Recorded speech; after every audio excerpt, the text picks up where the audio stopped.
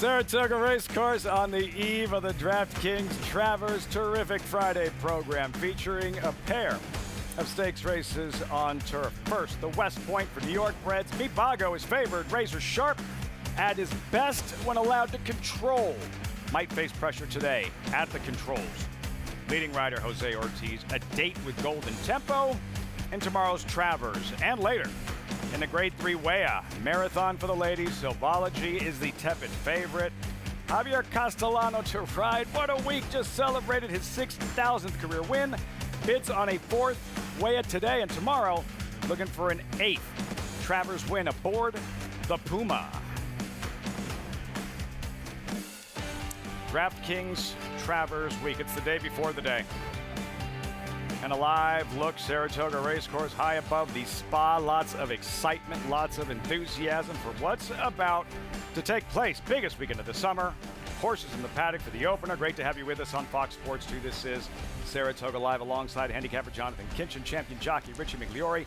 I'm Lafitte Pinkai. Guys, about 9 minutes out to the opener, and bottom line is just a really good time to be a horse racing fan. It really is. I mean, obviously with the Travers Stakes on tap tomorrow, but we got a great day of racing today, an incredible card besides the Travers tomorrow, and the weather could not be more perfect. I think this is the nicest weather day we've had the entire summer. Yeah, it's great. It's beautiful. You know, you think about the days that, you know, you're anxious for a couple of days, like, oh, what's going to happen with the weather? So, you know, we're hoping, and no worries. Yeah, no. It's beautiful out here today. We've got great racing today, and obviously tomorrow it can't get any better than that. Yeah, a little of that yesterday, but we're good. Absolutely gorgeous here in Saratoga Springs, and as promised, that first race started the early pick 5 coming up. We'll have riders up. And the main event, Grade 3 Weah, there is the field. Marathon, mile and 3/8, 3 turns. Fillies and mares, number 5, Venecia, out. And while Silvology is the 7-2 morning line favorite, we start with number 6, Storm Miami. This was the Grade 2 Glens Falls, Jonathan, for Storm Miami. Like, file this one under strength of schedule. Absolutely. This horse was very impressive.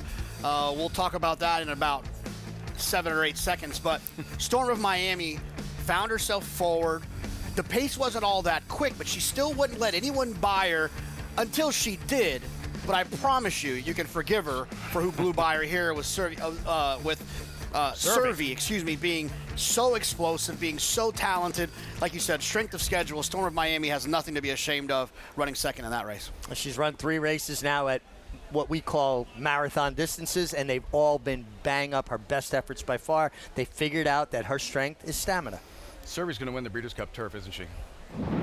Isn't she? Her turn of foot. Man, that's where she's headed. 3 Breeders' Cups at Keeneland. Fillies or mares have won the turf twice. Today's race is brought to you by Claiborne Farm. 100 years doing the usual, unusually well. No Breeders' Cup races, but we do have 10, including the opener with 2-year-old fillies. Started the early, pick 5. Pick 6 starts in the 5th. Also the West Point, presented by Rude and Riddle. Race 7, the Weah to follow. All that great racing and everything this weekend, of which you can play with us. Get signed up, NYRABets.com. Take advantage of that $200 deposit match bonus. Use that promo code SPA200. Start playing today. Bet on over 300 tracks around the world. Start winning today. Join now at NYRABets.com. Field for the opener, maiden special weight, 2-year-old fillies, turf sprint, classy runner, the Scratch Rockabye. 9-5, the favorite with a high-riding Manny Franco. Let's meet the field. These freshman fillies, starting with Hormesis, drawn inside, who did take money in her debut and tries turf today.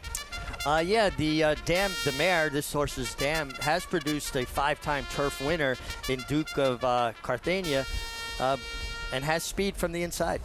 Christopher Elliott to ride. There she is, the longest shot on the board. Number 2, Bolt Island, Charlotte Weber's debuting homebred.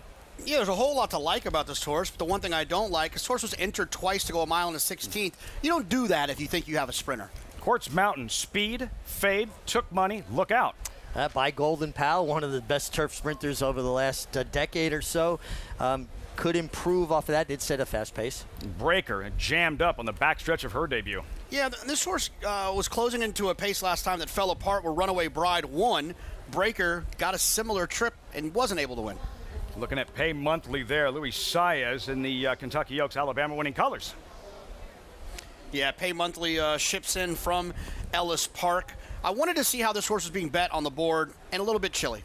Rockabye, the favorite. There she is, runner-up in her first pair. Yeah, and both very game efforts. I think she'll be the closest pursuer to the Wesley Ward-trained Quartz Mountain, but will she see it out? That post-parade presented by the New Belmont Park. Racing returns to Belmont September 18th. Visit newbelmont.com to learn more. All right, Rockabye, there she is. This is her second career start. 3 weeks ago, same level. She's favored, Richie. Rockabye has every opportunity. Yeah, she does. I mean, and she gets to the lead. She fought her way to the lead, and then she was just picked off by another runner. I mean, she did everything right. There's nothing really to knock about her. Just feels like, gosh, she had a clear lead coming inside the 8th pole and didn't have much response when challenged. I can imagine that there's someone out here listening to this right now who's saying, well, she's had 2 chances and she couldn't run by. Well, yeah, she's a young horse. Sure. It's Saratoga. The horses that you're trying to run down are good horses, too. She's run 2 winning races. She just hasn't happened to win them yet. But who says she's not going to today if she gets pace to close into and the other speed horses get tired? I think she's got a legitimate chance here. Rockabye, the favorite, as we say hello to Maggie Wolfendale. Welcome to the broadcast. Anybody in the winner's circle? Hey, Maggie. Hey, Lafitte, good to hear you and the guys up on the set, but as I stand trackside, I can say that your favorite Rockabye is behaving a lot better now in her 3rd career start, where she ran well last time. She was just so nervous in that 2nd start, as we'll pick things up with number 3 in here. That is Quartz Mountain for Wesley Ward, as you're taking a look at the 2 there on your screen, Bolt Island. But Quartz Mountain comes in here off of a work 2 back on August 11th. Was very, very sharp, going the 46-4 over the main track, and she was very sharp in the debut, obviously on the racetrack during the running of that race, but also in the prelims. Now, they've made every precaution necessary to try to keep her a little bit more calm. She was with the pony last time, she was again today, but it just feels like she's keeping it together a little bit more. She was a total bull of a filly in that debut, so hoping that she might be a little bit more tucked up, which she appears to be, and maybe she can see things out. But I am interested in some other horses, another 2nd-time starter, but trying the turf for the first time is the rank outsider as far as the board is concerned. That's Hormesis for Kinnan LaRose, daughter of Mandaloon, and I'm wondering if Mandaloons are actually going to be better on the turf, as on the bottom side, the dam was a multiple graded stakes winner on the turf in Ireland. Now, there's only one turf winner of 5 to try it, but Hormesis, according to the DRF Clocker report, has been moving rather well in those morning moves over the Oklahoma turf course. Now, she doesn't scream turf physically, but I can see it there. Very angular pasture, very angular hind end to her, and she's just so much more together here at second asking. I, however, am going to land on the pedigree play. That's number 6, Pay Monthly. Love these Golden Pals. He's hitting at 21% with his 2-year-old first-time starters in his first crop, and this is a family full of turf sprinters, especially if you go back a generation. The second dam is Funfair. She was a stakes winner as a 2-year-old, and the dam half to 4-wheel drive, multiple greatest stakes winner as a juvenile, including that Breeders' Cup juvenile turf sprint. She is made for this. She is smaller, compact. I wish she was a little bit more awake. Maybe she needs that light bulb to go on a bit, but she's fit. She's ready to go here for Brad Cox, and I do like what I'm seeing from her, and I just like the pedigree. But number 2, Bolt Island, she is a big, good-looking filly. She impressed me in the paddock, and while, going down the road, she might want more ground, she is one that came in here very sharp, and she's been keen so far in the prelims. But as we welcome Megan Burgess to the show, Meg, I know you had a lot of interest in this filly, and rightfully so, because she's been working really well. Thanks, Maggie. She is certainly turf meant and very physically mature as a 2-year-old filly this summer. And building off of what Jonathan had said, being entered for the route game, you can tell with her that that's probably what she wants to do going forward. She's got a lot of that size and scope to her. Very forward and sharp. She's been training very well. Just speaking with the Mark Casse team, they've been impressed with her. She is a half to Super Zonda, who Mark Casse also trained to a stakes victory on the grass. The 2 foals to race, both winners on the turf. Lots of turf pedigree here to work with, and one that has has been training in company back on August the 12th with Golden Siren, who was a winner here on the turf on August the 21st, and was going better than her in portions. You can certainly tell that turfy action even with her works on the main track, but she's been going really well in the mornings, Lafitte. She's a price up there despite maybe not being a sprinter in her future. Bolt Island, Megan. Something for everyone at Saratoga. The fans, families, generations of racing fans. That over the decades, this has been the spot this weekend. If you're going to go one weekend every summer, it's going to be this Travers weekend, Richie. Yeah, and what a perfect spot to watch a race from your father's shoulders there like that. Best seat in the house. Best seat in the house, no doubt. Lafitte, I landed on the 4 breaker here. I actually thought this horse ran sneakily well. She got jammed up on the backstretch. She did, and then, Irad Ortiz rode her that day into the stretch. She was surrounded by horses, and it was the kind of first race that a horse can really build on. I think she's going to take a step forward adding blinkers. 6 fillies, Jonathan, 4 different top selections. Yeah, that's what happens. It's a turf sprint for you. Look, Quartz Mountain was well meant first time she ran. There's a lot of buzz around her, with, as you could imagine, from a Wesley Ward, first-time starter turf sprinting by Golden Pal. And she showed a bunch of talent by going very fast in a race that absolutely fell apart. I give her a little bit of an opportunity to improve off of that, to have a little bit more fitness, be a little bit more stamina based on having that first race. If she's still fast, if she has a little bit more stamina, she might be very hard to catch. As a fan, I get the sense we share the same sentiment. Golden Pal, like if somebody asks you, who's your favorite all-time turf sprinter? Big body of work, pure turf sprinter, Golden Pal. Yeah. But I have to show a lot of love to my boy Bobby. Bobby's getting down the hill, yeah. Desert Code. Look at makes sense. $70 Breeders' Cup winner you rode. Yeah, that makes sense. Golden Pal graduated here in the Skidmore back in 2000. Super star. Post time, 2-year-old fillies on the eve of the Travers. Frank Mirmati standing by. They're in the gate. And they're off. Even start. Hormesis came away well. Quartz Mountain is in the mix and, in fact, up to take the lead. Here's Pay Monthly moving up to claim second. Hormesis is now racing a joint third as they head toward the half-mile pole. Then it's Rockabye in fourth. Another couple of lengths back to Breaker and Bolt Island at the back. The opening quarter mile for Quartz Mountain went in 21 3/5 seconds. Getting pressure from Pay Monthly. These two have sped 6 lengths clear. Breaker is looking for a seam, finding it one from the outside. Hormesis losing ground down at the rail. In between those two, it's Rockabye. They are at the top of the stretch, and Pay Monthly is up to take the lead. Quartz Mountain at the rail, back to second, followed by Breaker in third. They're in the final furlong, and it is Pay Monthly. Breaker closing steadily on the outside. Quartz Mountain at the rail. It's Pay Monthly clear, and a very easy victory. Pay Monthly just breezed through the stretch to win by 3.5 lengths. Photo for second went to Quartz Mountain in front of Breaker, and then Rockabye. Pay Monthly cruises to victory. In her debut, Maggie can drop the mic and go home. All over this one, 7-1 in the end. Pay Monthly, Richie, making it look easy. She really, she took on the favorite, put her away, and had more than enough to hold off everybody else. Maggie talked about her pedigree. Funfair, ironically enough, was trained by Christophe Clement, who Miguel had Rockabye. She was just very, very good, and a really good call by Maggie. Yeah, it's just an odd result.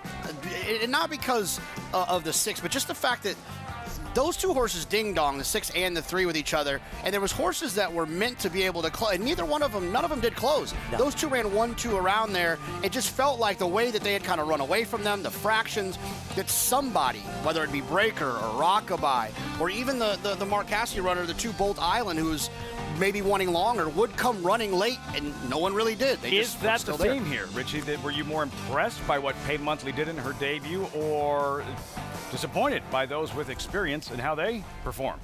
Well, I think it was a very impressive debut by Pay Monthly, but the fact that Breaker could not get by Quartz Mountain was disappointing because she had a perfect trip and had every chance, and Quartz Mountain had already been put away by Pay Monthly, and a lot of times horses will cave in, but I think it also goes back to, I think these turf courses are playing very speed favoring. Something to remember the remainder of the afternoon and looking ahead to tomorrow's DraftKings Travers program. Pay Monthly.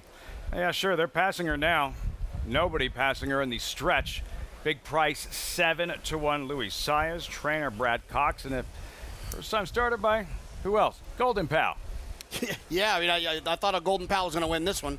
I didn't think it was going to be Pay Monthly. I will say this, probably the most shocking to me of this race was Rockabye, who had those 2 races where the horse ran well, was close to the pace in those 2 starts, actually got them to run away from him a little this time and just had nothing when they turned for home. Off the board at 7-5, 6-3, 4-5. Louis Saez working on his next 1,000.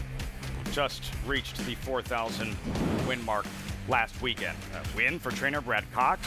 Trainer Brad Cox, poised for a big Travers Day as well. Runners entered in all 5 Grade 1 events, including senior officer climbing into the ring with the champ in the forego.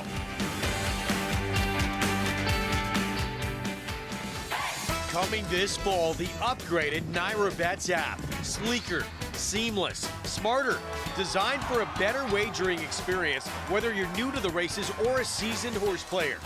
Navigate with ease, get expert picks and analysis, bet over 300 tracks worldwide, and opt into weekly bonuses and promotions, all in one elevated experience. The upgraded Naira Bets app. A better way to bet is coming this fall.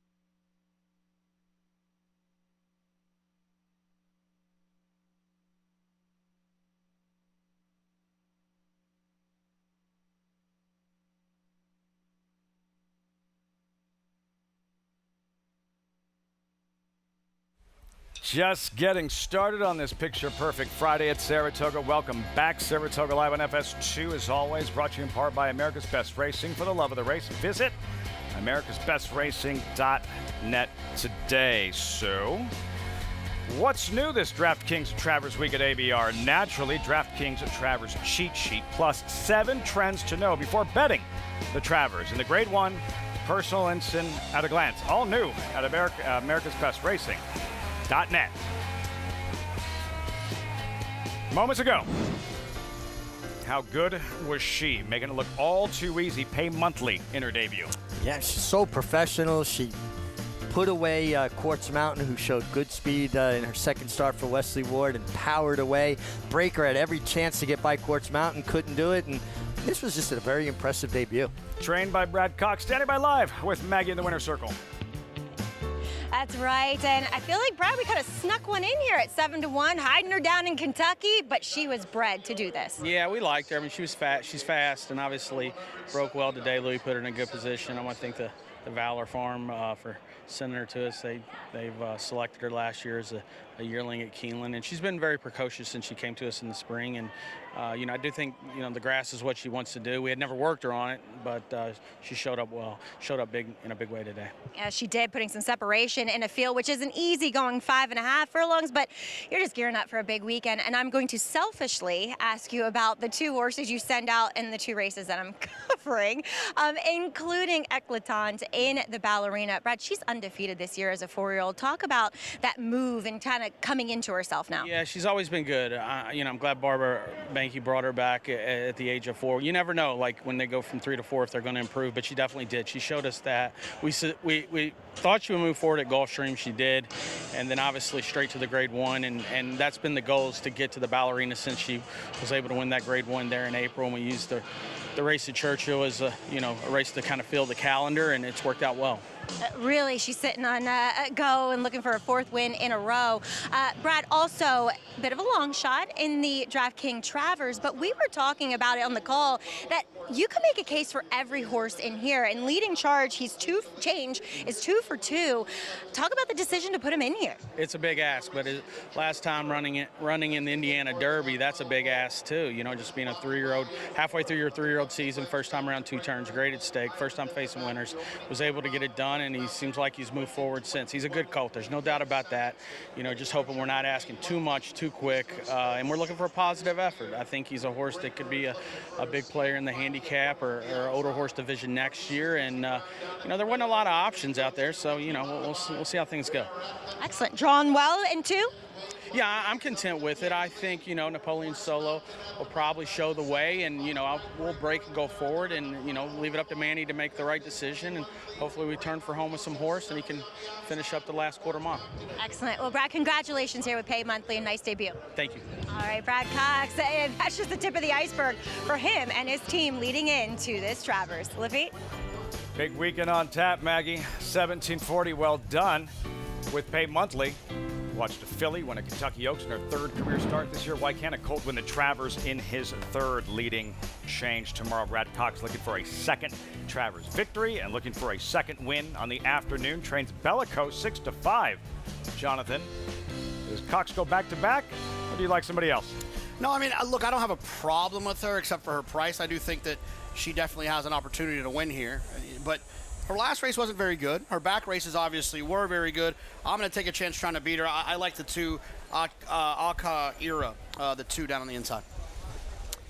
Yeah, I think Brad Cox's horse is going to be very tough. I agree the last race is a bit puzzling, but maybe it was just a matter of her being against much tougher foes. She was claimed for 25, so that drop to 16 just seems to me to be a logical drop. Yeah, from these $12,500 claimers to the Grade 1 forego tomorrow afternoon. It feels like the Bookham Dano Invitational. There's the Field Breeders' Cup Challenge event. Winning you're in, not for the sprint, but the dirt mile.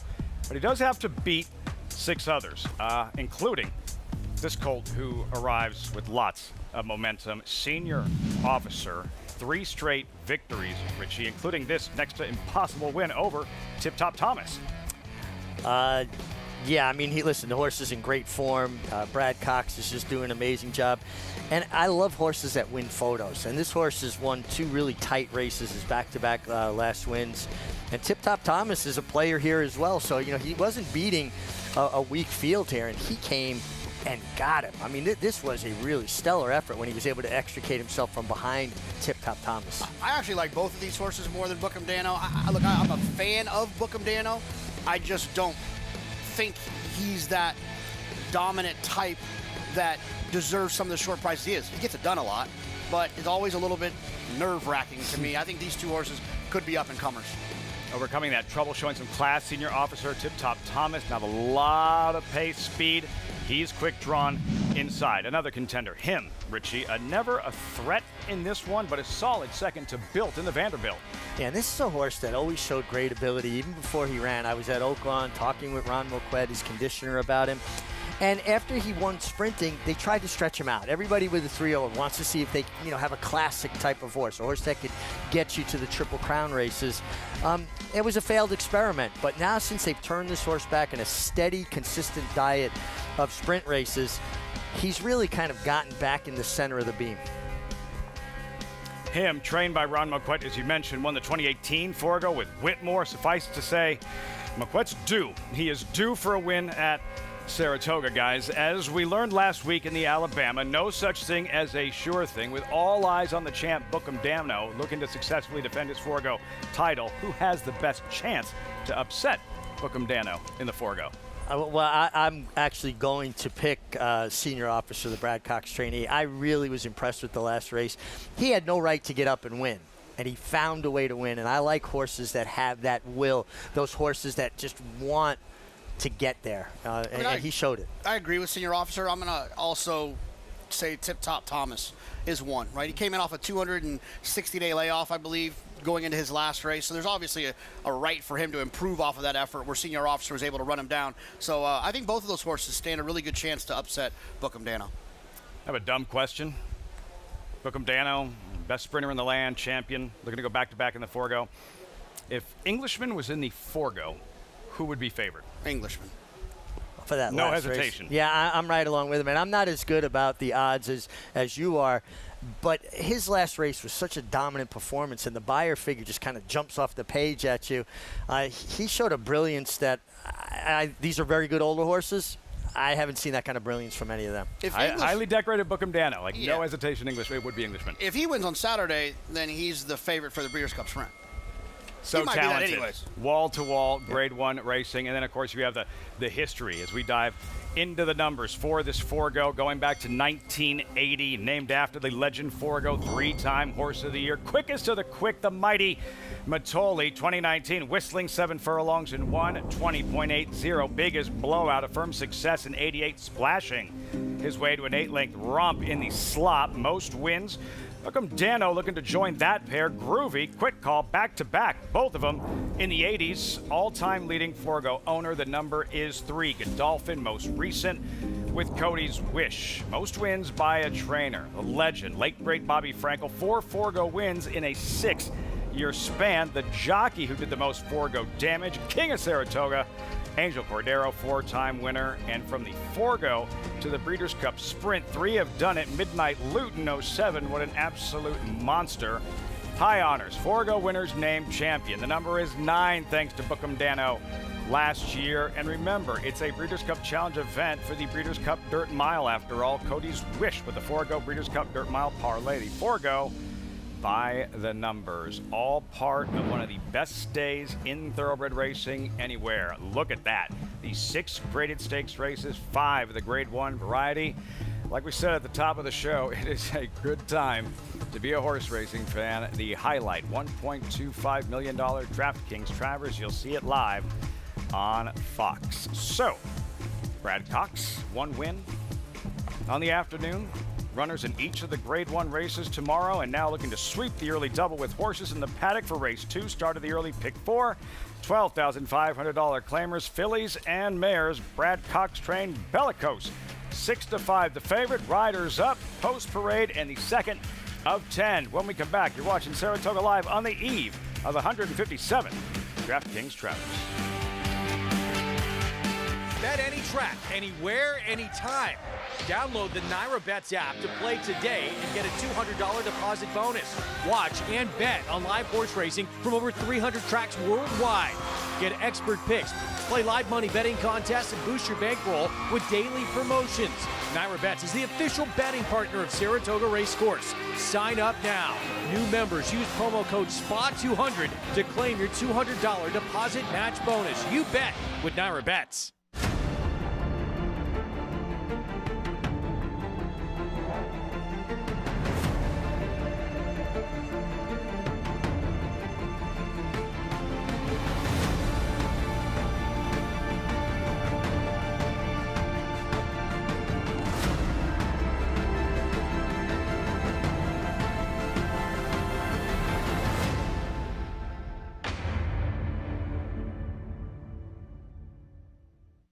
The joy of traveling well is feeling at home, yet a million miles away from home.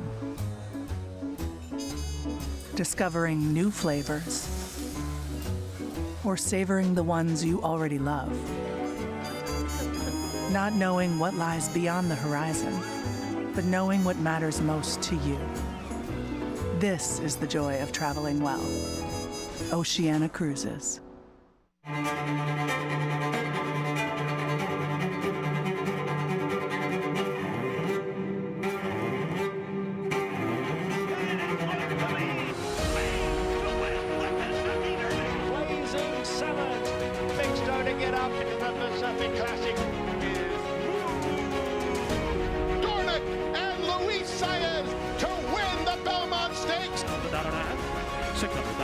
Thank you.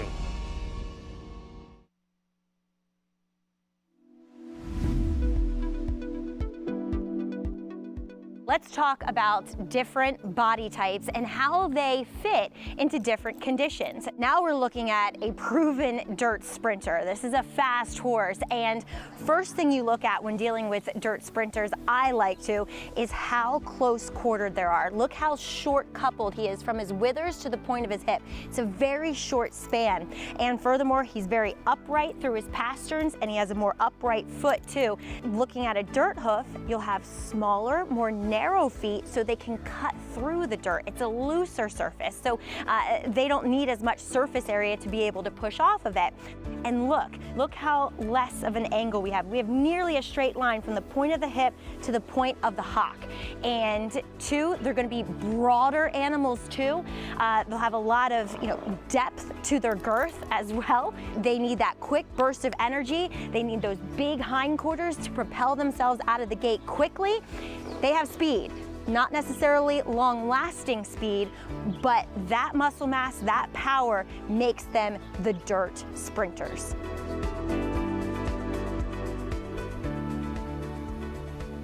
Maggie looks at a horse, it's like Neo looking through the Matrix. She just sees things differently. And the best part about that is that husband and wife element, like Tom, I got this. You just hold her, I got this. Yeah, just stay silent, hold the horse, and I'll handle this. I really enjoy those. I think she does a great job with them, and give people a little insight into what she's explaining when she's looking at horses in the paddock. Horses right behind us in the paddock, including Bellicose, who is the favorite, trained by Brad Cox, looking for back-to-back wins, currently even money. There she is. Let's revisit her last win. This was 2 starts back. It took place right here last month, Richie. You're going to see Bellicose, who was able to establish the lead early on, and once she got there, she's going to stay there. It sounds like I'm stretching. It's because I am, Richie. I promise it's coming. An easy wire-to-wire win. Here it is, Bellicose in command, turning for home. Yeah, I mean, it was a nice effort. She assumed command. It wasn't the fastest of paces, but she kept powering home, and then she was claimed out of that race that day by Brad Cox. Tried much tougher the next time, a New York bred allowance race, and I think they're just getting back down to earth. One thing I will tell you that it troubles me just a little bit at a very short price, showing that propensity to want to drift out a bit through the stretch, and sometimes that speaks to a horse that maybe something's bothering them just a touch. That was then. Megan Burgess, Bellicose, how does she look today? And Bellicose has that strong speed and draws well from the outside. Lafita, she's one that I'm not entirely convinced here in the paddock. We saw that great piece from Maggie on a prototypical sprinter, and man, is she, as she's one that is short and compact, very low to the ground, and typically just always kind of not as sharp at the demeanor of a speed horse as maybe you would find, but she's very dull today. I liked her last time out where she was just in way too deep, and then you visit that 2-back performance on July the 12th where she controlled that day and she was just much the best of that field, and it was a weaker field indeed. So she gets back to the right level.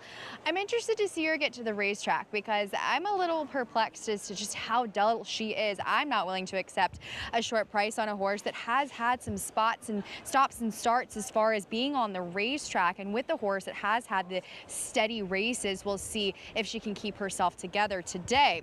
The number 2, Asaira, I believe, is one that is kind of one of those other main players in this field. Is certainly looks the part today. You know, she has that goggle that was added back on all the way back on March the 8th, and it's on her left eye. You'll see as she is very sharp and forward, as that's kind of to keep them focused. And she's kind of has the size to go a bit further than this, as she is going the 6.5 today, and she is off of the board in her lone try doing so. That was on a muddy sealed surface two back. But last time out, I really liked the way she was able to come back off of a layoff. She was able to be forwardly placed and ran a good second that day. So I thought she was a very interesting player and maybe perhaps an alternative to the current favorite. Lafitte? Asaria, Megan, there she is, 5-2. Thoughts on her chances today? Well, I know, Jonathan, you like her. I have a question about me. She has that Isinglass cup over her eye there. And so obviously she either doesn't have an eye or that eye was injured, and I just don't know if that's new or not. I wonder about that, Jonathan. Yeah, I mean, that's not new, we're told, Megan. Not new. Not new. Okay. Not new. You know what, Richie? It's not new. Thank you. You are. Riders up. Jonathan, Asaria, how's she going to beat Bellicose and take down the second race? Well, I mean, I think the way that she's going to beat Bellicose is if Bellicose doesn't show up and run some of her back races. If she shows up and runs some of her back races, it doesn't matter what she does, she's not going to beat her. But I question whether or not that will happen. I thought her last race was pretty good. I thought she ran well. She had a little bit of trouble in there. She was forward in a race that fell apart. I think there's a lot of things to like about her. But to be fair, I was hoping she'd be a little bit of a better price. Maybe we'll get a little bit of a click up and a click down on Bellicose. But, yeah, I just think she offers a little bit of value, but not at that close of a price. I needed to get a little higher. 5-2, second choice. Another look at the even money favorite, Bellicose and Manny Franco. What a summer, well documented, by far the best of his career. Take us inside the jocks room, Richie, on a day before a day like the Travers and how it's different, the energy, the atmosphere, etc. Well, you could feel the excitement level building. You know, obviously you have a job to do. You stay very, occupied with what's right in front of you. But you could start feeling a little bit of those butterflies in your stomach. I used to love to ride as much as possible on big days because I didn't want to sit around thinking, just overthinking the big race. Let me just stay in my rhythm, in my flow. And when you win a race on big days, it always feels good because you're playing to a packed house. Let's say you're riding in a cheaper race the day before a big day. Are you riding a little more cautiously if you're riding, I don't know, the favorite in the Travers the next day? No, I wouldn't be. That's why I got hurt so much. Should have been more careful. See? Call to post on this gorgeous Friday afternoon. We'll meet the field of this $12,500 claiming crew. Fillies and mares 6.5 furlongs, starting with Curlin's Magic. Make the rider Jose Lascano. Hey, don't look now, but Jose Lascano all of a sudden like in a zone at Saratoga. Turned his meet around in a big way, and actually he's on pace now to ride more winners than he did last year. This is a deep closer. Would like to see things heat up on the front end. Life comes at you pretty fast. Asaria, after 4 straight rail draws, gets the 2-post. Yeah, she's probably going to end up in a similar position. Has some tactical speed. We'll need to try to use it to hold that position. Blinker thing there, Richie, not new in case you're wondering. Miss Lau, there she is. Matt Kentamasi saddled the winner yesterday. Yeah, it just feels like she's going to have to run a little bit faster than what we've seen from her recently. Open Soul Autism at 9-1. Yeah, get Heeman Harkey, who has offered to show me how to ride, and this filly had a nice run 2 back when she was able to make the lead. I don't see her making the lead here. Here's the speed. Jackie the Joker, she's quick, along with Bellicose, drawn to her outside. Yeah, and listen, Bellicose makes a lot of sense. The outside draw helps Manny Franco, too. He's not committed to anything, and she has enough natural speed that she should put herself where she needs to be. If that's in front, it's in front. If it's stalking the 6, Jackie the Joker, who seems like she does her best running at Aqueduct. Here at Saratoga, 1 for 7, Jackie the Joker, the field there. 6 of them sprinting 6.5 furlongs in this $12,500 claiming event. A little will go a long way, Richie. We know Jonathan going with Asaria, and the second choice. Another look at her there with Christopher Elliott aboard. Yeah, I mean, listen, I think she is the most likely alternative to the favorite. I'm going to be a chalk eater here, and I'm going to go with the 7 because when I look at a race like this, I go, man, who would I like to ride in this spot? And the only horse that I really would want to ride is the 7. Biggest difference, Jonathan, look, tomorrow you're going to be handicapping 5 grade 1 races, 6 graded stakes total. Like when you're handicapping at this level, the lower level claiming races, what is the biggest adjustment? Yeah, well, I mean, I think the problem is what, you know, you're guessing a lot. Is she going to run her bad race or her good race? Typically at those grade 1 levels, you know you're going to get at least their A. It might not be their A+, but you know you're likely going to get their A. Sometimes in these races, you could get a C performance or maybe even a D, and that's kind of the nature of the claiming game. It is a little bit of cat and mouse, and I think that sometimes it makes it a little bit harder because there's a lot of uncertainty. You know, if Englishman shows up at the starting gate tomorrow, you know you're going to get a big performance out of him. Is it going to be big enough? Is it going to be as big as it was last time or big enough? We'll have to see, but you don't think you're going to get a C+ performance out of a horse like that in a race like that. Now, the level of consistency with stakes horses, graded stakes horses, is much more than it is with lower level horses. But also, trainers can train a horse up to a stakes race because they know that race is going to go. With a claiming horse, or that we don't have enough entries for this race, we'll scrap it till next week. So you've trained a horse up to a date that they don't use the race. It's harder to have a horse honed to their best if you don't know exactly when the horse is going to get to run. See how it all unfolds. In that image high above Saratoga, getting closer to post time race 2 to Megan, trackside. And the number 6, Jackie the Joker, certainly has the back races to make her a strong competitor in here, Lafitte, but she hasn't been able to show that side of herself as of late, as she was the horse to beat, especially 2 back when she was heavily favored, showed speed, and completely came undone. As last time out, sort of the same situation. She was dropped significantly. She didn't take as much money, and she just chased and weakened significantly. As she's one where, cross-referencing with some of Acacia's notes, seeing her back in July, as she's been continuing to hold her weight and condition, which is nice to see, wearing those wraps on all 4 on the front as well, just something to note. And I just feel like she's so untrustworthy, but she has the races to win here. I do find getting that nice warm-up under Ricardo Santana Jr., she will be sharp to pressure the current 6-5 favorite, which certainly will put me even more against Bella Cosin here as Alita Shivmagal. The barn first off the claim on the dirt, just 4% the past 5 years, 1 for 23, so a little bit hesitant to try to make a case for Jackie the Joker today. The number 5, Open Soul Autism, just made a really nice impression, and she's one that's had speed in the past. Last time out, I felt like she was just on a wide chase, and she was never in the right position, an ideal position for her to be successful. I almost picked her at a huge price in here because she doesn't need the lead, but I find she has the tactical speed to at least put herself into position to make a charge late. We shall see. She's been churning along at this level for a barn that's doing really well here at Saratoga. Again, watching Bellicose, the number 7, warm up here on the racetrack, I just wish she just looked a little bit better today, Lafitte. See the selections, Megan. Thanks so much. And these $12,500 claimers started the early pick 4 in a moment. Another look at the speedy Jackie the Joker. Ricardo Santana riding in tomorrow's Travers. That will be part of the story, Richie, and the fact that you look at the field of 10 in the Travers, and not including Javier Castellano, who will be aboard the Puma, didn't ride at the Haskell because Castellano was sidelined and banged up. The other 9 3-year-olds, 6 new jockeys, 6 jockey changes essentially in the Travers tomorrow. Horses of that quality, you don't see a lot of that. Yeah, but so Emerging Market has been ridden exclusively by Flavien Prat throughout his career.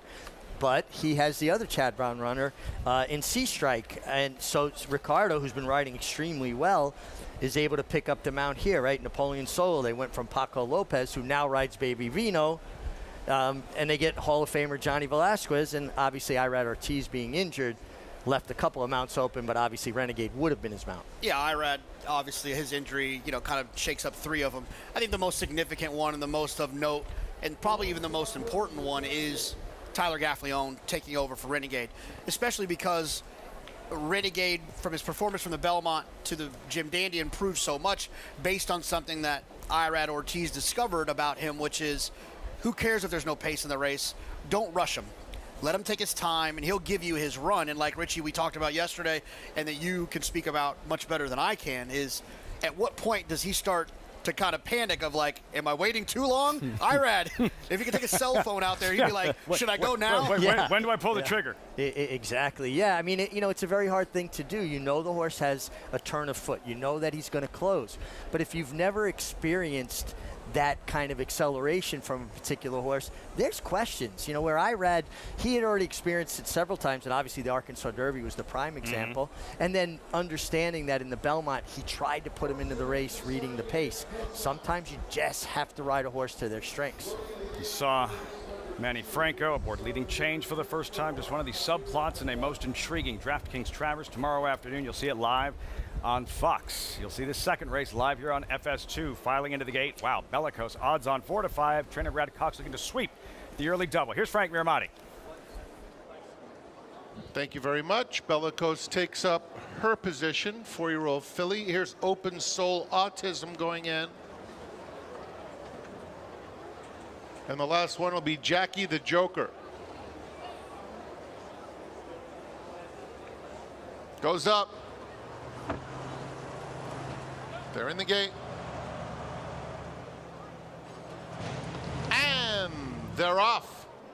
Miss Lau is out very quickly. Jackie the Joker showing speed, and Bellicose is quicker than both, and so Bellicose is up to take the lead. Jackie the Joker in second, and Miss Lau, who broke on top, is now back to third. Akaira is fourth, 6 lengths off the lead. Open Soul Autism second to last, and Curlin's Magic at the back of the field. So they're chasing Bellicose, who ran through an opening quarter in 22 and 2/5 seconds. Bellicose takes him past the half-mile pole, pursued by Jackie the Joker in second. Miss Lau in the yellow and red colors races in third into the far turn. Open Soul Autism is fourth with less than 3 furlongs to run. Akaira has lost a little bit of ground, and Curlin's Magic 6 lengths covers the field as they come toward the quarter pole. The half in 45 and 4. Bellicose has been there throughout, leads the way by a length and a half. Miss Lau coming back for more now, lengthening stride and posing a big threat with 1 furlong to go. And Miss Lau has emerged with the lead, putting away Bellicose. The others lining up across the track behind Miss Lau and Sylvester Gonzalez. Miss Lau pours it on the final stages and will win by 5 widening lengths. Bellicose was second, Curlin's Magic up for third, then Akaira. Going to be one of those afternoons at Saratoga. Upset in the opener with a 2-year-old filly. 7-1 shot in here. Miss Lau running away and hiding at 11-1. She was dominant. I mean, she ran by the favorite, Bellicose, as easy as could be and drew off at will. You'd have to go back to 2024 to find a race this good from this filly. Yeah, a lot of times, you know, you've been around the game long enough, you can look down at the past performances and see a horse and they beat you and you say, oh, I can see how. Or maybe even before that, you knew that the horse was dangerous and they beat you. I look down now and I still don't know. You could wake me up in the middle of the night last night and tell me this horse was going to win and I still wouldn't have bet her. And I got to correct myself, mare, not a filly. So yeah, either way, she was much the best. And you saw Sylvester Gonzalez just geared down under wraps in the end. Miss Lau, 11-1, running right by the odds-on favorite. And Matt Cantermasi having a really nice meet. Both Cantermasi's brother have put together really good Saratoga summers. Saddled a winner yesterday. Active claiming horses. And Miss Lau here, and Matt owns this one as well. Even makes it better. You guess what? You don't have to pay the trainer. Miss Lau. All right, so yeah, it's been difficult to predict early on the first 2 races of 10 on this Friday program. Saratoga, 11-1. Miss Lau, 3-7-1-2. Results, reaction when we come back. An upset, Miss Lau in race 2. You're watching Saratoga Live.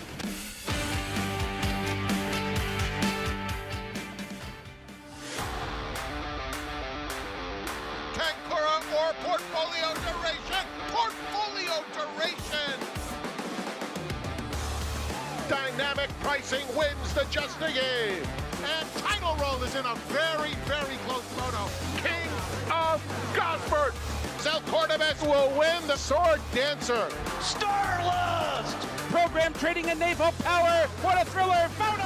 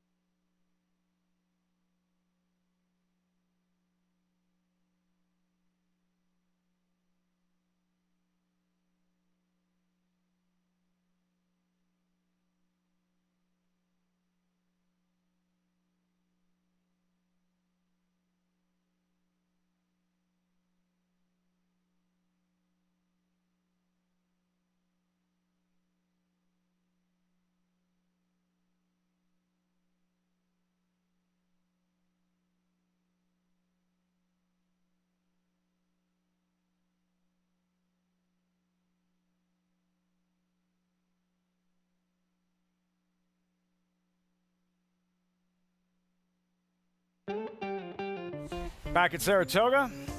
Great to have you with us on FS2 Saratoga Live, brought to you in part by Hill and Dale Adelapa. 11-1, Miss Lau. Matt Cantamasi, winning owner, winning trainer. 2 over last 3 now. Sylvester Gonzalez, the winning pilot, 24-12 in the end. To Megan Burgess, standing by in the winner's circle.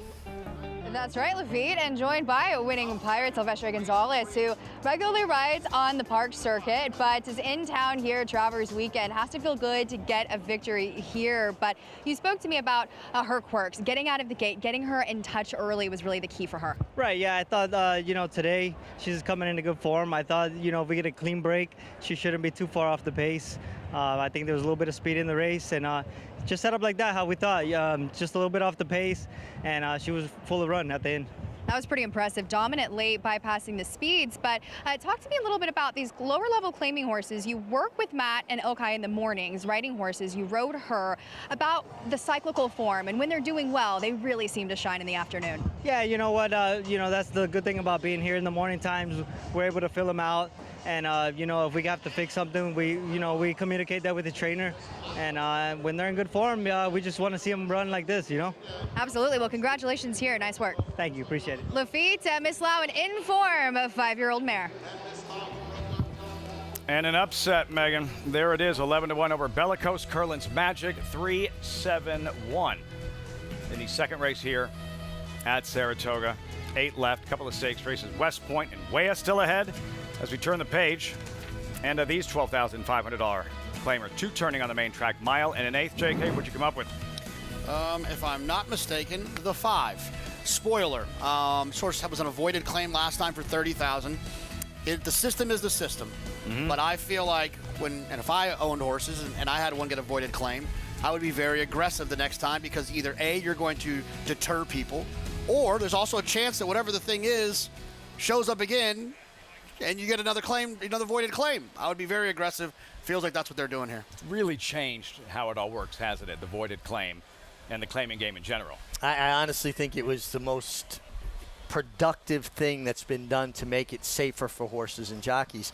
Years ago, a trainer would have a horse that was competitive for $50,000 but saw a problem coming on the horizon and then would drop them down to let it be someone else's problem, when the horse was going to go badly. So basically they were playing poker and using jockeys and horses as poker chips. That voided claim rule kind of negates that, because if the horse doesn't come back good, you're taking that horse back home. And I think it was the most positive thing that's come about recently. No, absolutely. I completely agree. And just to be clear about that point is that, these horses, when they get voided, they have to then work for the vet, and the vet has to approve them to run. So I'm not saying as if that, they just could be how they are.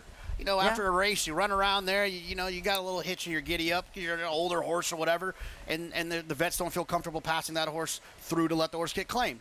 Then they get a couple of weeks under their belt, they work for the vet again, all is good, here we go. And so I just think that it's a little bit of a thing in the system that allows for horses like this probably to get dropped aggressively. Claimers in the third. Fever Night, number 6, currently 4-1, is by Curlin. Came out of break. Hillendale, Curlin. And Curlin's footprint, so to speak, all over this DraftKings at Travers is Sire Richie, 3 of the 10. He was a sensational or grandsire.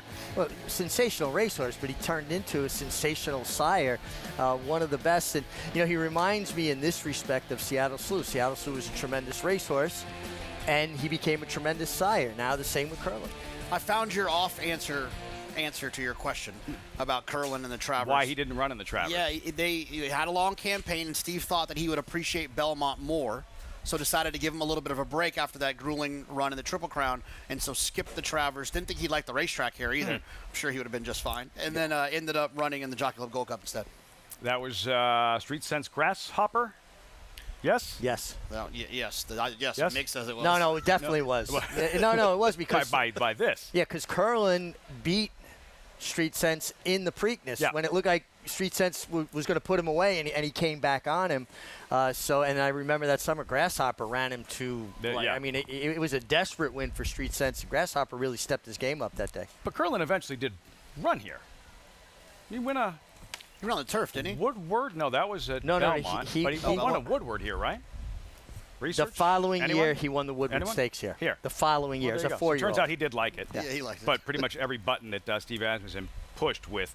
Curlin was the right one. 2-time Horse of the Year, and yes, would have been a back-to-back Breeders' Cup Classic winner if you had dirt at Santa Anita in 2008. As for the Belmont Stakes, the three of them, Commandment, Renegade, Golden Tempo, side by side, turning for home, and in the end, too much Golden Tempo. Yeah, and Golden Tempo, listen, we all thought that, I think, pretty much the same thing. He got the greatest setup in the Derby with a fast pace. Well, he didn't get that kind of pace in the Belmont, and he just was best. He took Commandment's, strong bid and then pulled away from him again. I think he just showed that his Derby wasn't a fluke or a product of a setup. It was that he's just a good horse. Yeah, look, Golden Tempo proved me wrong when I thought he got a huge setup in the Derby. I still think he got a huge setup, but that wasn't he didn't win because of the setup. He won because he was a good horse. The setup certainly helped. He did not have that setup in the Belmont. He was able to overcome it, beating good horses. But I also think that the Renegade we have now is not the Renegade that he faced in that Belmont. I can't wait to watch him get on the racetrack again. He's definitely become one of my favorite horses in training, and I do believe at this point it's going to take a huge effort in the Travers and the Classic to knock him off the throne for 3-year-old championship. Will Team Golden Tempo be hoisting the Man of War Cup post-DraftKings Travers, or someone else? And Baby Vino, Richie, really coming into his own. Well, he's a horse that's just steadily improved throughout the entirety of his career. And this was, his best effort. He was being leaned on by Napoleon Solo after that horse had given up the inside, and he was super game. Lindsey Schultz has done a great job with him. And you got to think he's a player here. There's no horse in this race that would absolutely shock me if they won this Travers. How much would he have to improve? Assuming the best fire their best, how much would Baby Vino have to improve? Yeah, look, I love our friends out at Monmouth. I just wasn't a big fan of this year's Haskell. So it's hard for me to get overly enthusiastic about Baby Vino. It's hard for me to get overly enthusiastic about a dual Grade 1 winner, Preakness winner, Champagne winner, and Napoleon Solo. I just think that those two horses are going to have to take a step forward if they're going to beat the likes of a Golden Tempo, a Renegade, or the horse that I like, Sea Strike. Paco Lopez back aboard. He was in the saddle for the Pegasus win. Baby Vino, a grandson of Curlin. Curlin, the sire of the 2015 Travers spoiler of all spoilers in Keen Ice when they were calling Saratoga Faratoga. 50,000 on hand to watch a Triple Crown winner, American Pharoah, turning for home. Frost had turned up the heat. American Pharoah digging, reaching, but here comes Javier Castellano on the outside plugging away with Keen Ice. Well, Mr. Travers, Javier Castellano, one of his 7 Travers wins, an incredible feat. And, listen, American Pharoah shipped back to his West Coast base, came back for the Haskell, went back to his West Coast base, came back here, had a very vigorous gallop in front of a huge crowd here the morning or two before the Travers. And I think it was just a confluence of things that set up for him to be beaten. Take nothing away from Keen Ice, who wanted every bit of the mile and a quarter. And American Pharoah ran great that afternoon. Despite all those things that Richie mentioned, which are all real, if Frost doesn't hook him, he wins. Yeah, but, that's racing. I know, of course. Right? I know, but it's just he was still, even though he had all of those things going against him, it was that one thing I think was the straw that broke the camel's back. Well, yeah, that was the last final thing. He had every right to finish back there, and he was still right there in the end until Keen Ice finally put him away. Yeah, and listen, I think Jose Lezcano, who had picked up Frosted, got a lot of criticism about that. He was trying to win the race. I want jockeys to try to win. I don't want them to try to be second or third. And Frosted, guess what? He only won a Met Mile in one of the most impressive Met Miles you'll ever see in your life. So he was a quality racehorse as well. Yeah, to put a finer point on it, that's who American Pharoah had to deal with. It wasn't some cheap speed just kind of running with. Like that was Frosted running with him. Put him away, but in the end, Keen Ice able to run him down. Javier Castellano looking for an 8th Travers tomorrow afternoon aboard the Puma and the lineup. Richie, it has become one of the best days of racing anywhere in the sport. Yeah, it's like a late summer's Breeders' Cup. I mean, you basically are going to have the best of the best. Grade 1 is the highest level you can achieve in racing, and we've got a stellar stacked deck here. No, absolutely. You can't beat it. I mean, the Jerkin's obviously very exciting to see who I think is the best 3-year-old in trading an Englishman run. It's going to be a very, very fun Saturday. Don't have to share it now, but have you made your selection? Are you already locked and loaded? Yeah. Me and Jonathan made the same selection in the Travers. Oh, I'm on Sea Strike as well, so I may be putting too much weight on it. There goes the tease. there goes the tease. That's all right. DraftKings Travers tomorrow evening live on Fox. First things first, the Friday program rolls on. You're looking at Spoiler. From Keen Ice to Spoiler. He's even money. Favorites have been denied in the first 2 races. What'll happen in the third? Post time, 15 minutes.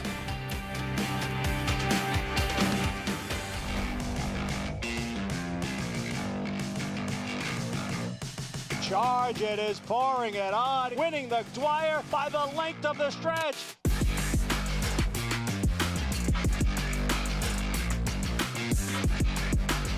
Charge It wins it convincingly in this Grade 2 Suburban.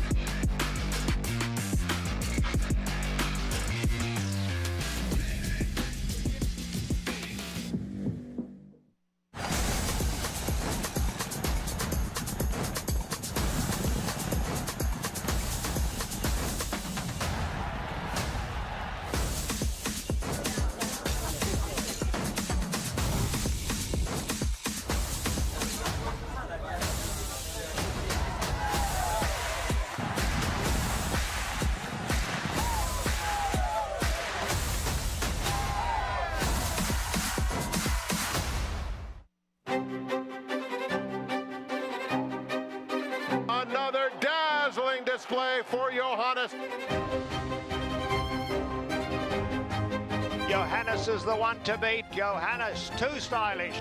It's Johannes taking care of business. Johannes to win the Shoemaker Mile.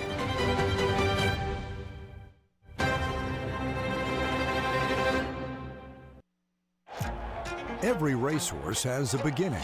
For Bond Racing Stable, it all begins right here. At Song Hill Thoroughbreds, generations of horsemanship come together to breed, foal, raise, break, and train the thoroughbred athlete.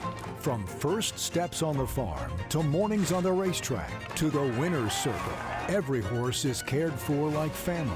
Want to be part of Bond Racing? This is where it all starts. Visit Bond Racing Stable today.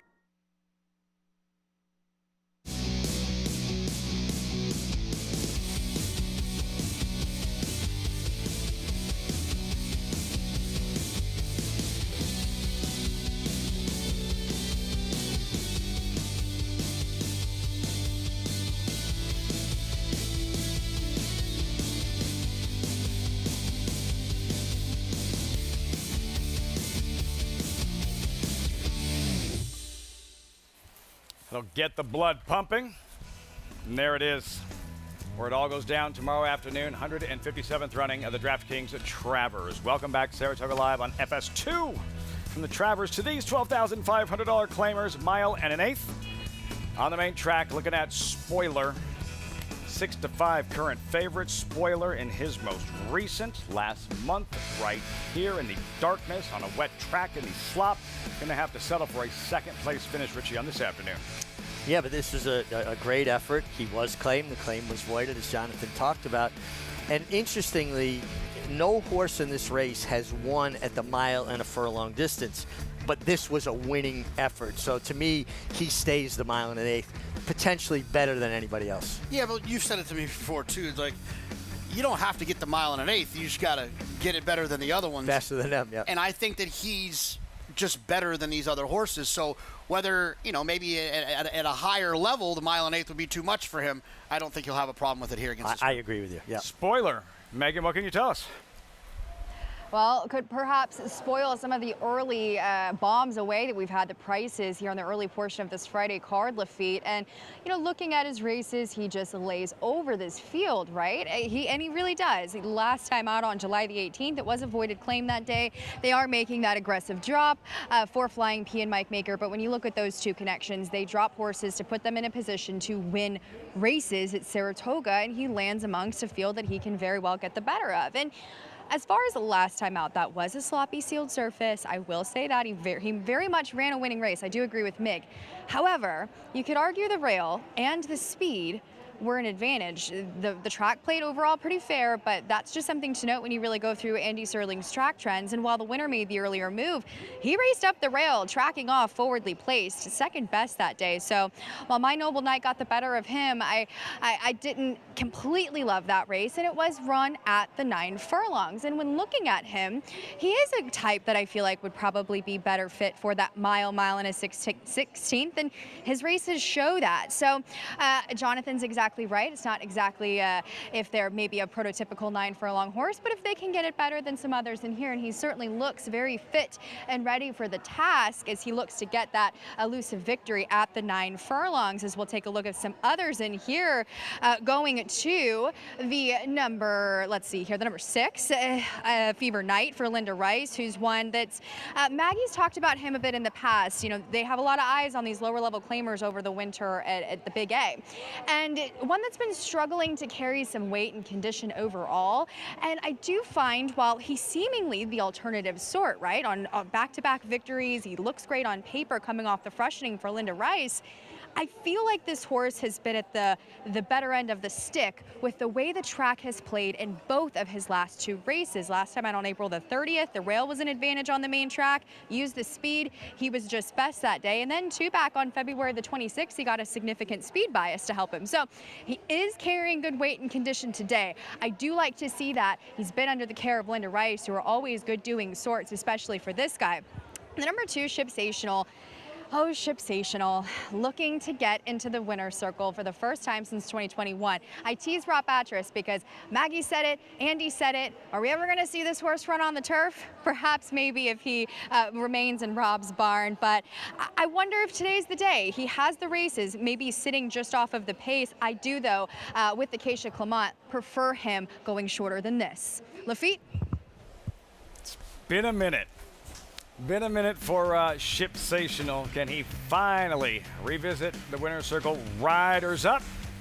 Dylan Davis, post-parade, forthcoming, the 3rd of 10 on this Friday program. We'll be right back. You're watching Saratoga Live.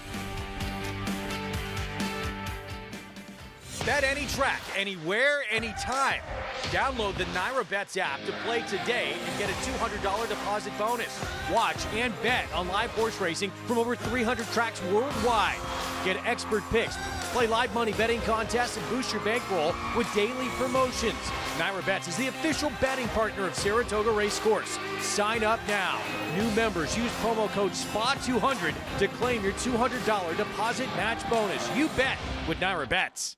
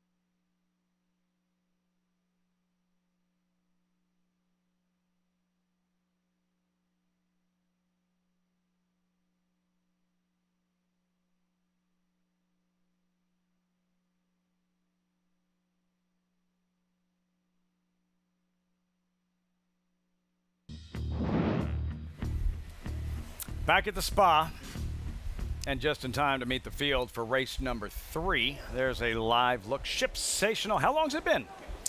October 30th, 2021 was the last time you found the winner's circle. 2021, October. Maybe today's the day. We'll find out. Only 6-1. Then Amadeus Music, who just missed at Monmouth. Yeah, comes off a nice effort there for Wayne Potts and ships him up north. Expensive cut, and Matt Cantamasi looking to saddle back-to-back winners. Yeah, expensive cut. Oh, I just got completely lost where I was for a second. We hit the pause button on Jonathan. Spoiler, 6-5. Honestly, just I couldn't get past him. He just looks too formidable to me. Ricardo Santana aboard, the one to beat. And then Fever Night here for Trainer Linda Rice and Jose Lascano. Yeah, I mean, this is the one that feels like they can take advantage of a pace scenario and kind of get loose out there. I still think Spoiler probably too good for this one, but definitely has a chance from a pace scenario. Polar Bear Plunge, a near miss right here. That came off a really nice effort last time, going 1 1/8 here in Saratoga. And don't they have the dunk tank set up today? No. So Polar Bear what happened Plunge, with that? It was supposed to be. I don't know what happened, John. The water's cold. I blame you. I know that. I blame you. You have something to do with it not operating today? No, I had enough. Not at all. I'm going to hit pause on Jonathan again. And look at Fever Knight here, who did win his last race. This was late April. This was downstate, Richie, and this was in the mud for Fever Knight, who did have to battle early on. I promise you'll see it. There he is with Jose Lascano aboard. Fever Knight on this afternoon. Yeah, took some pressure early on, had company, and in the end, able to fend off all challengers. Yeah, he was very game, and who was in the frame with him? Shipsational, right? They were battling it out. You like when a horse shows you this kind of grit and determination. The biggest stumbling block for me, besides Spoiler, is the 1 1/8. I just don't see a 1 1/8 kind of horse. Yeah, it's also just one of those scenarios that you get out there, you get brave on the front end, and suddenly a 1 1/8 is in the wheelhouse. Well, it's like when Lafitte and I went hiking together. I said, if we see a bear, I don't have to be faster than a bear. I just got to be faster than you. So you were going to get mauled by a bear, in other words. Yeah, my bow legs, I'm not very fast. To Megan trackside. Well, you should just invite me hiking, because I can guarantee you both would be faster than me. We'll start to the inside, the #1 Interlock Empire, who's very logical, and one that, with his better race, can win this as well, up there at 9-2. And I do prefer him going shorter than this. We've talked about the 9 furlongs being an equalizer in here, and I like him cutting back, as I did last time out, where he disappointed as a heavy favorite. The track was fair that day on August the 6th. He was bet off of this steep drop in class, and he just seemingly didn't quite run to his form down in Louisiana. I'm not quite sure if I trust him again in here from that inside post, but he surely is a logical contender on paper. Very strong, sturdy, hard-knocking type. So we'll look to the #4, Expensive Cut. I'm going to go with the bomb play in here, guys. Let's go with the #4 and see if Matt Cantermasi can get another one in a row with Silvestre Gonzalez. I really like him at a price. He gets on the fast track. He has tactical speed to put himself into the race. He's really putting himself a nice impression on the racetrack. Very fit. And if you really go through his form lines, albeit maybe against weaker fields, he's got the races to make sense in here as well. I am in no means against the favorite, but I thought he was a pretty interesting prospect at a huge price. The #7, Polar Bear Plunge, another one for the Cantermasi barn, coming off of a voided claim, ran second to Metatron's Muse, who actually came back to run an 82 Buyers speed figure, a next out winner that day, and he is too big of a price at 8-1 in my opinion. But last time out on July the 3rd, the speed and the rail was a huge advantage that day, and he got the best of it, which to me made that second by a head you see on the form lines a bit more better than it really was, especially when you look at the winner who had the wider of the 2 trips. So you have to understand the winner was against the bias that day and he was with it, but I still find he is a logical fringe player in here. Lafitte? We have somebody new to hike with us.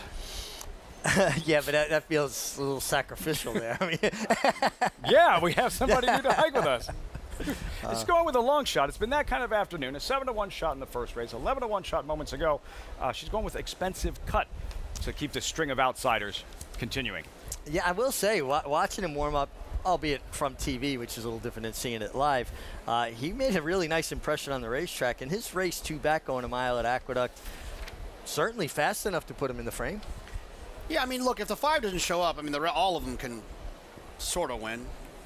Maybe not all of them, but most of them. All of them. Eyes on you, Ship Sational. I mean, this is, of course, I think I picked him a couple starts ago, and the way the world usually works is I've picked him probably 8 times. He's let me down every time, and this time I act like he doesn't exist, and he probably wins by 6. But I just, you know, the 5 to me is a horse that is, this is an aggressive drop with reason to do so. I think the horse is in form. You think he's better than these other horses. It's just really hard for me to get away from the 5. I could listen to an argument about the 6 getting loose in here and having a pace edge, but I'd only listen for like a minute and a half. Do you give any look to the 1 horse, Interlock Empire? The horse was running very well in Louisiana, good at Evangeline, shipped all the way across the country, right? He ran July 4th, then ran here August 6th. Now that he's been here, do you think he can step back and find some of that form and those buyer figures we saw in Louisiana? I have little to no interest in betting horses taken away from Phil D'Amato, Robertino Diodoro, Tom Amos, Jonathan Wong, and Mike Maker. That sounds about right. Yeah. Distance a concern as well. We'll see. Interlock Empire 5-1. Odds on now for number 5, Spoiler, the favorite in this middle pick 5. The mandatory pay 50-cent pick 5 begins here. Mile and an eighth, Spoiler 4-5. Frank Mirmati with the call. Race 3, Saratoga live on FS2. 3 more left to load. Expensive cut going in.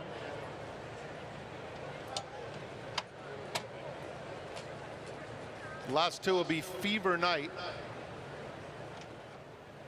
and Polar Bear Plunge.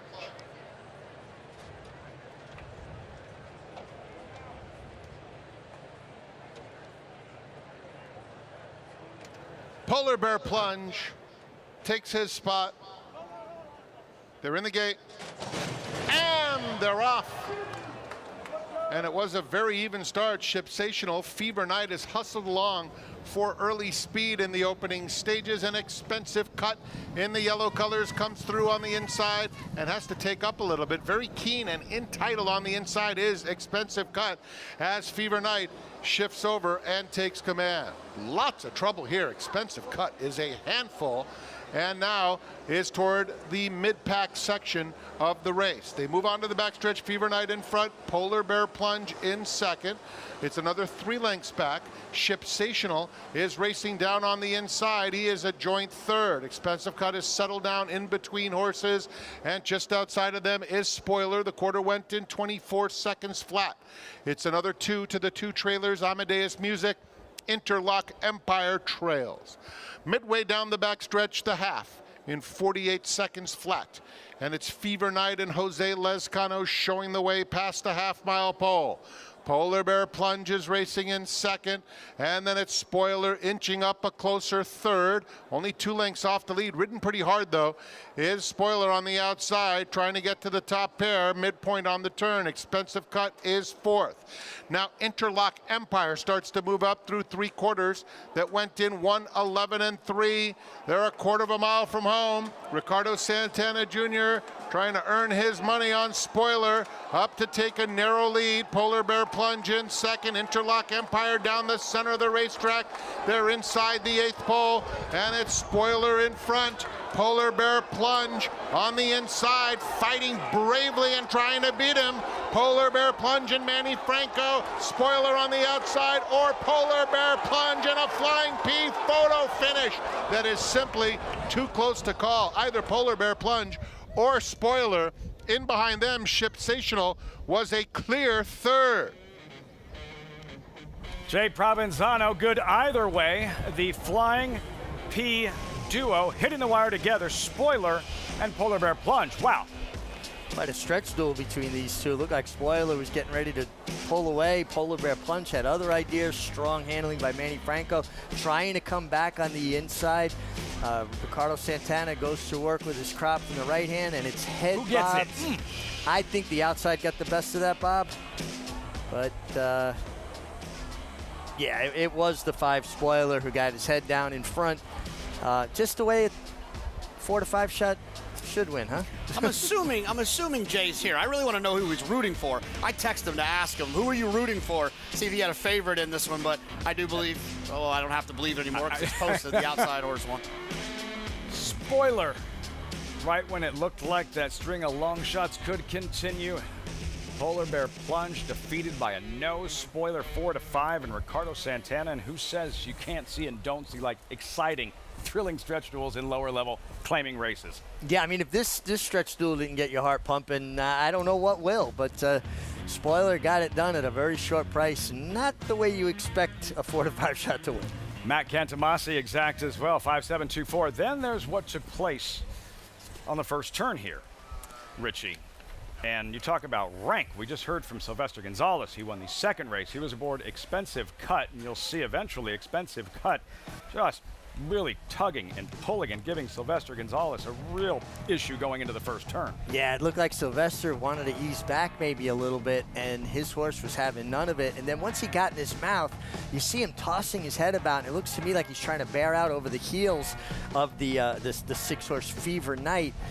And this is when the power steering, the power brakes are gone. I mean, he just has no control. When a horse gets their head up in the air like that, you have nothing to control the horse. And he was in kind of tough shape for a little while there. That's the kind of horse probably be much better around 1 turn when we get back to Belmont Park, because you don't have to get in his mouth, adjust anything into a first turn. What do you do?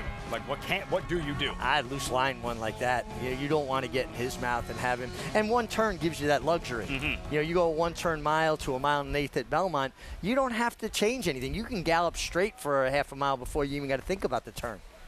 Ricardo Santana, are we sleeping on emerging market? I'm not. Or I am. That's the right word. Because here's the thing. I'm mad at emerging market. When I met Flava Flav the other day, I gave him a double. The second part of the double hit. The first part was emerging market. I'm mad at him. I had a chance to. If emerging market was right here, right now, would you call him buddy? Yeah, I hey, would. Buddy. I'd be like, come on, bud. Pal. Yeah. If you're ever in a conversation that sounds like a debate that might turn into an argument, when Jonathan calls you buddy, it's on. I mean, it's on.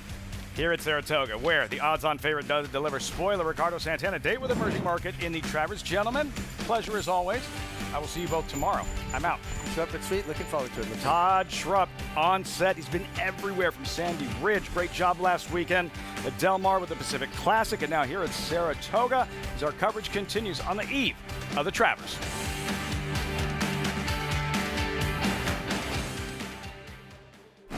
I have 52,000 starts in my life. I've never seen one that could take as much as he did early and continue to improve. And it is Godite. He's strong, he's attractive. And he's gonna win the hopeful. He's extremely smooth and fluid. Gunite is a tough customer here as they come on for the finish. How sound he is. Gunite got the jump. Consistent mentally, physically. He will defeat Elite Power in the Forgo. Complete package.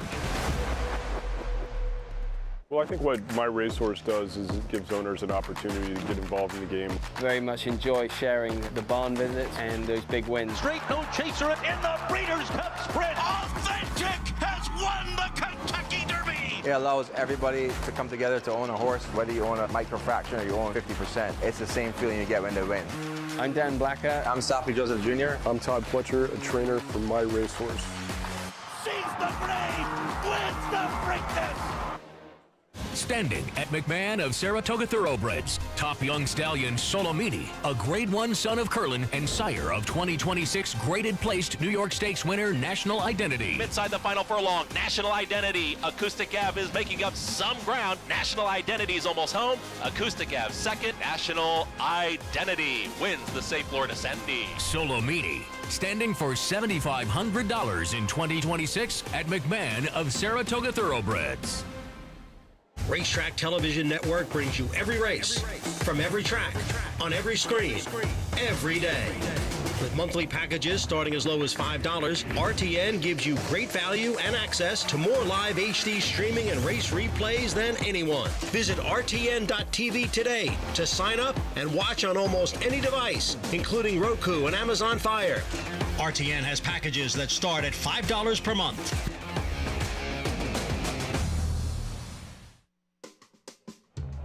Welcome back to Saratoga Live on this Friday, the eve of the Grade 1 DraftKings Travers. And it was a pretty close margin of victory for the number 5 spoiler, who spoiled the plans of the 7 Polar Bear Plunge. But there was no rain on Jay Provenzano's Parade of Flying P stable, who owned both of the 1-2 finishers, who joins me here in the winner's circle. And Jay, I chuckled, as Jonathan Kinchin earlier had said, were you rooting for a specific horse? Different, obviously, trainers, but pretty fun to see both of them hit the wire so close together. It was.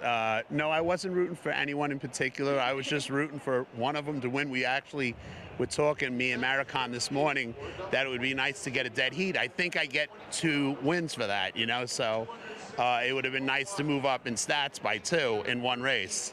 I'm not sure if that happens, but I think it does. So we were just rooting. It got close, you know, at the end, and we were just, you know, rooting Ricky Manny, and it was nice to see about at the 8th pole. Like you knew you were going to win with somebody, you just didn't know who it was.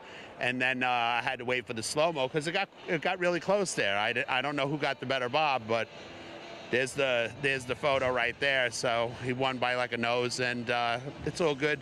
I believe we lost the winner and kept the 2nd place horse, so be nice to run him back. Absolutely, he's in good form, Jay. But talk about the astute claiming game of bringing horses to Saratoga, like Spoiler, taking that dropping class and putting them in the position to win races here.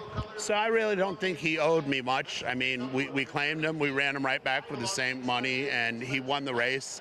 So at that point, he was a free horse. I think we finished 2nd last time.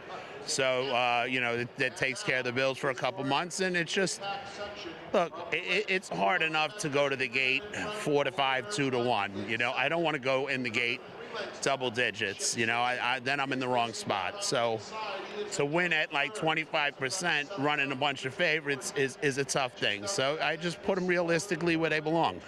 I love it, and I know JK and I are fighting over your chain, so we'll see which one of us gets it at the end of the day, gets to wear. He's always sporting some awesome jewelry, but we'll welcome in Todd Schrupp to the program. Todd, you've done some pretty remarkable work from coast to coast, and always love having you right here in Saratoga. Megan, thank you. And what a way to step in with a tight photo in here. Either way, Flying P was going to win. It reminds me of the old story about Hall of Fame trainer Charlie Whittingham, who had 2 separate owners, 2 horses in a race. Wouldn't you know, those 2 horses hit the line at the same time, and both owners look at him, who won, and he goes, I did. So Flying P stable wins that race. It is the favorite over the 9-1 shot, and Spoiler on the big drop in class. Yeah, it didn't win exactly the way a horse that paid $3.62 you would expect him to win, but he got it done. And talk about earning your money. Ricardo Santana Jr. was riding this horse from about a half a mile out. Kind of a true, what I term, a bicycle horse. If you're not pedaling, he's not running. Yeah, and Ricky was pedaling all the way around there, all the way to the last couple of inches. Looking ahead to the next race, race number 4 on the card, a 6.5 furlong optional claiming event for 4-year-olds and upward. The optional claiming price in here, $16,000 and $20,000. And as far as the early wagering, it is the 6, Shoot the Nickel, who's our favorite at 9-5. But taking note of who's riding the 2 Princip in here, it's Javier Castellano. And if it's Travers time, it's Javi time.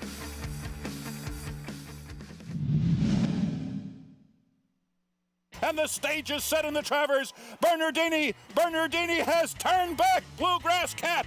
1 furlong to go. It's Upland Express. Upland Express with a narrow lead. Fly Down is surging. Down to those 2. Upland Express and Fly Down. It's desperately close. It is too close to call. It is too close to call.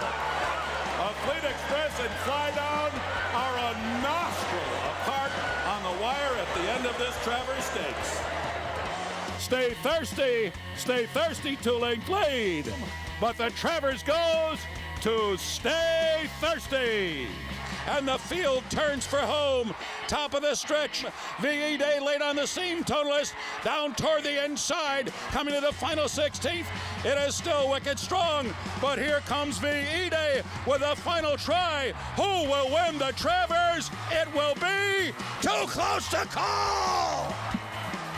V.E. Day surging. And here on the far outside comes Keen Ice with a late threat. American Pharoah put away Frosted. He has to deal with Keen Ice. Keen Ice has got him. Keen Ice has won the Travers over American Pharoah in a dramatic upset. And they're into the stretch, and it's Catholic Boy. Catholic Boy has taken the lead on the outside. Catholic Boy is pulling away. He's so impressive today, the others didn't even have a prayer. Catholic Boy rolls in the run. Happy Travers. Arcangelo has opened up a 3-length lead, and it's the Belmont winner in charge. It's Arcangelo in disarm 1-2. Arcangelo, another Travers for Javier Castellano. It was this week that he set a career milestone, Javier Castellano getting to his 6,000th win as a rider. 7 of those wins have been in the Travers. No one has more wins in the Travers than Javier Castellano. And you think about, Mig, that first win, it was in 2006, so we're coming up on 20 years. We don't know what it's like to go more than 5 years without a win by Javier in the Travers. That's remarkable. It truly is a remarkable feat. I mean, the Travers could be a career-defining victory for most jockeys. He just took it to another level. And you think about the history of Saratoga and all the great riders that have ridden here, from Eddie Arcaro to Angel Cordero. Angel Cordero won 1 Travers on Chief's Crown, and he ruled this place. He was the king of Saratoga. Javier, obviously a remarkable career and a remarkable achievement. So, J.K., when we look to tomorrow and Javier's chance in the Travers, can he make it 8? Well, I would imagine that some of those 7 he had less of a shot in than he does tomorrow with the Puma. Look, the Puma's comeback race in the Haskell was probably a little bit underwhelming, but I think he had some excuses. Called a sloppy racetrack. He was coming in off a little bit of a break. I liked him a little bit going into the Kentucky Derby, so maybe, just maybe, he's going to show his best performance. And what better pilot to have when you're trying to figure it all out in the Travers than Javier Castellano. And when you think about the Puma and his Bonafides, obviously he came in to the Kentucky Derby with big hopes. Unfortunately, had a scratch. He might have been the favorite, Mig, in the Kentucky Derby had he gone off his effort in the Florida Derby. Yeah, I mean, this is a horse that kind of had a very similar feeling to the Derby winner Mage, right? Same connections, kind of was coming into it in a similar type of fashion. And he just looked like a horse that was in need of a race in the Haskell. I think that he can absolutely take another step forward, and he's got Mr. Travers aboard. JK, now that we've had some time to consider that Florida Derby at the time, I think most agreed that was going to be the key race coming into the Kentucky Derby. It turned out to be the Louisiana Derby. Now that you've looked back at Cabambin and Chief Wallaby, how do you look at this race? Well, I don't want to say they were disappointments. I just see that they didn't maybe live up to expectations after that race was over of who we thought they were. Which is still disappointing. Disappointing, but I think that there's a long year. They got the rest of this year. They've got their 4-year-old year. Who knows? Chief Wallaby might want to go shorter. There's a lot to unpack there. So I would say it probably works against the Puma if you're trying to make a case for him, what those horses went on to do. The Puma trying to give Javier Castellano his 8th win in the Travers tomorrow. Race number 13 on a 14-race card, scheduled to go off at 6:35 Eastern time. But that's just one of many great races. Going to be some big tests along the way, and you will see them. The DraftKings Travers is part of the highlight on Fox Sports, and also bringing to you the Resorts World Casino Ballerina, the Allen Jerkins. What a race that's going to be. The Personal Ensign, the Forego, the Lake Placid. So much to tune into, all highlighted by the DraftKings Travers. We continue on Saratoga Live on this Friday. A live look into the paddock for race number 4. We'll have a call of riders up in the post parade when we return on Fox Sports 2 right after this.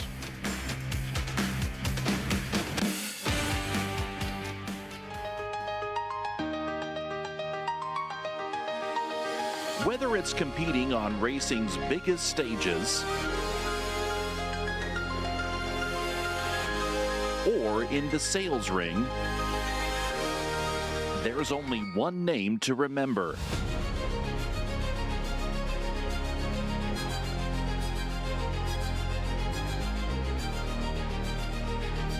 Legion Bloodstock.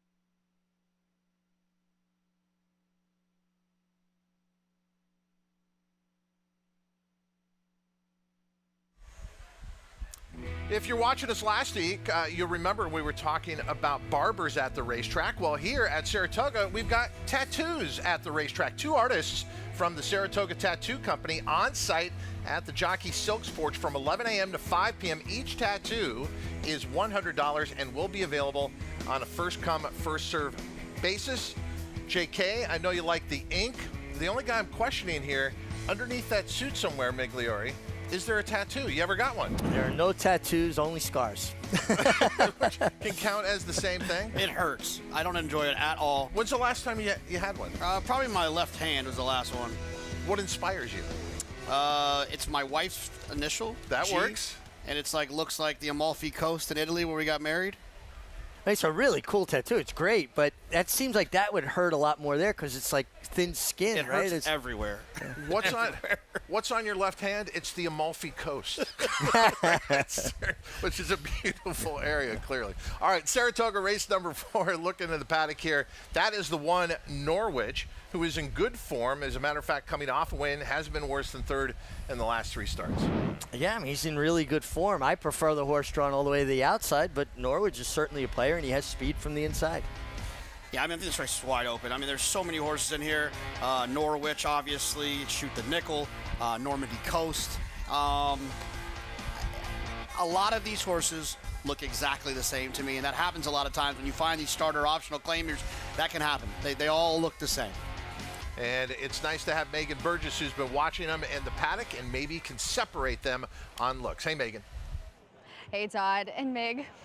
No tattoos, just scars. He earned them the hard way. The most painful tattoos you could find is we'll start with the number 8, Normandy Coast, is a horse that is first off the claim for Walt Falcone Jr. and one that did take a drop in class last time out. And he's doing so being sent out for very strong barn first off of the claim. He looks fantastic here, dappled, carrying that good flesh. As far as Rob's numbers first off on the dirt here, the past 5 years in Saratoga, he's 2 for 16. So it's not as if, you kind of look on paper claiming away from Joe Sharp on that precipitous class drop, maybe question that, but I really don't looking at him in here, as he does have a very nice post drawn outside with some speed. I had no issues with him, and I agree with Jonathan. This is a pretty contentious race.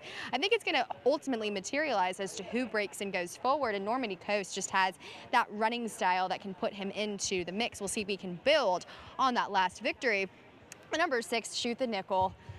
Oh, this guy, he loves to run second, and he also loves to, we talk about horses finding the wire. He is the opposite of that here for Linda Rice, who comes off a string of second place performances. I will say last time out I did pick him because he looked the best I had seen him look in quite some time. He was carrying really good weight, good muscle mass, as horses tend to do when in the care of Linda Rice, and I'm seeing much of the same today. He has laid back as a deep closer. He's been able to put himself a little bit more tactically in the mix. I think Flavian has ridden him very well in his last couple of races and gets the call yet again. He's dangerous in here. I don't know if you necessarily want to take a very short price on a horse like this, but he looks the part. Long shot to play the number 3, Cunchin Bridge.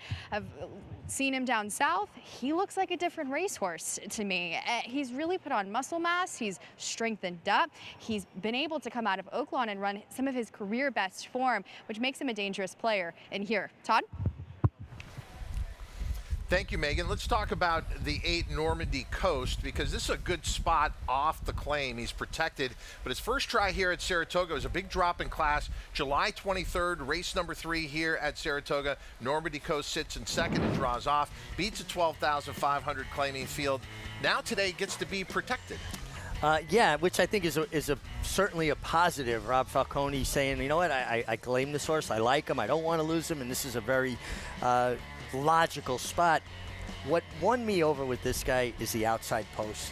It just lets him get in the race the right way. He's not under fire. He has enough natural speed to put himself in a stalking position, and he did get the best of Norwich last time, and Norwich is drawn inside, so he's forced into the race. JK, if you look at the percentage most recently off the claim, hasn't been great for the Falcone barn, but he's very sharp off the claim overall. No, absolutely. I mean, you talk to Rob about horses and spots and just in general, just watching a race, hanging out, handicapping. he's a good handicapper. So good handicappers are good claimers. They know when horses are in spots they should or should not be, and when there's value or not value. I think Rob definitely falls in that category. He's also a great poker player, which is really what the claiming game is in horse racing. Yeah, right. You're trying to represent your weak when you're strong and strong when you're weak. Normandy Coast is strong at that price, sitting up on the board right now at 7-2. A live look at a call for riders up. The field leaving the paddock here for race number 4 here on this Friday at Saratoga. It's DraftKings Travers weekend. Getting late into the summer, and the Midsummer Derby is upon us tomorrow. And as you go throughout the town, a number of people have come from far and wide to be here for what is going to be a fantastic day of racing tomorrow. 14 races in all. 10-race card underway on this Friday. And as the field comes out, a reminder that there is a middle pick 4 in here, with that pool now approaching $70,000. As far as other horses in here that are sitting up on the board taking some play, our favorite continues to be the 6, Shoot the Nickel. This horse has had a lot of seconds as of late, and that would obviously be the concern. Our post parade about to begin, and we are going to start with a horse we were talking about. That is the one, Norwich. He's a battler. I like my horses the way I like my people, honest and hardworking, and I'm a big fan of trainer Fernando Abreu, who's a longtime assistant to the late, great Alan Jerkins. And then there's Princip, who is coming off the claim here into the new barn at 9-1. Yeah, you ran well enough last time. We'll need some pace to close into here. We heard Megan talking about Kunshin Bridge and what she had seen earlier in the year. This horse been okay this summer at Saratoga? Yeah, no, he's been in very good form. Was well beaten by Norwich and Shoot the Nickel last time, but he's a player. The opposite, as far as current form, is Grey Wing. Yeah, I'd be shocked. 22-1. Here's the 5, Tiz Marcus. He's another player. Jimmy Ferrara looking for his first win at the Saratoga meet, and this is an honest horse. JK, are you concerned about all the seconds with our favorite, the 6, Shoot the Nickel? I don't love him, but a lot of the seconds are earned when the horse is usually the second choice, so he's running where he's supposed to. Here is the 7, Timaeus, who is our longest shot in the field at 29-1. Yeah, it would be a surprise, but actually Matt Cantamasi had a surprise earlier in the day. And then here's Normandy Coast, but knocked down from 7-2 to 3-1 currently. Yeah, this is where I landed. Normandy Coast, I thought, ran extremely well last time, and I don't have a problem with the trainer change from Joe Sharp to Rob Falcone. That is your live post parade for race number 4 here at Saratoga. It's been said artificial intelligence is eventually going to take over the world, but as far as the parimutuel world, we turn to AI for some help in this race, and the suggested play is an exacta 6/2. So logical, the 2-1 favorite, but a price is the 2, Princip, off the claim.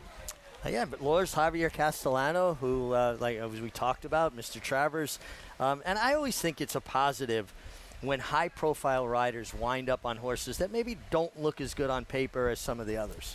So do you believe in kind of I've heard it also phrased, big rider, small barn. Not to say that barn's small. They fill the entry box. But, yeah, when you get a rider of Javier Castellano's stature, maybe going to barn he doesn't always go to, you have to look at that as a positive sign? I do. I know there are a lot of riders that manage their careers, and especially around big race days, they maybe avoid more exposure, meaning they're not going to ride, cheaper horses or lesser quality horses.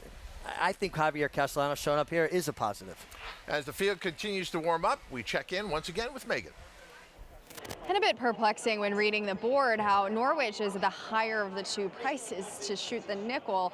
Maybe the Flavian Pratt effect, but I'm guilty as charged because I do like Shoot the Nickel. I'm going to give him one more chance in here. I do not like accepting favoritism on a horse like that, though, but that's how I handicapped it on paper. I'm going to stick to it.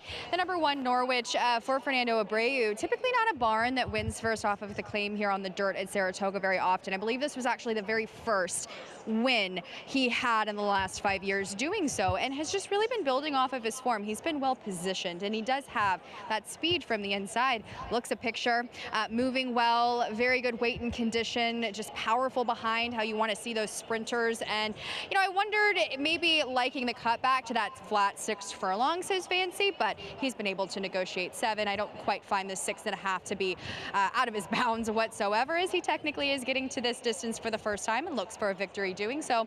I had no issues with him. As we'll take a look at the number 5, Tiz Marcus, who also has some pretty strong sprint form, and looking at him, he maybe looks like a horse that might want a little bit longer than this, but He has been the modicum of consistency, and you're getting a fair enough price. I included him when playing the pick 3, and he's won very strong, substantive. Last time out, his first time at the 6.5, I should say, on July the 16th at 7 furlongs, I should say, tongue-tied. Speed was dominant on the main track that day, and Kunchen Bridge got the juiciest of trips, being able to get the jump on him, and he ran well, all things considered. He's an ultra-consistent type. I think it's a complete overlay, the 6-1 you're getting on him right now. Big long shot, 39-1, the number 7, Timaeus. I've tried betting this horse in the past. Hasn't necessarily gotten back to those better races from Aqueduct in March and April, but he has the races, and he does look, to my eye, a bit better and stronger than when I saw him in that dismal performance back on July the 9th when I happened to bet him that day. So we'll see. Huge bomb, Todd, but I am going very cautiously optimistic. We'll see if Shoot the Nickel can get it done. Thank you, Megan. And Shoot the Nickel, now our favorite at 9-5. There is the 8, Normandy Coast at 3-1. Richie, where are you going in here? Jonathan and I landed on the same horse, the outside, number 8, Normandy Coast. I loved his last race. I think that the outside draw just aids his opportunity. And Rob Falcone looking to become the 100th trainer to win a race at this meeting this year. Last year, 102 different trainers won, and we still got plenty of racing to go that maybe we can even eclipse that. JK, how do you look at that as a horse player, what Richie just said statistically? You know, because I came into the game and I was told 20% of the trainers win 80% of the races. I think that has changed a lot in the modern game of horse racing, and there's a stat that kind of proves it. But how do you use that as a horse player? Yeah, I don't get too caught up in that kind of thing. I think if you start looking for shortcuts to who are the best individuals in the race on the day, then sometimes they can lead you down a dark alley, and there's a big bad monster at the end of that alley. I like to focus more on who the individuals in the race are. But I will say this, though. I think sometimes with the way the condition book is built up and created has a lot to do with that, right? You know, the creation of those auction maiden races, right? That opens the door for guys not named Chad, Brad, Todd, Bob to win. You know, opportunities for other folks to get involved with some cheaper horses. And I think that also leads to horses finding themselves in different classes and conditions. I think that opens the door quite a bit. Such an excellent point. And look, it helps with the health of our industry economically if more barns are winning races consistently at meets like this. We're also seeing it in California. It really is a nationwide trend. Field moving into line for race number 4 here at Saratoga for the rest of the load. And then the call. Let's go up to track announcer Frank Miramati. Hello, Todd. Here's Gray Wing coming up. Timaeus will be next. And Normandy Coast completes the line. Goes up. They're in the gate. Little movement. Shoot the nickel. And they're off. And Normandy Coast is very fast. So is Gray Wing, sprinting up now to battle for the lead and take that lead away. Norwich comes through along the inside, now racing a joint second, and Kunchen Bridge is in the mix too, now third, as Normandy Coast, who broke on top, sits a good trip in fourth, 3 lengths off the lead. It's another 2 back to Timaeus, who is racing just behind Tiz Marcus, making headway at the rail. The 2 trailers Shoot the Nickel, Princip at the back. 21-4 for Gray Wing into the far turn, with Norwich applying some pressure in second, and Kunchen Bridge is 3 wide past the 3/8 pole. Another 3 back to Normandy Coast, and Tiz Marcus in 5th. They're joined 3 wide by Timaeus, who's 8 lengths off the lead. Behind him, Shoot the Nickel starts to pick it up. He goes 1 from the outside to save a tiny bit of ground as they reach the top of the stretch. 3 of them vying for command. Norwich in the middle, short lead. Kunchen Bridge coming at him and taking the lead. 2 lengths back to Normandy Coast. Down the center, Shoot the Nickel coming best of all. And Shoot the Nickel straightens up. And in the meantime, here's Princip at the rail. Shoot the Nickel, Princip, Shoot the Nickel, and Flavian Pratt will prevail with a good rally and a nice move around the turn. Princip was second. Third went to Normandy Coast, and then it was Kunchen Bridge to complete the superfecta. Well, you heard in the call of Frank Mirabati, that big move coming out of the turn and shoot the nickel, drawing away from everyone late. Boy, he really came with a relentless run. He's a horse that runs with his head very high in the air. Flavien Prat, third time riding him was the charm. You know, kind of timing his run perfectly for a horse that I believe doesn't have the most desire to run by horses. How about the ride Javier Castellano delivered on the 2? Princip slipping through on the inside, looked like he might win it for a second, but Shoot the Nickel was just too good. No excuses for the 8 Normandy Coast, but you see how high his head is on the outside here? So hard for a rider to get together with a horse like that. And JK, the fractions kind of lend themselves towards a horse closing in here. Opening quarter mile 21-4, half mile 44-2. Yeah, it's set up nicely for 2 of the best horses in the race, the 6 and the 8 who were coming from out of it. The 6 Shoot the Nickel was just better and was able to keep grinding down the middle of the track, and it didn't matter how much ground that horse lost. He was best in here. The betting public had no doubt. Shoot the Nickel was our favorite from the opening of the wagering and until post time, going off at 9-5. Megan Burgess was not concerned about those second place finishes, pointing to this horse as the one to beat, and that certainly played out. Princip ends up second here at 13-1, finishing third, the 8 Normandy Coast at 3-1, and finishing fourth, the 3 Cunchen Bridge at 10-1. 6-2-8-3 when we return on Saratoga Live. Prices from race number 4.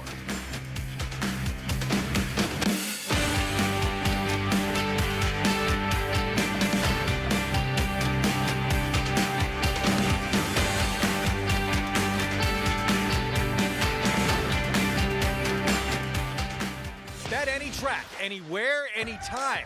Download the NyraBets app to play today and get a $200 deposit bonus. Watch and bet on live horse racing from over 300 tracks worldwide. Get expert picks, play live money betting contests, and boost your bankroll with daily promotions.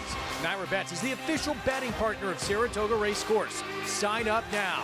New members use promo code SPA200 to claim your $200 deposit match bonus. You bet with NyraBets. Justify comes roaring home. He's just immortal.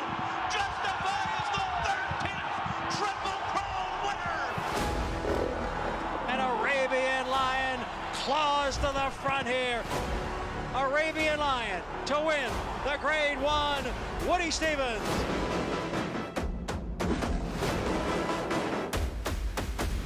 One minute, 21 and 3/5 seconds.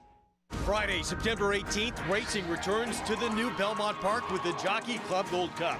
Kentucky Derby, Belmont Stakes, Travers, and Whitney winning Horse of the Year Sovereignty. Sovereignty has taken control of the Whitney. Faces Breeders' Cup Classic and 2-time Saudi Cup winning superstar Forever Young. Forever Young, forever in equine history. The Jockey Club Gold Cup, a win and urine challenge for the Breeders' Cup Classic. Coming to Belmont Park Friday, September 18th, 3 Eastern on Fox. It begins with a handshake. It's the universal symbol that says we share the same vision. This is an invitation to win together.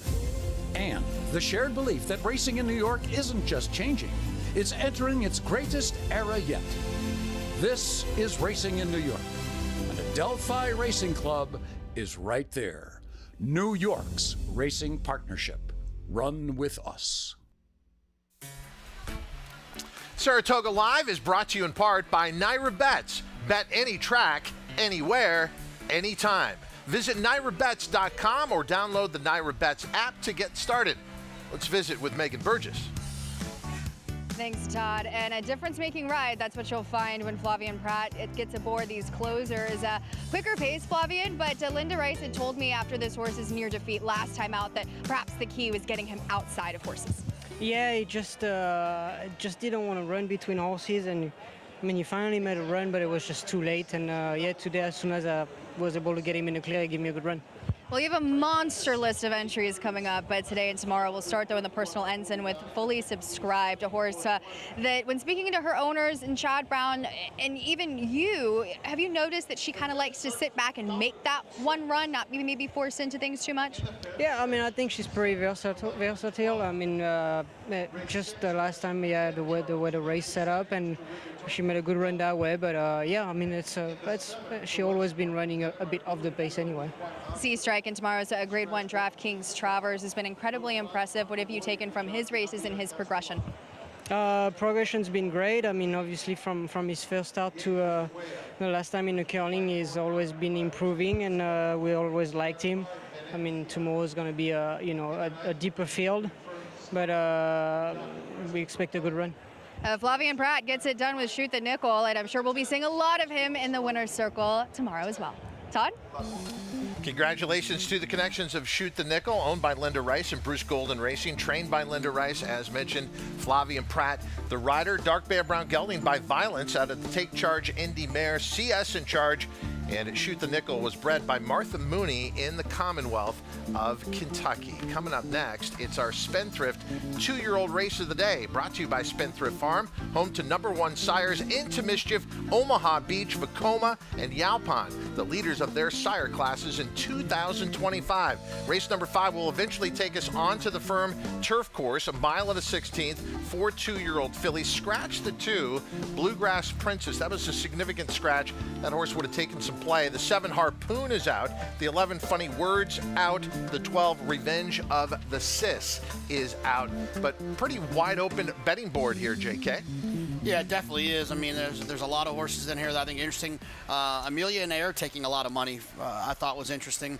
The Dam is a full to Air Force Blue, a very talented turf runner in his own right. Who are you looking at here early, Richie? You know, I like a long shot here in the 10 Celebrate. I actually thought this horse ran a really sneaky good race on debut. She was drawn far outside. Johnny Velasquez took a hold of her so he would save ground into the first turn, and she got so far back as a 2-year-old, she was by herself. It was like she got lost, and she really dropped out. But she put in a big run, and when I look at first-time starters, Todd, I want to see some portion of the race that they showed run, and she showed a lot of run around the far turn before flattening out. Celebrate sitting up on the board right now at 10-1. For the connections of Renegade and tomorrow's DraftKings Travers, they've had a lot to celebrate throughout the year. They won the prestigious Arkansas Derby, the Jim Dandy, last time out. And when we come back, we'll be talking to Rob and Luana Lowe, the key to Renegade. That's ahead on Saratoga Live here on Fox Sports 2. 16-2, a big black colt. He's a horse that is built for speed.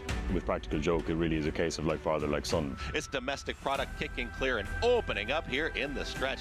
When he ran that speed figure of 106, we were under no illusions that we had a very exciting prospect on our hands. Domestic product just in front. Domestic product. When you see horses like that who are capable of replicating the success of their fathers, that have the look that domestic product does, it gives you great confidence.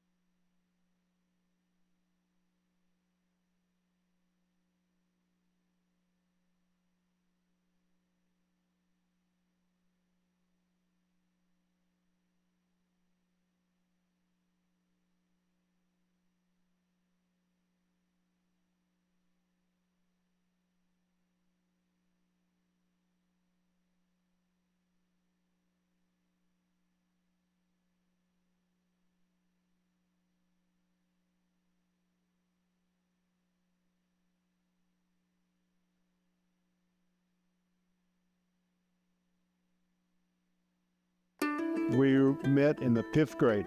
I sat right behind her, so I started bugging her and flirting with her in the 5th grade, and the rest is history, I guess. Not that quick. I did think he was kind of cute, though, you know. They did, in fact, turn into a storybook romance. Some of their early dates included trips to Oaklawn Park in Hot Springs, Arkansas, where Rob, trucker by trade, had a grand vision for their future. When we started going to the races together, she was saying, you know, you're not being very successful in trucking. One of these days I'll make it. When I do, I'm going to buy you a racehorse. And we're going to come down here as owners, and we're going to win some races. When they did. And eventually, they built a farm at their home near Springfield, Missouri. It's a lot because I wasn't raised on a farm. To me, it can't get any better. To be able to live here and them right here with us, it's like a dream. Renegade is special because he's a homebred. I think we knew we had something when Rapoli went up to 975 because he's a pretty astute buyer, as you know. And then you get that kind of funny feeling in the pit of your stomach. What am I doing selling this horse? So Mike was kind enough to let us buy back in for 50%. But Renegade's racing career didn't start with the success the Lowe's had hoped for. But their Hall of Fame trainer, Todd Pletcher, never doubted his talent. Renegade's first race was perhaps disappointing. Todd, the horse got beat 18 lengths, said, don't worry about it. This horse has got some talent. Todd decided that this was a potential Derby horse pretty soon after that. Renegade is drawing away in the Arkansas Derby. It's off to the Run for the Roses for Renegade. We grew up here, homebred horse. It's just been incredible, and our ride's not over yet. You're thinking about, how do I get to the Derby? Can this horse get us there? It's quite an experience. I'm just going to the Derby, let alone having a horse in the Derby. You start getting amped up. In the Kentucky Derby, Renegade getting bunched about on the inside. He did get in a little bit of traffic. Then it's a big gap back to Renegade, who was a little bit of traffic there on that first turn. Renegade is on the rail. He's got 10 lengths to make up. Renegade and Golden Tempo are closing too. Golden Tempo and Cherie DeVaux make history in the Kentucky Derby over Renegade.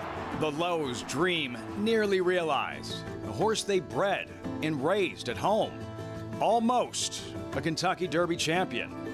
Now, with sights set on New York's Midsummer Derby.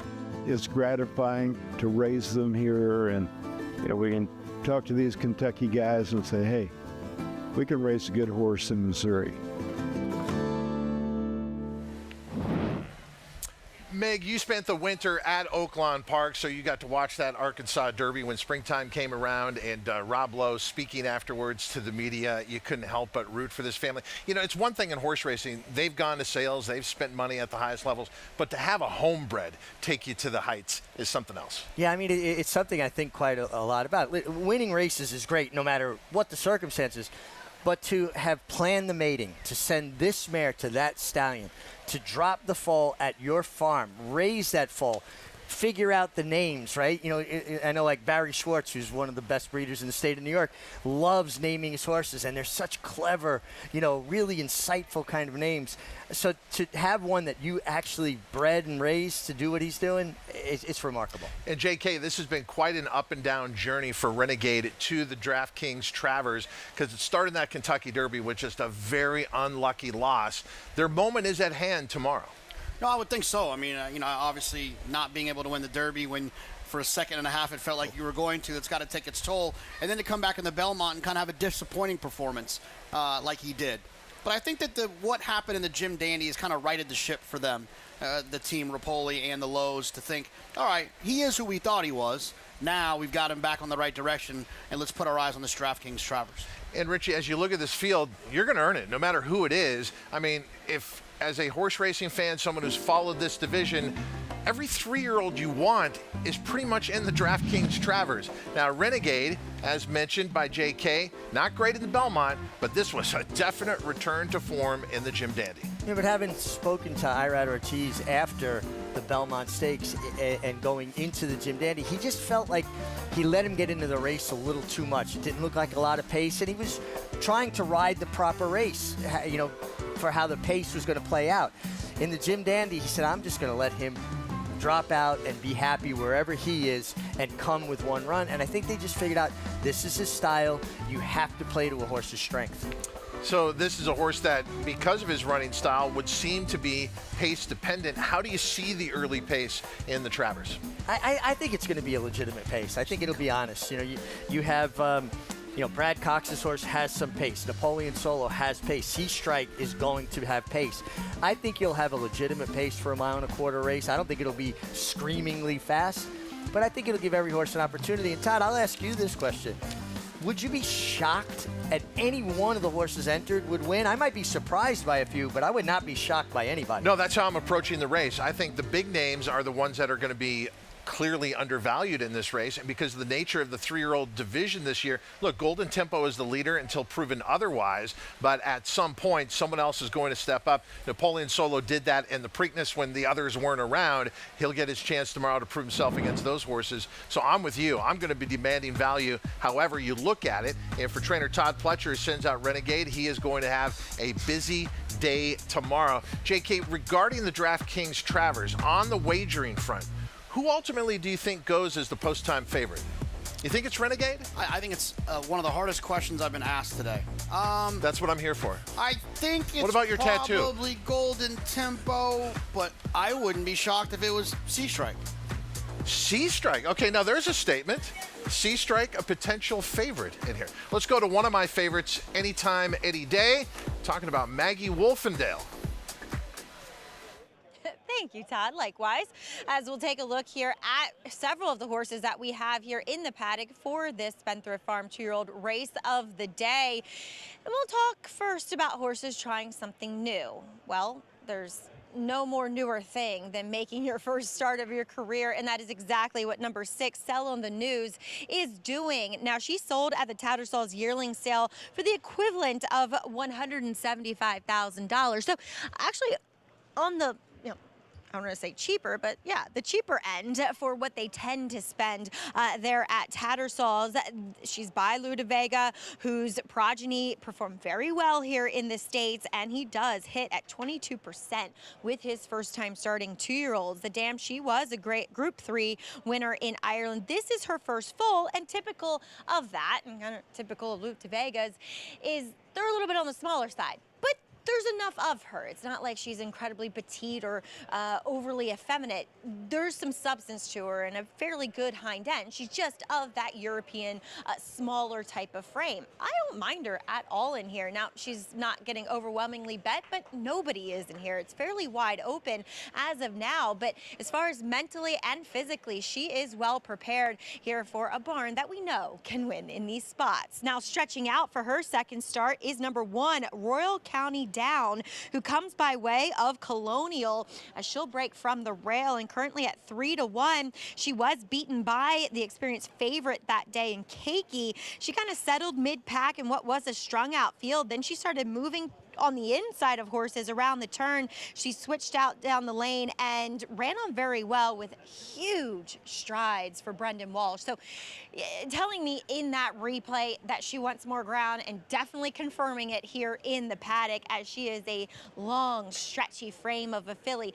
A touch green when walking into the Saratoga paddock, so we'll watch her and how she behaves out on the racetrack. But since she's got the tack on, she's done nothing wrong, and I do think she fits very nicely with this group here in New York, especially getting some more ground. Todd? Thank you, Maggie. And that's a look at the one, Royal County Down, coming in from Colonial. Those races are very competitive there, big fields, and yeah, they have a main track. Okay racing there, but the depth is in the turf racing. So you got to pay attention when they decide to come this far north. Yeah, and I'm glad to hear Maggie, from a physical perspective, thinks that she'll appreciate stretching out, because sometimes you see horses with these big late rushes, these closing styles sprinting, and it maybe doesn't translate. And she is a half to future is now multiple graded stakes winner sprinting on turf bred by Larry Johnson. So that was my only question about her. Will that translate on the stretch out? But I like what Maggie had to say about her. And JK, with trainer Brendan Walsh, you just automatically expect they're going to be fine around 2 turns that first venture. Yeah, it's more about, that if he thinks they can do it, yeah, I trust his judgment. The other thing I'll say about this is that when I have a stretch out, well, not when I have, or when I'm looking at one at like betting, when I want to bet a stretch out turf sprinter, I want them drawn inside for 2 reasons. One, geometry. They're more likely to save ground down there. They're also tactical enough to be able to hold that inside position and be in a good pocket position. And then the second part of it all is they get cover. So they have a horse to follow rather than potentially getting rank running off and then really taking a toll on their stamina. Maggie, Richie, before we went to break, was saying he was looking at a price horse in here, the 9 Celebrate, who's 7-1. What are you seeing with that horse? Yeah, I'm with him there, Todd, as I thought first time she was a little bit on the chunky side, which isn't typical for me to write down for a Todd Pletcher horse, but I just thought she really needed that race, and even more so in retrospect, from a mental and physical standpoint, watching it back, she was fairly green. She was on the wrong lead until late, and just, it felt like she didn't really know what she was meant to do out there. Well, here in the paddock, she is a lot more tucked up, which I greatly appreciate. And I think with that experience under her belt now, she seems a bit more focused, not as bewildered here in the paddock, that we will see an improvement from her as she does come out of that same race with your current favorite, or the horse vying for favoritism, in number 10, Mandy Steff. Now, that day, Mandy Steff was the one that was more forwardly placed, and Conflict came from way out of it as well as Jess Peachy. She was a little bit further back out of it. So maybe a effort by Mandy Steff, number 10 in here, that's a little bit better than it might appear, because now as she will have to break from that far outside post, I just thought that she did kind of the most work in there. And I do think Conflict is pretty nice, a runner for Brad Cox and Qatar Racing. She was a little green through the stretch, just kind of, looking at the other horses, not knowing when to really go, running with that, as Meg likes to say, that emergency brake on. Now, she doesn't look any fitter, to my eye at least, here in the paddock, but she's a good-looking sort. I think she is probably just a good doer overall, and I like her energy in here. She's had the pony with her, but she's kept a lid on it. She's just kind of simmering under the surface, indicating that she's sharp. What we'll see, probably the same running style that we saw first time out, Todd. Any concerns about the outside post here? I'm always concerned about outside posts, and 2-turn turf races especially. But I think she's going to drop out. I don't think that she's like one of those that's just fast enough to get caught 4 or 5 wide. JK, what did you take away from her career debut, which we're looking at July 24th, race 2 here at Saratoga? I thought she was really good. And, that day she drew the inside. She was in the 2, and she ran well from down there. This time she's got a little bit more of an obstacle to overcome, but she does have the experience. And I also think that this race, contains one of the best 2-year-olds that we've saw up here on the grass in Conflict, who won that race. So that's also something to kind of lean on. The other thing is which we always see with these maiden races, is that it's easy to gravitate towards a horse like this because we've seen it. I know she's at least pretty darn good. The rest of them, you're guessing or thinking or hoping or assuming that they're pretty darn good. Do you ever take into account what the horse went off at in their debut? I mean, the horse was, 7-1, wasn't exactly getting bet off the board that day. No, but up here it can get a little tricky. There was probably in that race, I don't remember exactly who else was in there, but obviously Conflict was in there for Brad Cox. I'm sure Chad had one in there. I'm sure Todd had one in there. Bill Mott probably had one that was taking money. Sometimes they can get lost. Our post parade underway here for race number 5. We start with the 1 Royal County Down. A real nice debut. Closed with a rush. Gets more ground to work with. Scratch the 2 Bluegrass Princess. Here's the 3 Bittersweet Memory. Attended a slow pace and maybe just got a little bit tired. Could improve second start. The 4 Hunter Creek. Is this horse going to be better second time out? I've always found it hard to bet against those silks. Yeah, no, I agree with you.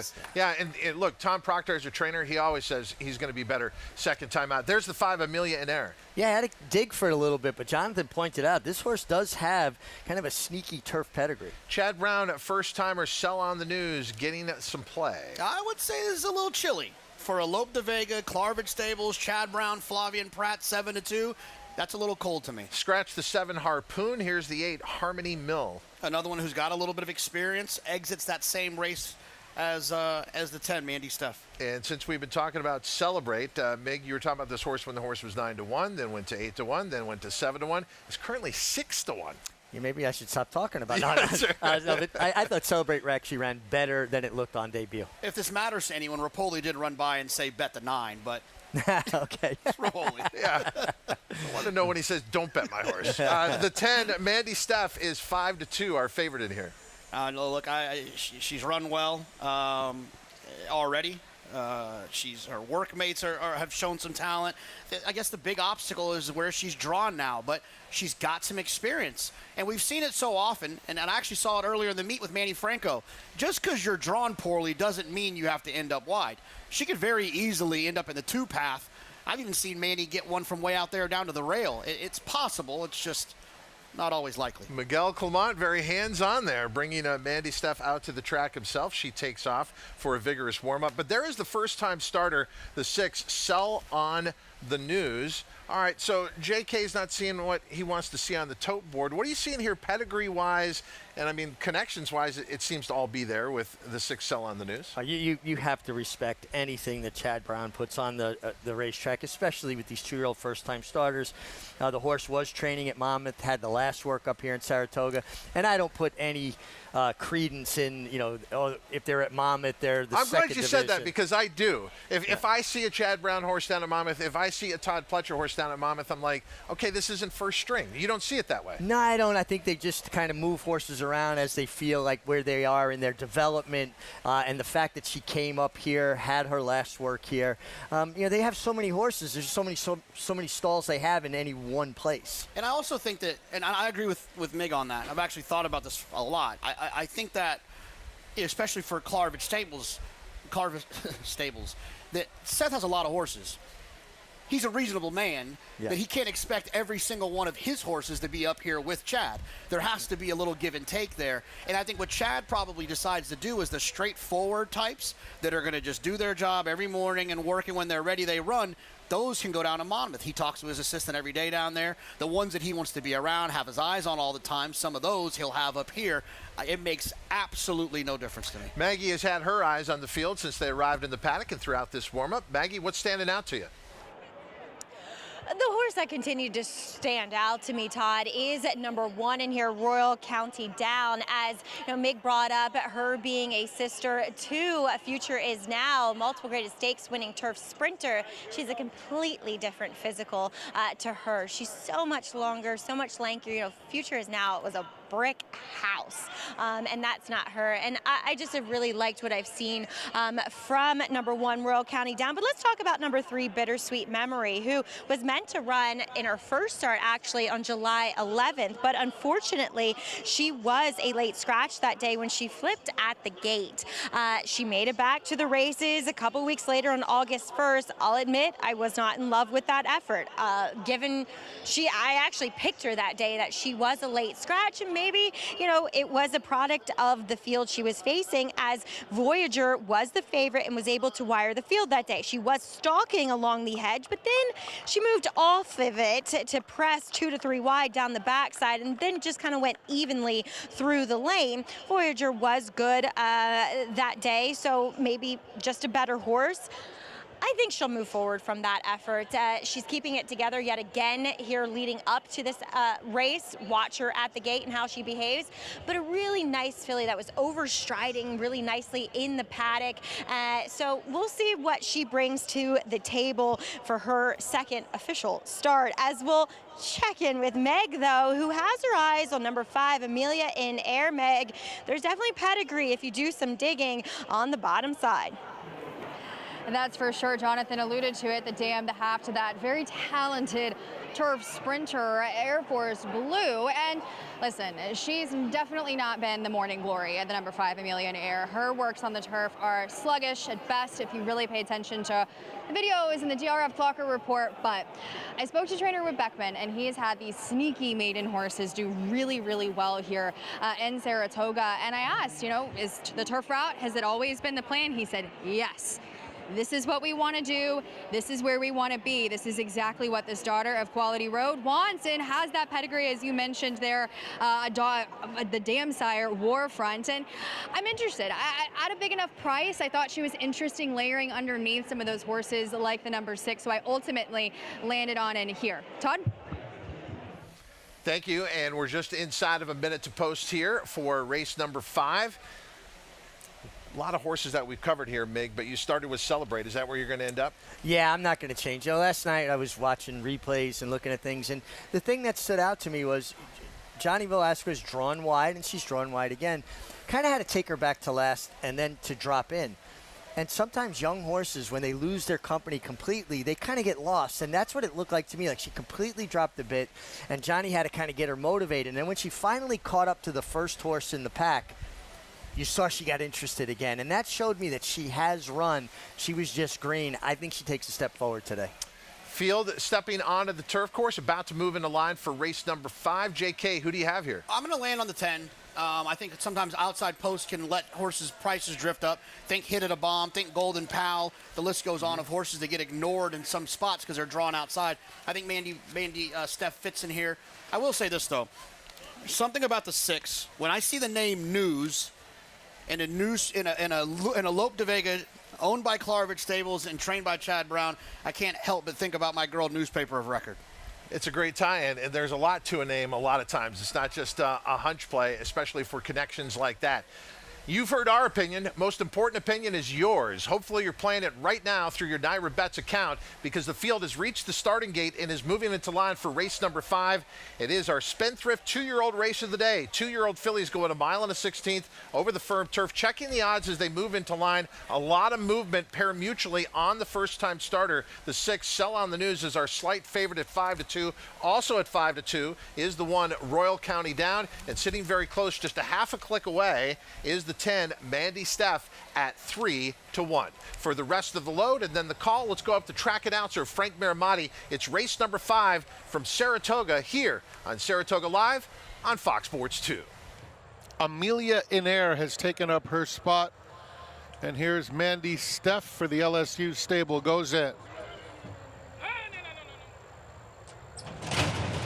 And they're off. Amelia and Air bounced out very quickly, but several of them line up now, including Bittersweet Memory. Royal County Down along the inside was up close and now backs off. And just behind them, Hunter Creek, Celebrate is next. Another 2 back to Sell on the News, who is toward the back of the field. On the inside of her is Harmony Mill, and the trailer is Mandy Steph. Around the first turn, Bittersweet Memory shows the way and opens up a 3-length lead now. On Amelia and Air second, Royal County Down is down on the inside third, and then it's Celebrate fourth, 4 lengths off the lead. Another length and a half to Harmony Mill. Hunter Creek is racing in between horses, both of whom were just passed by Sell on the News, and Mandy Steph continues 8 lengths off the speed. 23-3 for the quarter. It's Bittersweet Memory, who ran a half in 49 2/5 seconds, continuing down the backstretch, with Amelia in Air still in pursuit second.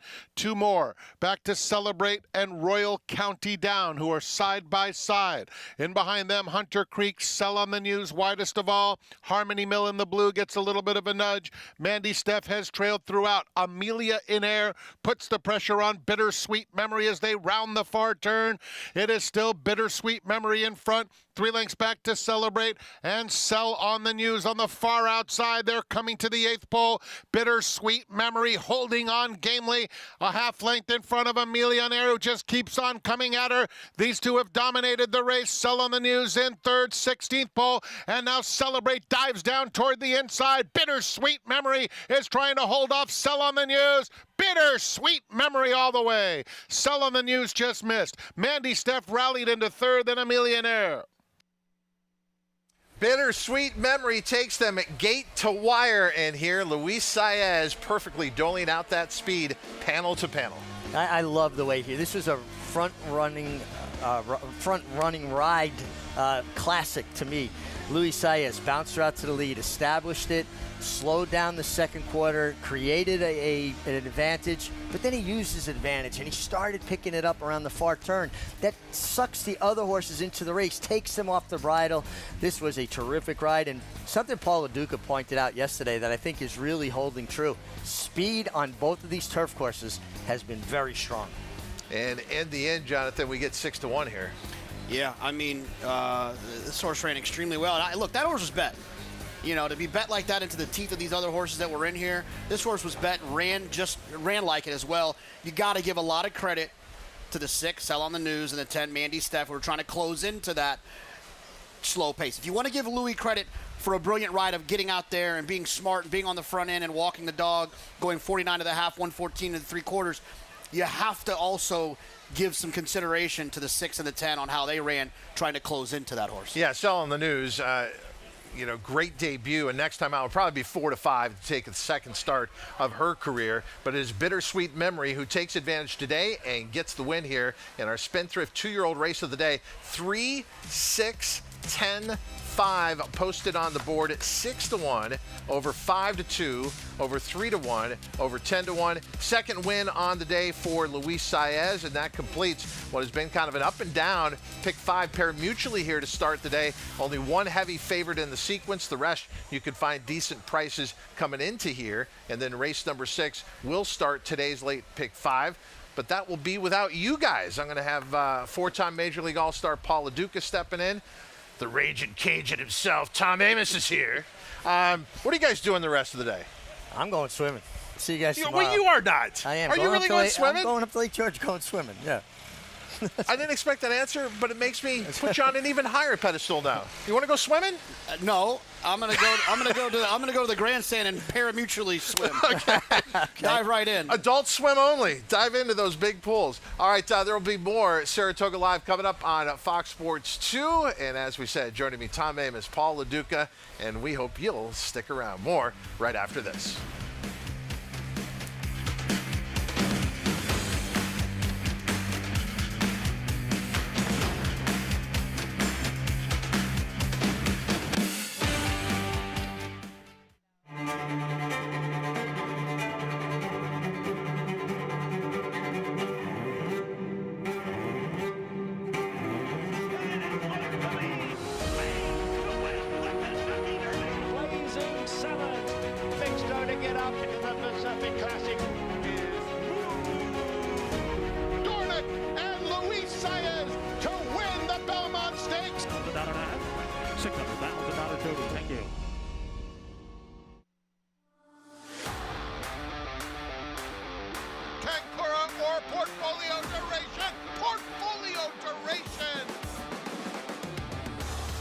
Dynamic pricing wins the Just a Game. And Title Roll is in a very, very close photo. King of Gosford. Sal Cordovez will win the Sword Dancer. Starlust! Program trading and naval power. What a thriller photo!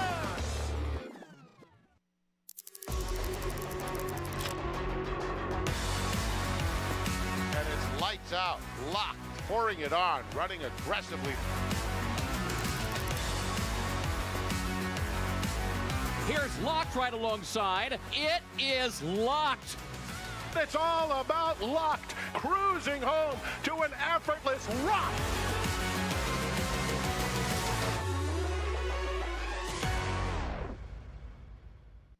Saturday on Saratoga Live, DraftKings Travers Day begins early. Join the team for winning coverage of multiple stakes races from the Spa. Play the undercard of great racing before the DraftKings Travers. Saratoga Live begins early Saturday, 11 Eastern on FS2.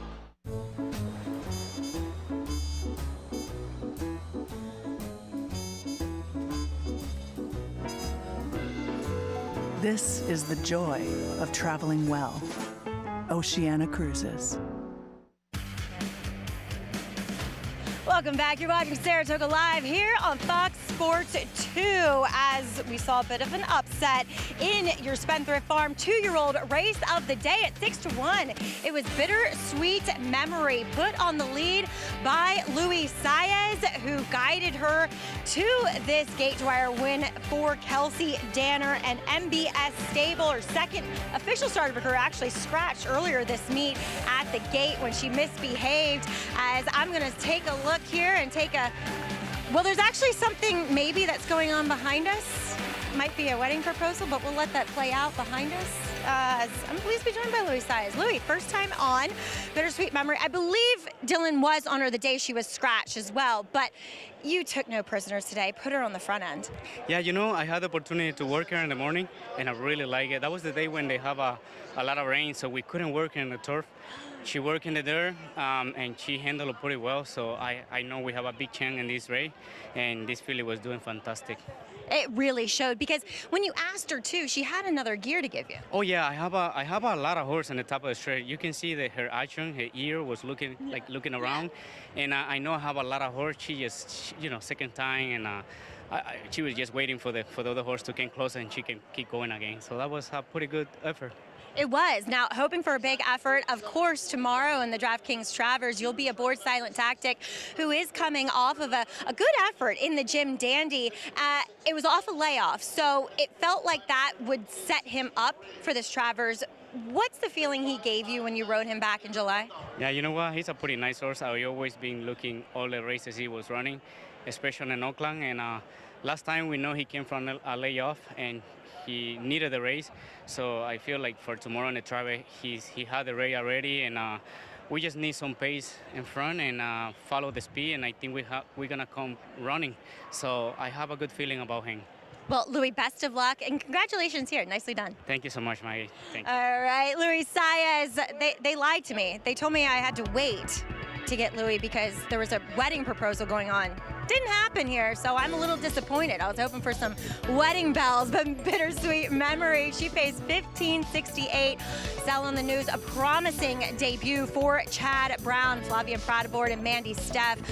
Unfortunately, a wide draw probably did not help her chances as she was 3-1 at the start. Well, coming up next, we have more 2-year-old action for you. It's for the New York Breds going 6.5 on the main track, as we have so much more to come as well on the program, including the West Point and the Lake George coming up the way, excuse me, here on Saratoga Live.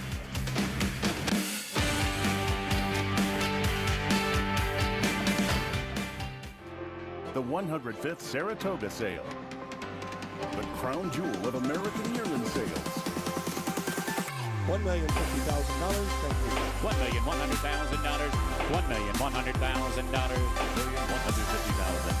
$1,500,000. Thank you. $1,750,000. Thank you. $1,900,000. Thank you. $2,300,000. Thank you. $2,300,000. $4 million in the back pocket. Thank you. Hold your applause, please.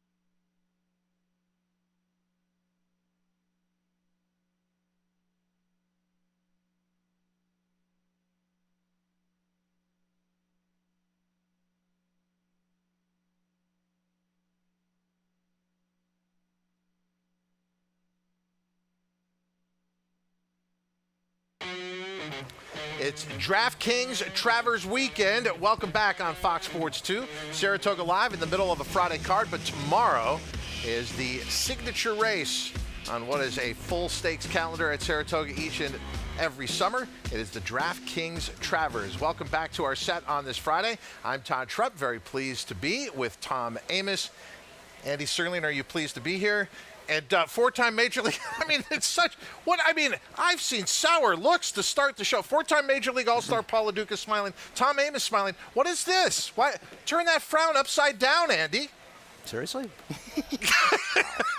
It was the wide trip in the previous race. We'll get to that in just a moment. Let's now smile because tomorrow's a phenomenal card here. You know, I was mentioning this last week, Tom. I think we're living through our own golden age in racing. When you look at the signature races, everybody is showing up, either in the older division or the 3-year-old division. Look at tomorrow on the Travers. Everybody's there in the 3-year-old division that you want to see. I mean, it's everything you want in a race. I mean, you have the mainstays, you have the Triple Crown winners and the race winners, and all three of those. You have some newcomers coming up. You have some horses that were on the Triple Crown trail and they got derailed right before the Derby. If they've had a race back, there's so many ways to go. You know, superstar horses are a double-edged sword, right? You know, last year you had Sovereignty and he was tremendous. And we had a 5-horse field that was completely uncompetitive in the Travers. Now, no knock on Golden Tempo, but he ain't scaring anybody off, Paulie. So therefore, we've got a big competitive field where just about anyone can win. Yeah, Todd makes a good point. I think the only horse that may be out of here is Commandment. That's been so competitive at this level with a lot of these horses. But yeah, I've looked over this horse, and a lot of people obviously going with the text, who do you like in the Travers tomorrow? I still don't know. I think you can make a case for about 8 or 9 of those runners. Maybe Oselli. If Oselli wins this race, then he really is the richest maiden ever to win a race. But I just don't see him doing it. But I think 9 others got a look. It is going to be a tremendous Saturday on Fox Sports with coverage of not only the DraftKings Travers as the highlight, but look at the races on the undercard. The $500,000 Resorts World Casino Ballerina. We got the Allen Jerkins for a $500,000. But I also want to focus in on the personal ensign. That'll be race number 9 on the card. Andy, if you think about great races in our time in the game, this was one of the greatest of all time, the 1988 Breeders' Cup Distaff. It's like that old joke when the guy says, I went through the movie again because I thought John Wayne would live this time. Every single time I watch that race and they're coming down the stretch, I relive because I was there, and like everyone else, I got sick there because it was so freezing cold. I just never thought she'd get up. And even watching the replay, you say to yourself, are you sure she won this race? And what a great way to close out what was an incredible career. And I felt lucky. I saw her probably 9 of those races live. Yeah, and to stay with the John Wayne theme, she showed true grit that day to ultimately get the win over a Kentucky Derby winner and winning colors. And so we can't help but think of Personal Ensign and her accomplishments in racing as we have the race named in her honor as race number 9 on the card. And Tom, it's kind of, looking at the morning line, you would say it's a 2-horse race. Does it look that way on paper? Well, I mean, it all depends on how this race sets up. Scottish Lassie likes to make her living on the front end or thereabouts. And in this last race we're watching right here, Scottish Lassie broke fastest of all with Jose Ortiz, had the lead, but Snow White in the inside all of a sudden started to gear up right out of the gate. I think it caught Jose off guard. Next thing you know, he's laying in second. He does take over with Scottish Lassie here, but I think it softens her up a little bit. And who takes over but the winner, fully subscribed this last little part. But she got the comfortable position to be stalking outside of Snow White last time, and now this time she might be the one inside, Paulie, with Snow White on the outside. And at the end of the day, fully subscribed just beat her fair and square. Yeah, she kind of did. Scottish Lassie's weird, right? She can run off and win by a lot, and then I think fully subscribed is getting better. And you look, never been off the board. She's going to be waiting in the wings again. You make a good point. Snow White might be the hunted instead of the huntee. Is there any reason to think outside of these top 2? I thought the Cassie horse, whose name I can't pronounce no matter how many times I look at it, the 3-horse, I thought that horse was a little bit interesting. She's, a cut below, but my idea is to try to get her to the exacta with the logical horses. That'll be race number 9 on the card. The Personal Ensign tomorrow, part of a spectacular DraftKings Travers Day with the DraftKings Travers going as race 13 on the 14 race program tomorrow. When we come back, it's the start of the late pick 5. Race 6 is ahead here on Saratoga Live on Fox Sports 2.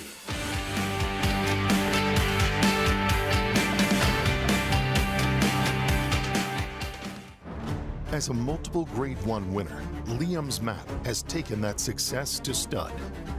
A proven sire from the sales ring to the winner's circle. with hundreds of six-figure yearling sales and multiple Grade 1 winners on dirt and turf, including Grade 1 winners Burnham Square, Deterministic, and classic winner Napoleon Solo. Liam's Mat, standing at Lane's End. Bet any track, anywhere, anytime. Download the NyraBets app to play today and get a $200 deposit bonus. Watch and bet on live horse racing from over 300 tracks worldwide. Get expert picks, play live money betting contests, and boost your bankroll with daily promotions. NyraBets is the official betting partner of Saratoga Racecourse. Sign up now. New members use promo code SPA200 to claim your $200 deposit match bonus. You bet with NyraBets. It's America's original sport, and no one covers it better than americasbestracing.net. From the sport to the lifestyle, the best races, horses, and destination venues, cocktails, gambling, fashion, and more. americasbestracing.net is a sport for you.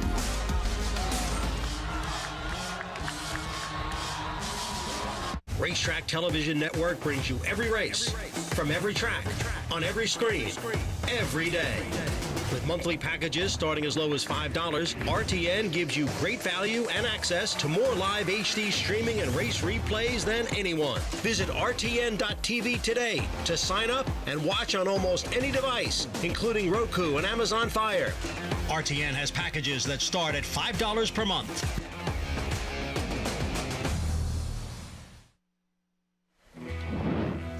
You're watching Saratoga Live on Fox Sports 2. Thank you for joining us, and what a special weekend ahead here at Saratoga Racecourse in Saratoga Springs, New York. It is the DraftKings Travers tomorrow, but we're in the midst of a Friday card. The field assembled in the paddock for race number 6 here at Saratoga. Maggie Wolfendale amongst them. And focused towards the outside of the field, Todd, are horses that have experience and, rightfully so. They're taking the bulk of the play. As we'll check in with one, though, that does add blinkers. No, not your favorite. I'm going to look at number 10, Maximilian, here for Joe Orsino, who comes back off a breeze where he has been training down at Colonial and shipping him up here, as he is a New York bred, of course. That was very quick. So he is a horse that has been training forwardly, and in his debut, he was not away that quickly. He was encouraged to get forward position, but just seemed a bit green. A bit lost. Why are there so many other horses running with me? Why am I getting dirt in my face? Typical first-time starter behavior.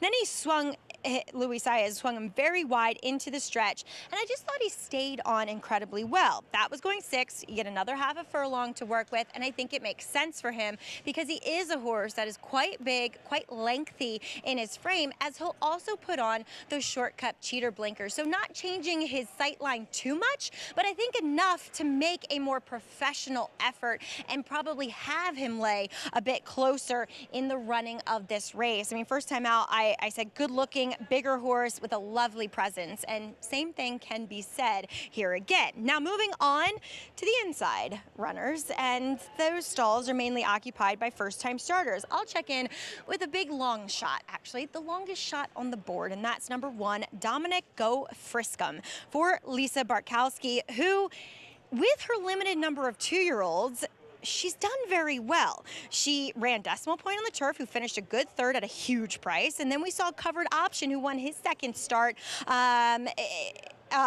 yesterday here at a big price too. And I watched the workouts where she's been working them all together, and by my estimation, Dominic Go Friskum has been working way better than those two. He is a big horse. He looks so much more physically mature than just his, age of 2. And he comes in here looking very fit. Now, I did catch up with Lisa. She said, look, I think the world of him. He's probably going to need this mentally. He probably might want a little bit more ground moving forward, but also a meaningful name in Dominic Go Friskum, because the Vukoviches of Wellspring Stable, their previous trainer was Dominic Galuscio, the late Dominic Galuscio. And Laura, Dr. Vukovic's wife, said to Lisa, could you please braid him?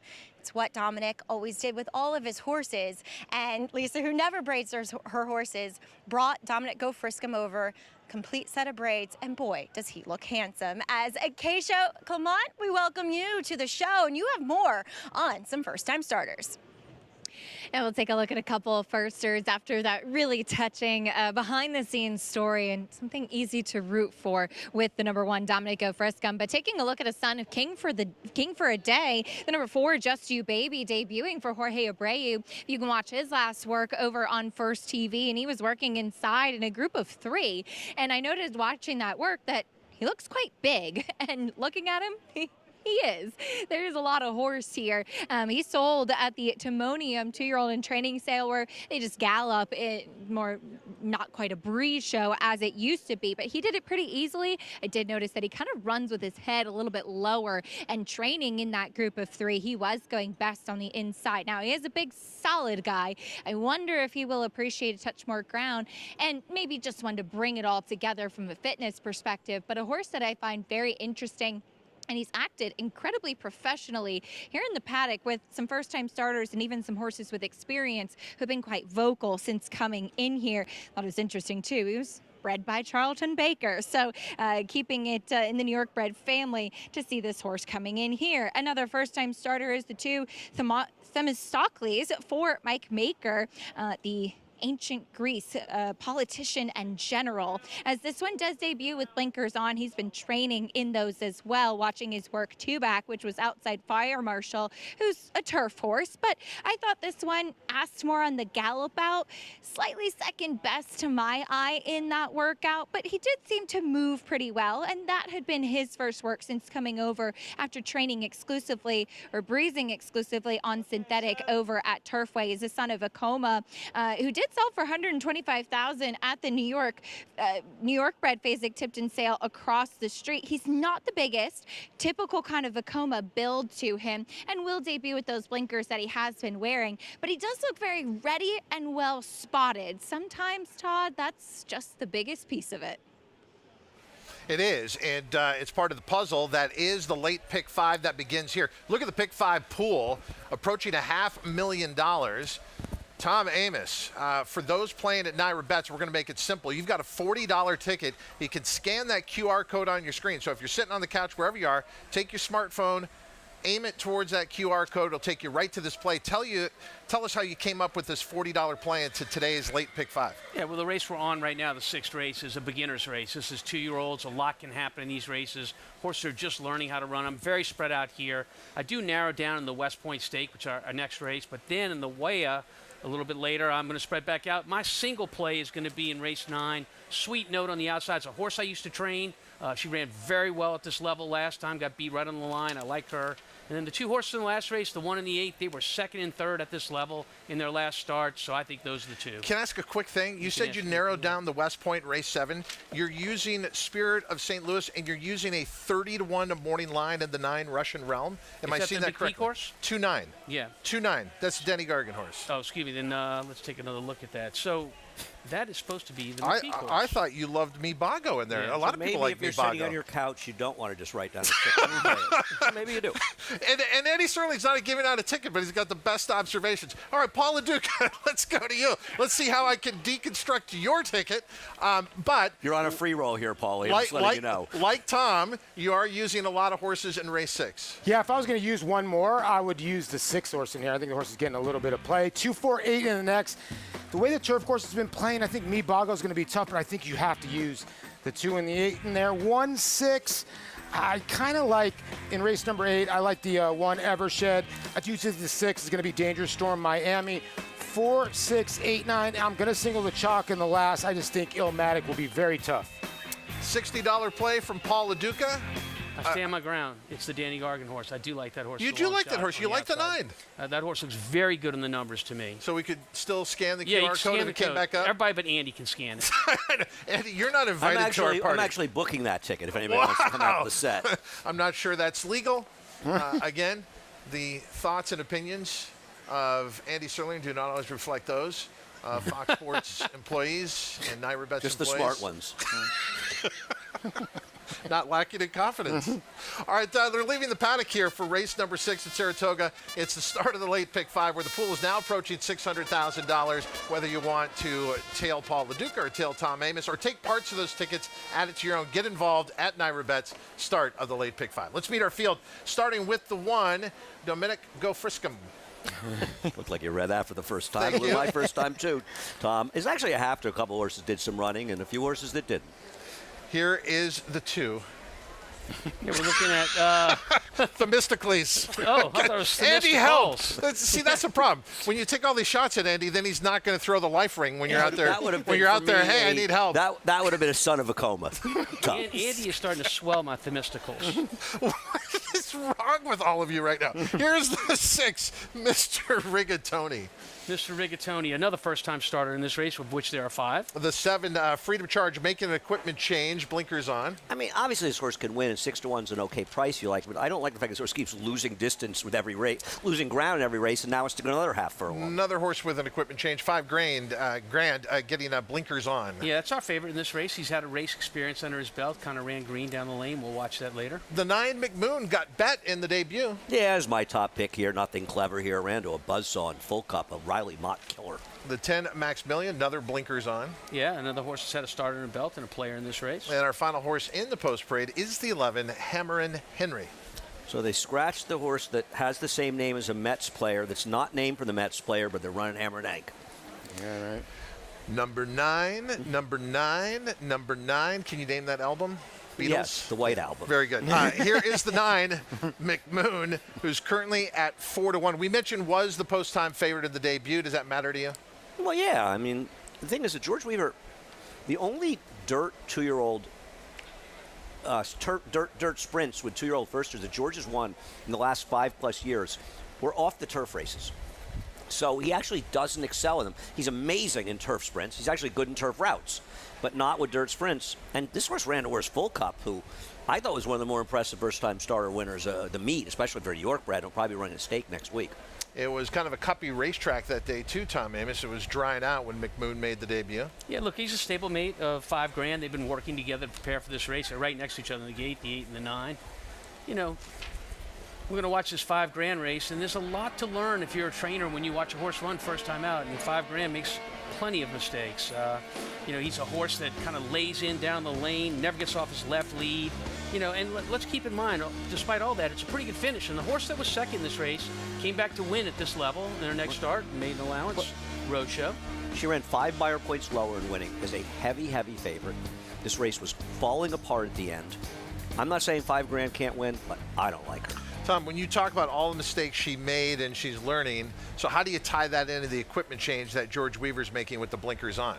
Well, look, I mean, he's had plenty of time to work with this colt, and in doing so after the race, he is taking that race as like a preseason football game, and he's seeing what he liked, the horse did well, and what he didn't, and he's working on those things. So obviously this horse laying in down the lane and maybe being a little bit afraid in traffic, the blinkers are something George Weaver chose to do, and I think it's a good move. Paulie, how do you separate the 2 Weaver trainees? I think it's very tough. You know, you look at the body of this field. The 8 was favorite first time out, the George Weaver horse. The 7 was bet in both of his starts as well. The 9 was favorite. The 11 was favorite. So, you know, a lot of these horses were fancied first time out. Did they deliver? You kind of really don't know, right? I do think, you know, the 1 Weaver horse, the 8, I'm kind of with Andy. I don't really love that race, but maybe with a better break, you can maybe change your mind. We're inside of a minute to post. Maggie Wolfendale watching the field warm up. Maggie, who's standing out?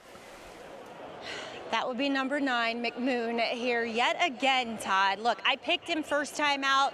Was I a little disappointed in the performance? Yes, but I also feel like Full Cup, who was that son of Flip Cup, whom I adored as a racehorse. She was trained by Bill Mott, and Full Cup trained by his son Riley Mott.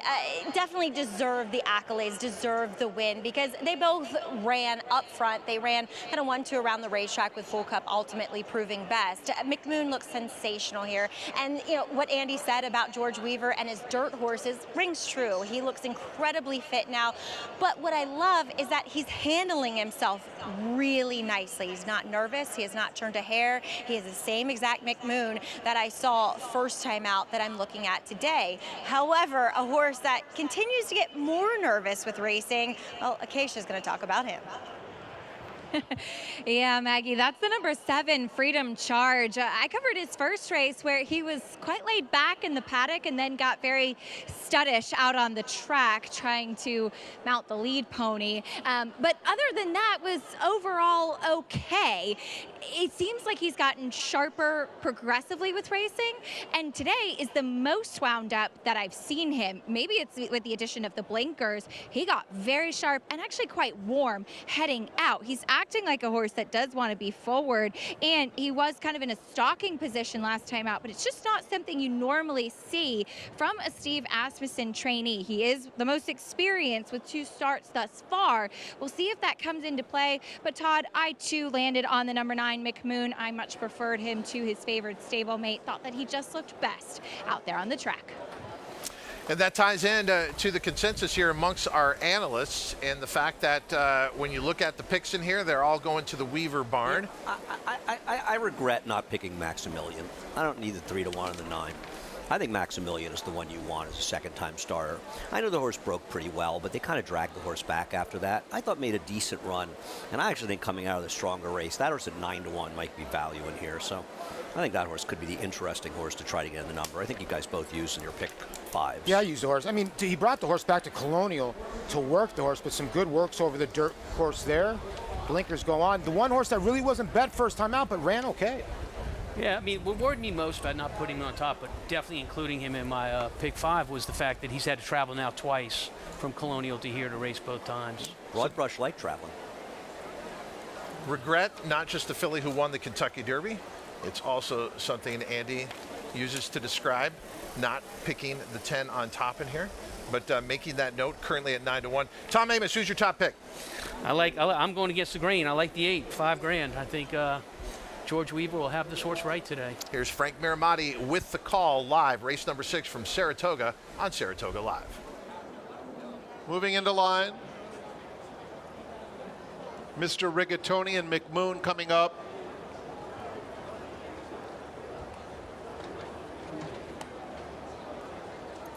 The last one to load is Hammer and Henry.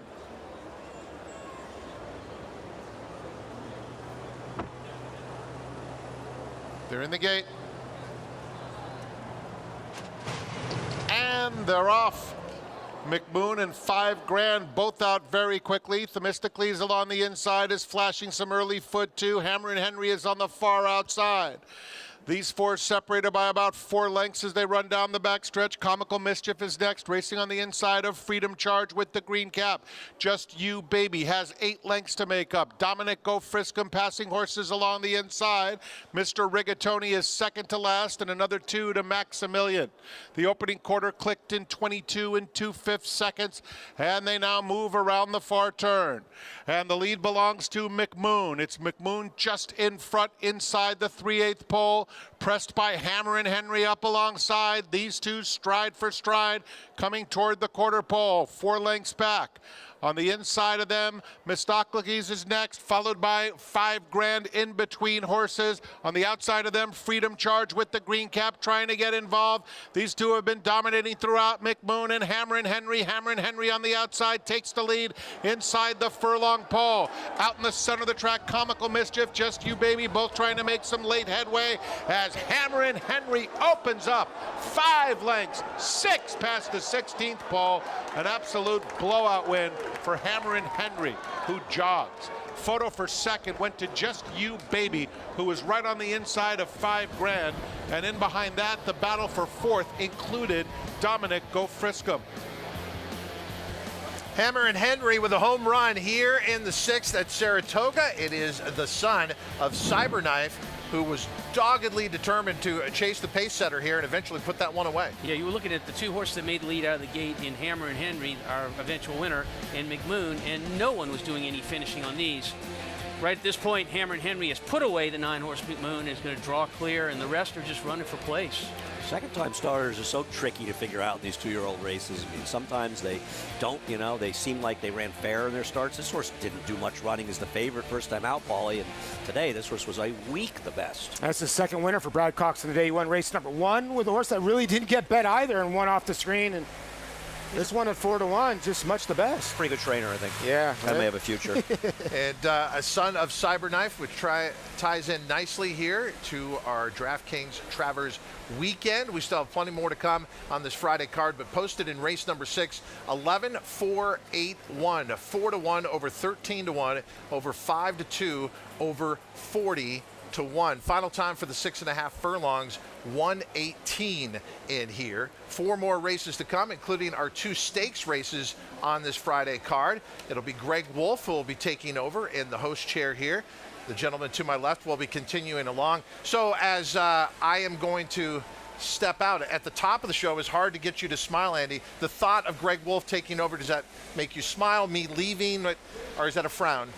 Greg, I love Greg. Greg What and I about spent me? 12 months working together. The smile's not because I'm leaving. You're on probation. Okay. I'll try to do better next time. These guys will continue to do great when we return. Speaking of great, Bookham Dano, even money favorite in a big race tomorrow on the undercard. That is the Forgo on DraftKings Travers Day. We'll discuss, or at least Greg Wolf will, with these guys when we return after this.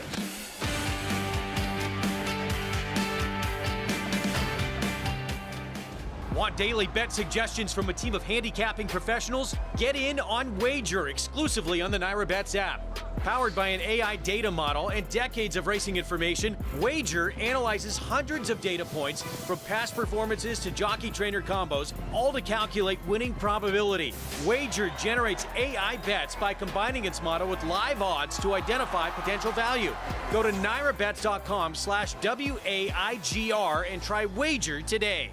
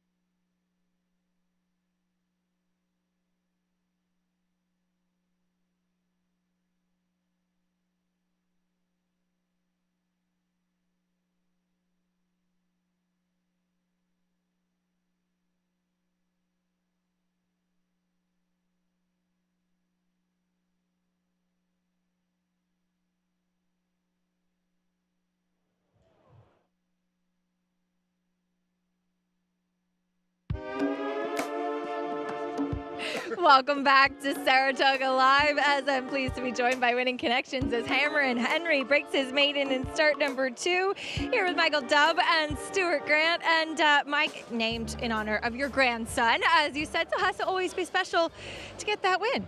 Well, you know, when you name him after a grandkid, then the parents take a little interest and the child takes a little interest. So I'm just trying to cultivate some interest here, grow the sport.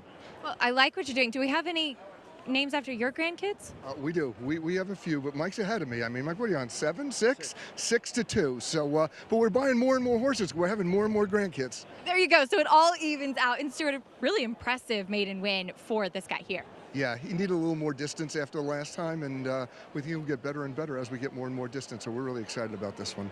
And you're not done yet, Mike. Of course, has Spirit of St. Louis coming up in the West Point, looking to get back to the winner's circle. Seems like he's been training with a lot of enthusiasm. He's been training with a lot of enthusiasm, really well. You know, we're waiting for the light bulb to go off so that maybe he remembers what he was a year and a half ago. He's still a very nice horse and a great New York bred, but racing is competitive in New York. This is Saratoga. Yes, it is. So always good to have a win here. Congratulations to you both. Thanks so much. Thanks so much. Stuart Grant and Michael Dubb with the victory as Hammer and Henry gets the win. And we welcome in Greg Wolf to the show. Acacia, thank you. Great to be here with this crew.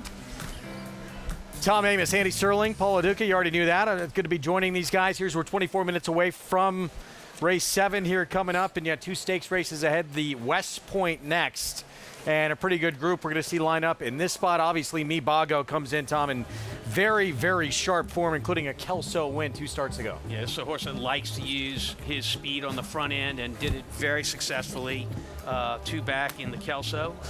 Graded winner.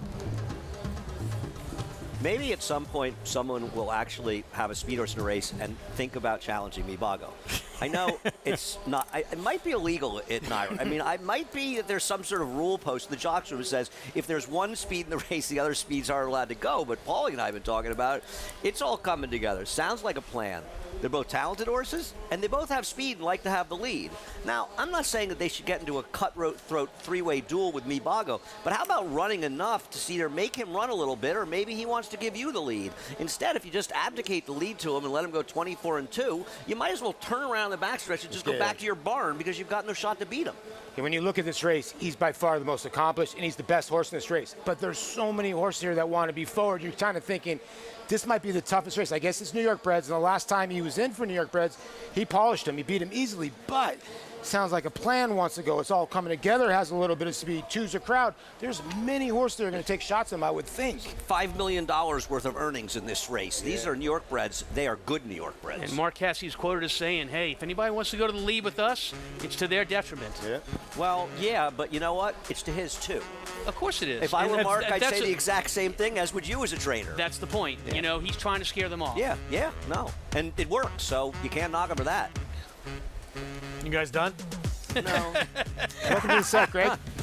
Forgo tomorrow, and the pride of New Jersey back. Bookham Dano looking to go back-to-back in the Forgo. This will be his final start before the Breeders' Cup Sprint, October 31st at Keeneland.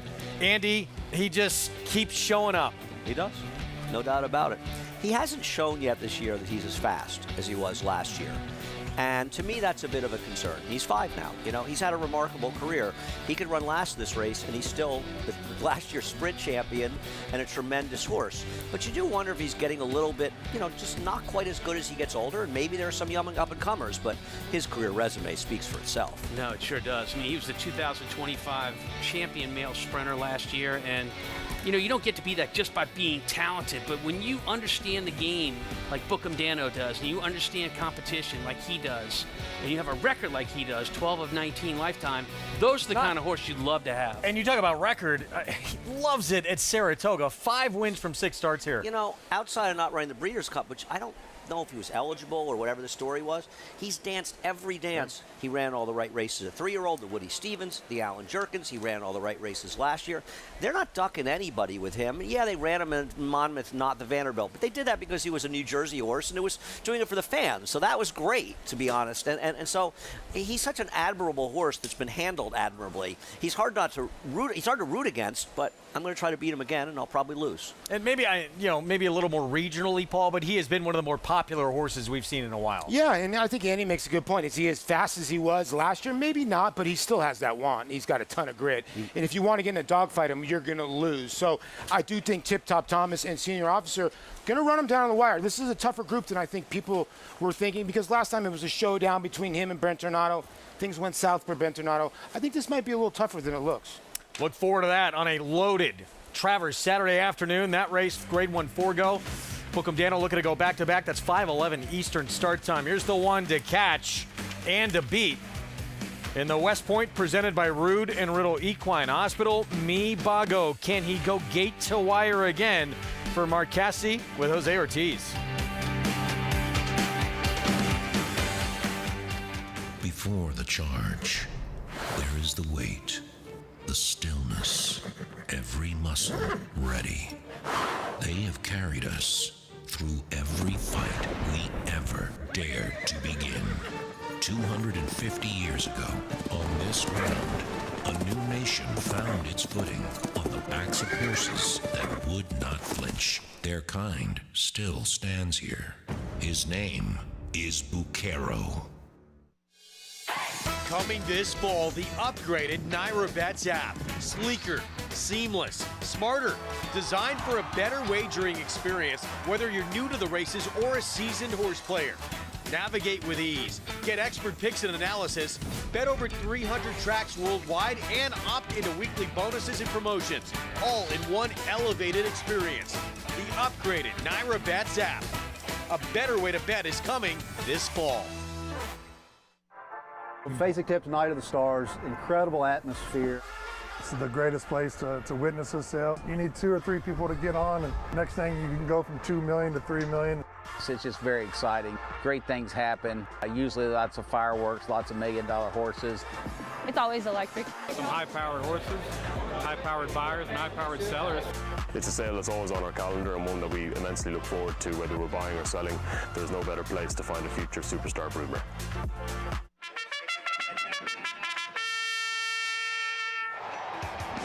Monmouth Park summer season rolls on with live racing action every Friday to Sunday. Monmouth's 2026 season proudly features a low player friendly 15% takeout on all daily doubles and pick threes. Play our new $3 late pick three and $5 late double. First race 2 p.m. Fridays, 12:50 p.m. weekends. Get in on the action at Monmouth Park Racetrack.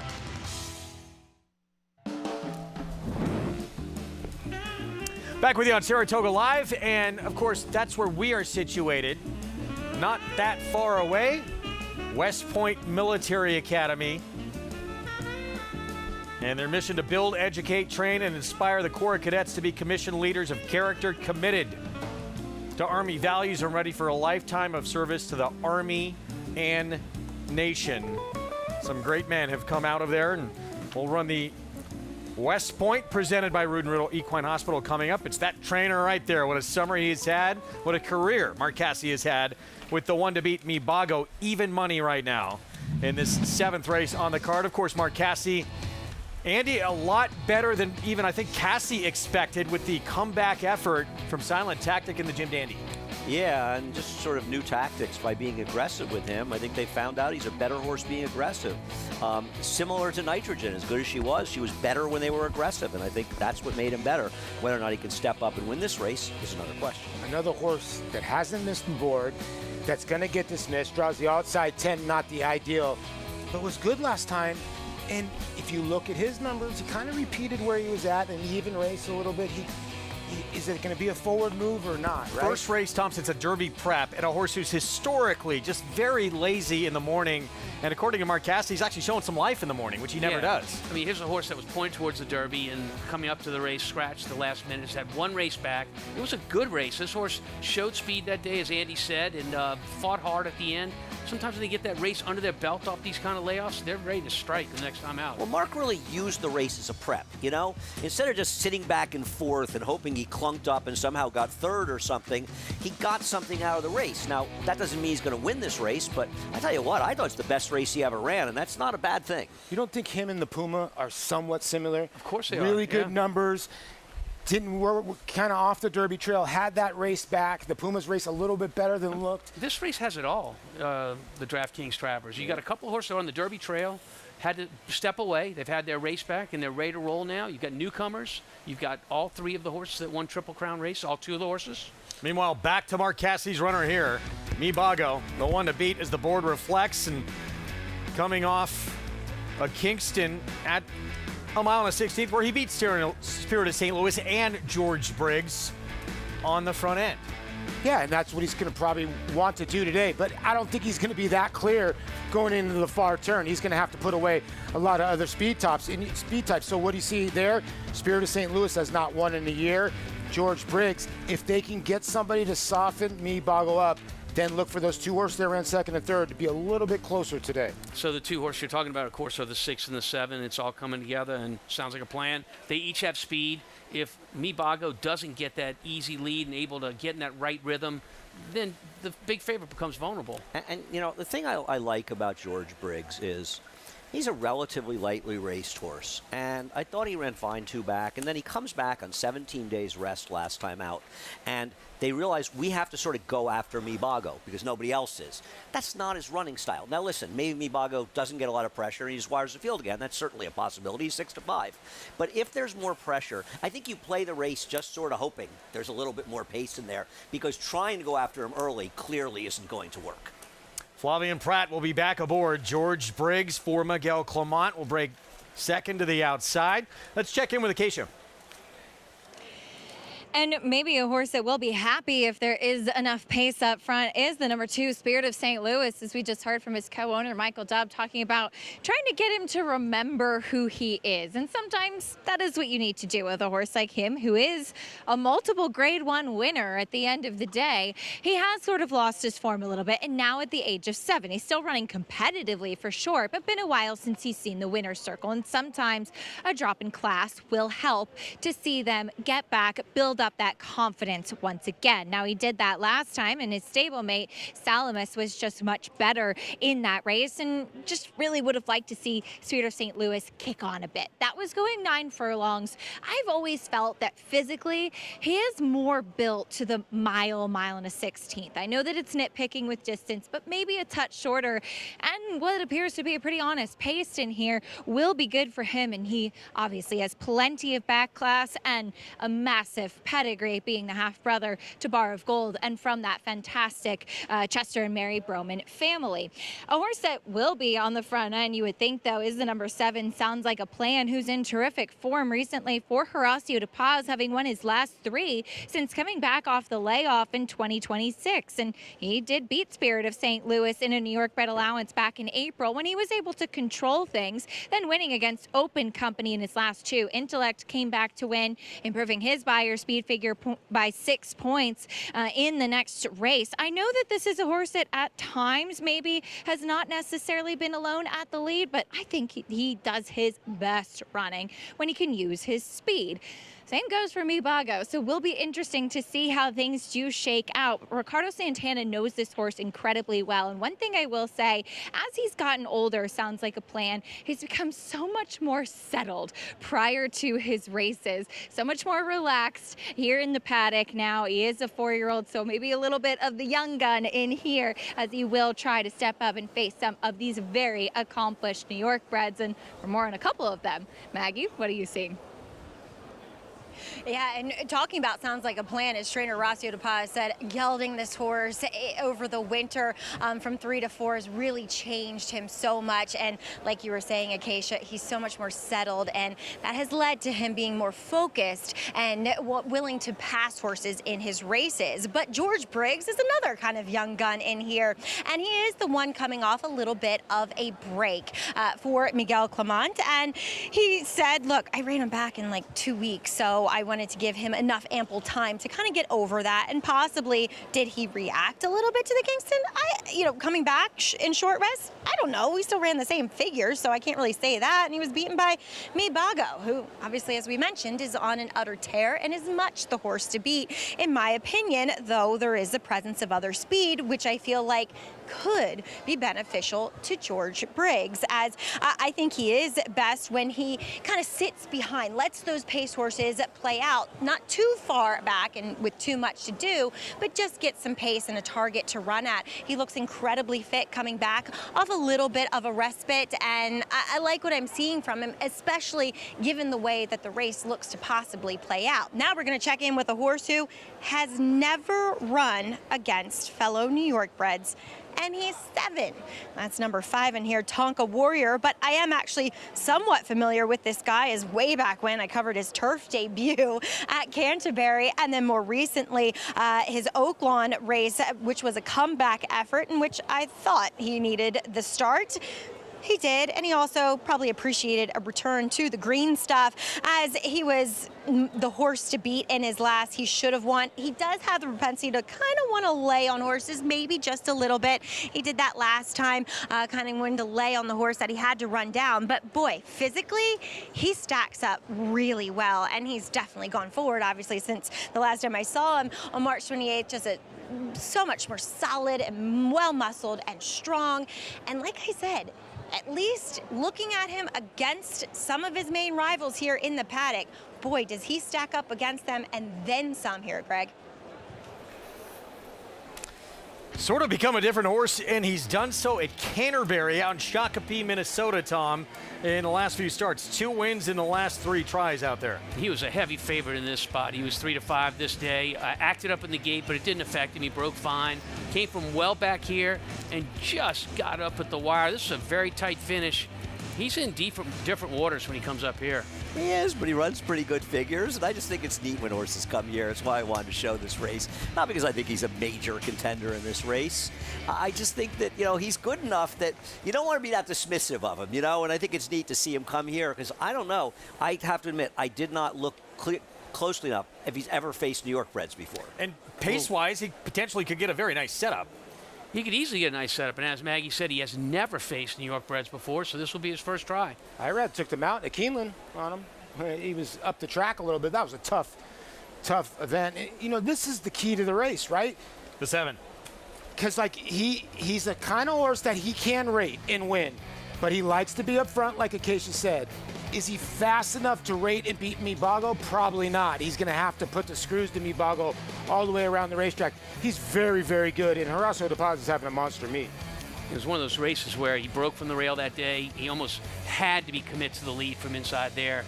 But as you say, he is tactical. He does not have to have the lead. Maybe right inside on the 6 has a little bit to say about the pace. Horse who was second to him in that race came back and improved his buyer figure 6 points with an easy win. And he's a horse been competitive in stake races, running second in last year's 4-star Dave. And I know we see this other speed. You see the 6, the 7, they like to be forward.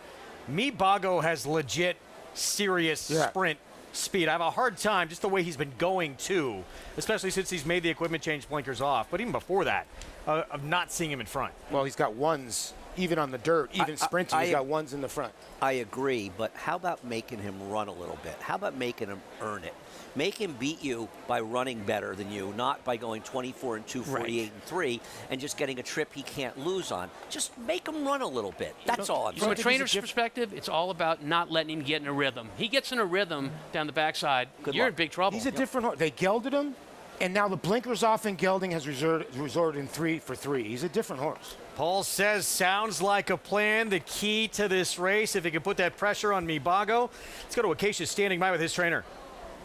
Yeah, Horacio De Paz joining me here. And Horacio, he's been really good form, sounds like a plan, but using his speed. How do you see it playing out with the presence of Mibago in here? Obviously, it's going to be a tactical race. I respect that horse. He's a very hardy horse.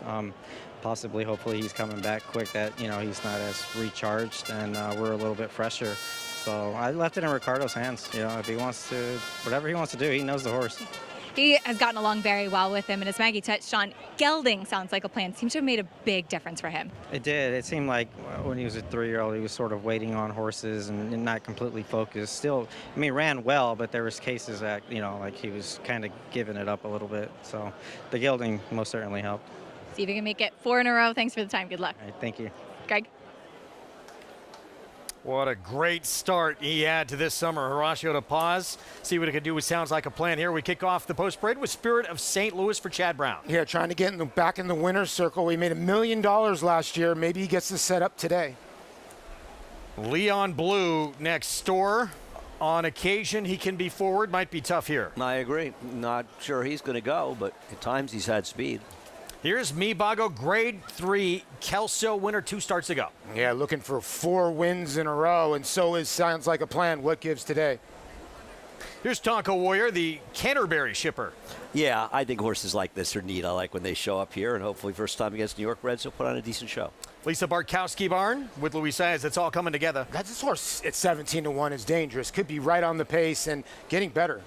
Here's the trainer you just heard from. Sounds like a plan for Horacio to pause. Yeah, he is an improving horse. It's not a great pace scenario for him, but he's good. Former Chad Brown horse now with Miguel Clement, George Briggs. Yeah, the 4-year-old. He's the youngster in this race, the lightly raced horse, 5-1. And Russian Realm outside Christopher Elliott rides. I got to tell you, I'm really looking forward to, after we're done with the post parade, Tom explaining to us why he likes this horse. Happy to do it. 31-1. All right, so we'll get to that in a moment. I don't think the public can wait. Let's go back to George Briggs, Andy. I just feel as though two factors. They came back in just 2.5 weeks last time. They took him out of his game to be close because they feared the lack of pace, which there was. And he's a young, improving horse. And as opposed to a horse like Spirit St. Louis, who's the most accomplished horse in this race, not even close, a multiple Grade 1 winner. But he's a horse that's probably seen better days, not that he's impossible. I think George Briggs may have his better days ahead of him. I'm hoping that's the case, and I'm willing to take 9-2 to find out. And there is the aforementioned Spirit of St. Louis. He's been one of my favorite horses, certainly on the circuit for quite a few years. But as Andy said, Paul, probably his best days behind him. Yeah, but when he gets into against state breds, he's been second twice behind me, Bago. It sounds like a plan. He's got to hope they cancel each other out today because he will be in the mix, especially with these horses. If he can save ground on the rail, stay intact with as much speed in here, should get the run of the race. He's Look, no longer despite intact. the fact that he made Yeah. $1 million last year, he's made less than $100,000 this year. How can you not like his last race under the pace scenario? He finished well on the end. If we get some pace up front, why can't he be a factor in this race? He can be, and I'm not saying he can't. He doesn't have that oomph anymore. He just doesn't have that something extra that made him one of the best turf horses in the country, frankly, this horse. We've all been there, we've all done it, and just we can own up to the mistake if we have. Did you have the wrong past performances when you picked the 9 here? Well, he doubled down on it, Greg. You weren't here for it, so that's why we'd like him to The explain. horse does have a good turf race where the horse had a little bit of trouble. Yeah. I kid. What do you like about Russian Realm? Look, quite frankly, it was supposed to be George Briggs, the 8-horse, and it was a mistake when I wrote it down. I looked at it again. I still had the mark next to him, so I thought it was the right figures, but it's not. So why didn't you tell the Because I didn't know that at the time. I looked at it and saw it was what it was. But you know what? I'm going to stick with it. You're going with the hot barn. I was kidding. Maybe you only need one in here, Tom. All right, so 35-1. But Paul, you saw something with a horse too, is right? Well, if you look at the one race on the turf, the mile and eighth race, it's actually a good number because the horse was wide most of the way. So if you go back to some of the turf numbers, it's not bad. And the horse has been working really well in the morning, just not a lot of pace. But, Christopher Elliott almost caused an upset in the last race with a 55-1 shot yesterday. Stranger things have happened. So 3 minutes to post. Mibago, an even money favorite, obviously just in terrific form right now. Handled Spirit of St. Louis, George Briggs pretty easily in the Kingston. And is there any concern, I guess with more speed showing up too, it could be, but with the distance of a mile and a 16th or no? For our big favorite, Yeah. Mibago? I don't think so. I mean, I think it's all a question of whether he gets in a rhythm or not out of the gate, whether he clears the other horses in a comfortable position and makes everybody play his game, get in a position where they can attack him, which maybe takes them out of their normal style. With more on Russian Realm, 36-1 on the board right now. Let's go back to Maggie.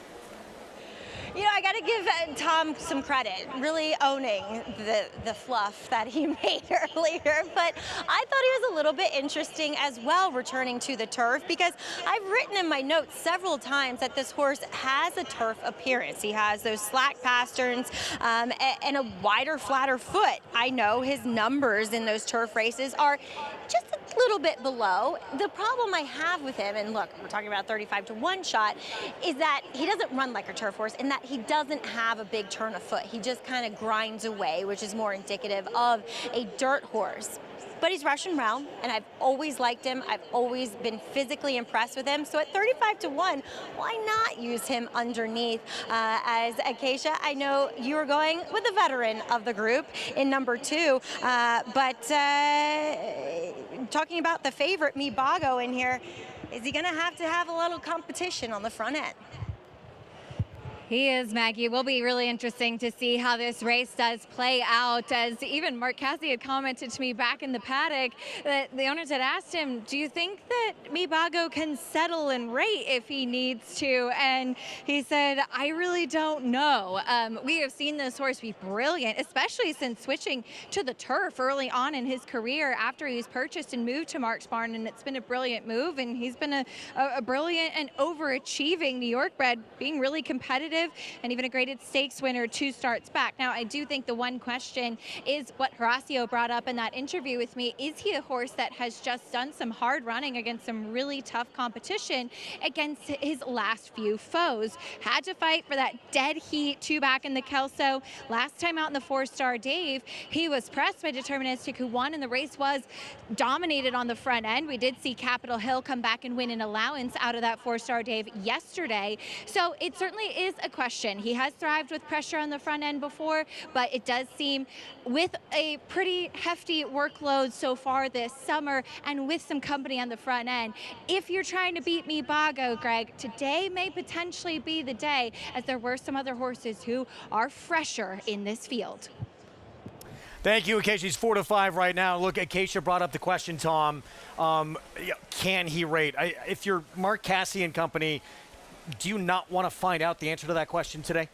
I don't think so. I mean, Mark Cassidy publicly said, early in the week in the Daily Racing Forum, hey, if anybody wants to challenge us for the lead early, it's to their demise. So he's basically throwing the gauntlet out there saying, we're going to the lead. There better be some major intention in this race. I believe so. So, Ricardo, the 6 that's all coming together does have some early pace, and that horse improved a lot last time out. And tried to sting Mibago as best as he could, and you're getting 23-1 today. That's a ridiculous price. So odds on Mibago, and Andy, obviously you just look at class and who he's competed against, who he's beat. He's already beat this group before. But do you think ultimately if he does get beat, it is because of the other pace in the race? Yeah, I have not seen him be in a race up here where he's really been made to run fast in there.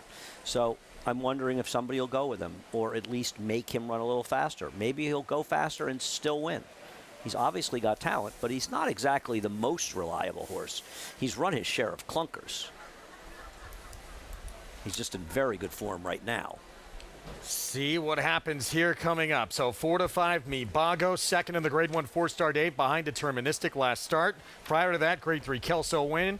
Start before that, dominated the Kingston against New York Breds at this distance, where he beat Spirit of St. Louis and George Briggs, the 2 co-second choices in this race. Can he do it again and continue this sensational summer here at Saratoga? It is the West Point, presented by Rood and Riddle Equine Hospital. Mibago, the big favorite.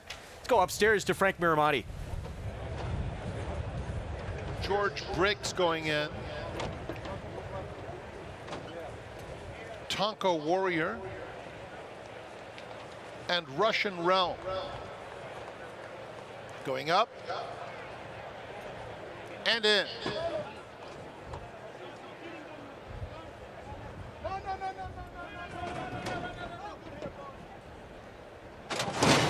And they're off in the West Point, presented by Rood and Riddle Equine Hospital. No surprise to see Mibago sprinting out for the early lead, but it's all coming together. Is also prominent and trying to press the favorite early on. In behind them, Sounds Like a Plan settles nicely 4 lengths off the pace in third. Another 4 to Leon Blue. And Spirit of St. Louis, the old pro, is 8 lengths off the lead. 3/4 of a length in front of George Briggs and Tonka Warrior. The distant trailer is Russian Realm. The opening quarter, 24 seconds flat. Mibago leads the way. 3/4 of a length. It's all coming together in second. Another 3, Sounds Like a Plan, inching forward from third. 4 lengths clear of Leon Blue, Spirit of St. Louis. George Briggs reserved at this stage, 10 lengths off them. It's another 4 back to Tonka Warrior and Russian Realm. 46 and 4. Mibago, it's all coming together. Ricardo Santana Jr. and Sounds Like a Plan, 4 lengths back in third. And now Spirit of St. Louis is starting to unleash his run. He is fifth along the inside, taking fourth, 5 lengths off the lead. 5 back to George Briggs and Tonka Warrior. 110 flat for Mibago, who has not had a breather. He has been hounded the entire way. And here Sounds Like a Plan in the center. Spirit of St. Louis and George Briggs both coming smartly. Spirit of St. Louis on the outside of Sounds Like a Plan, head and head. Behind them, George Briggs, Tonka Warrior. Spirit of St. Louis has won the West Point. Photo for second between a game Sounds Like a Plan and George Briggs. Tonka Warrior was fourth. Spirit of St. Louis, 1.9 million in earnings coming into this race. He's had some huge moments. One point, he was maybe the best turf horse in the country. Manny Franco, Chad Brown, Matacat Stables, and Michael Dubb. He got his pace today. They went fast in the front end, and we talked about whether or not the big favorite Mibago would be able to get in a rhythm, but he was dogged around there the whole way. It's set up for a close, and Spirit of St. Louis showed his class. Well, they made Mibago do a little running today, and guess what? He got nothing. Yeah, he got pressured. 110 flat is smoking, and the 2 just swallowed him up. 133 for the mile, very close for second, but the 7 hung around there. Sounds Like a Plan, sat the trip, and 278 Tonka Warrior, the horse coming in from Shakopee, Minnesota, runs a good fourth. Yeah, 2.785, 140 flat for that mile and a 16 distance. Spirit of St. Louis reaching back and finding one of his better efforts here, getting a little setup up front, Tom. He got a good setup up front. When he swung him outside, you knew he was going to make a run, turn it for home, and you can see him finishing right there to get up by maybe a half a length. 31st win of the mate trainer Chad Brown is leading the way, and Manny Franco, 2 today, 56 wins this Saratoga summer season, Paulie. This horse was odds on 3 back against Sounds Like a Plan, under 2-1, about 9-5 against Mibago. They faced each other, kind of canceled each other out, although the 6 did a lot of that work. It's all coming together, but Spirit of St. Louis back in the winner's circle. It's just interesting how much more interesting racing is when horses aren't just allowed to win races, where people actually decide to make the racing more competitive. And in this situation, you saw a much more true result than a horse able to just walk on the front end at 4-5. I credit Connections the 6 for at least trying to make it a fairer race. Well, Mark Cassidy was right. Challenge him in your own demise, and it was the demise of both horses. 2.785 finish. Spirit of St. Louis, 10th career win on the lawn. Meanwhile, Todd Pletcher, he had a 5-win day, Jim Dandy day, including his ninth Jim Dandy. Renegade was one of those wins. They'll try and collect a 4th Travers with a Dandy winner. Stay with us.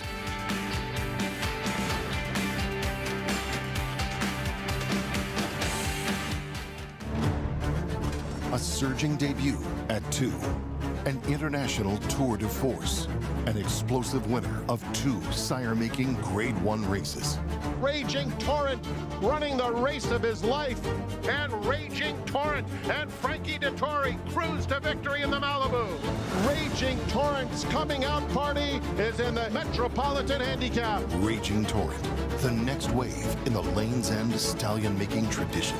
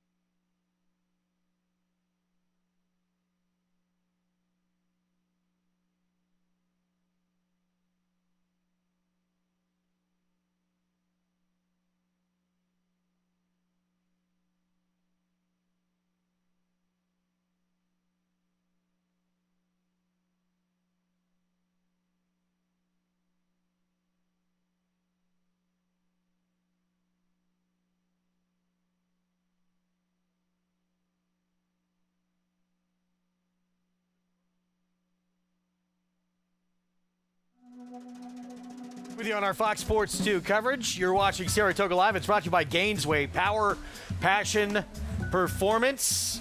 It's Spirit of St. Louis in the West Point here. Closing in on $2 million, well, over $2 million in earnings now with this victory. Yeah, he got a great setup here. They went to the lead. They went quick on the front end, which is what Spirit of St. Louis wants to do. He showed a good finish last time, but he didn't get a great pace setup. He got it today. You can watch him here. He's going to angle out. He's the 2-horse along the rail. He's going to angle out. He's going to make a good run at these pace leaders that are going to get tired.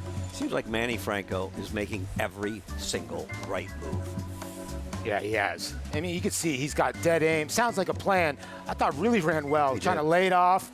Just couldn't finish in there. And George Briggs, you know, he kind of just got interested too late in the race. Started jumping off to his wrong leads there, but he finished nice. Is that the horse from Canterbury? Ran a credible fourth there, by the way. A little love for that horse. Yeah. Tonka Warrior, he didn't embarrass himself. Spirit of Louis ends an 0-for-7 streak, back to getting his picture taken. Let's go to Maggie. Spirit of St. Louis batting .500, his 12th win in 24 starts. Chad, he is the ageless wonder, I'm sure, in your barn. He really is, and I'm really not only proud of him at his age to find his form again and run a great race today, and his form will show. Saratoga's just not his favorite turf courses for whatever reason. He's run really well, good fast numbers everywhere but Saratoga, so it's my one concern, but you know, New York bred race here, there's nowhere else really to run, and he drew a good post. He fell into the one hole with a scratch, and I just asked Manny to say, hey, save as much ground as you can. It's not his favorite course, but if he saves all that ground and gets a dream trip, he might be able to overcome the fact it's just not his favorite course, and he sure did. You had to be excited, too, given the fact that when they drew, there was a lot of speed in here. Yeah, that's the other thing with him, you so accurately pointed out, is he doesn't like to be pulling on the rider up close on soft paces. He's just not as effective, but again, good inside post, brilliant ride by Manny, and a good pace setup up front. Chad, well represented in all the stakes tomorrow for DraftKings Travers Day, but I want to talk about, I'm sure, a filly that's very special to you, to Seth Klarman as well, and that's Ways and Means. I know missed the ballerina last year. Talk about getting her back to the races this year in the best form that she's been in into this ballerina. Yeah, you're right. I mean, being a homebred, you know, we trained and owned both the sire and the dam of the horse, and she started out her career right here at Saratoga so brilliantly, and she was a talked about buzz horse since age 2, and to have her at age 5 here on the eve of the ballerina in good position to maybe have another win at Saratoga, a track she just loves, and very important horse to us, and it'd mean a lot if we were able to win tomorrow. Well, best of luck with her and the rest of your runners, but well done here with Spirit of St. Louis. Thank you. A remarkable New York bred Greg, 12 for 24 lifetime and earnings well over $1 million. Certainly pays to have a New York bred, especially when they're Spirit of St. Louis. Yeah, as we mentioned, over that $2 million mark. Spirit of St. Louis talking about, over the $2 million mark as we move to the Weah at 1 mile and 3/8 on the lawn.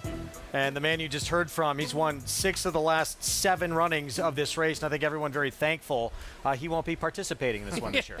Yeah, he's dominated a lot of turf races here, and this is just one of them. Yeah, it's funny, you know. It seems like the Euros almost stopped coming here when Chad Brown was dominating these races. Now they've noticed he hasn't had as many entrants in some of them, and they're coming a little bit more. Seems like a wide open race. I think actually Tom and I may agree on this race for a change. Be the first time he agreed today. Todd Pletcher is going to send out Whitehorn off a maiden special weight victory into Grade 3 company. He had a pretty big day back on Jim Dandy Day. 5 victories, something he had done in the past back in 2004. And this is who he has lined up on Saturday. A lot of chances, none bigger, though, than his Jim Dandy winner and Kentucky Derby runner-up, Renegade, Paulie. Yeah, he was really good, obviously, in the Jim Dandy. He's got a new rider, from Irad Ortiz to Tyler Gaffleone, and he's never missed the board and been training well. I know you like this horse, Tom, a little bit tomorrow. He was good. He'll get the setup again tomorrow. So look, he has the same running style as Golden Tempo. They're probably going to be the top 2 choices in this race. And Golden Tempo's outfinished him every time. The question is, it's middle of the 3-year-old year. They call it the Midsummer Derby for a reason. Has Renegade gotten better since his Kentucky Derby? You should rev up our communications director, Pat McKenna, about calling it the Midsummer Derby. I think The fall starts in 3 weeks.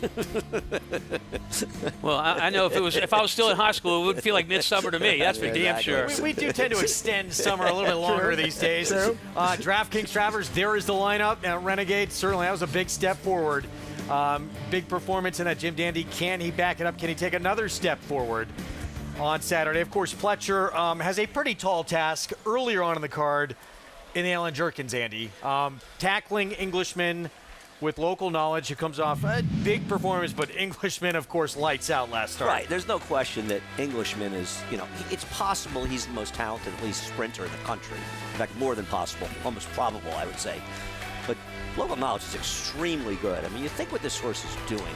He came off, it was just his third career start, second off a long layoff. He was between horses the whole way.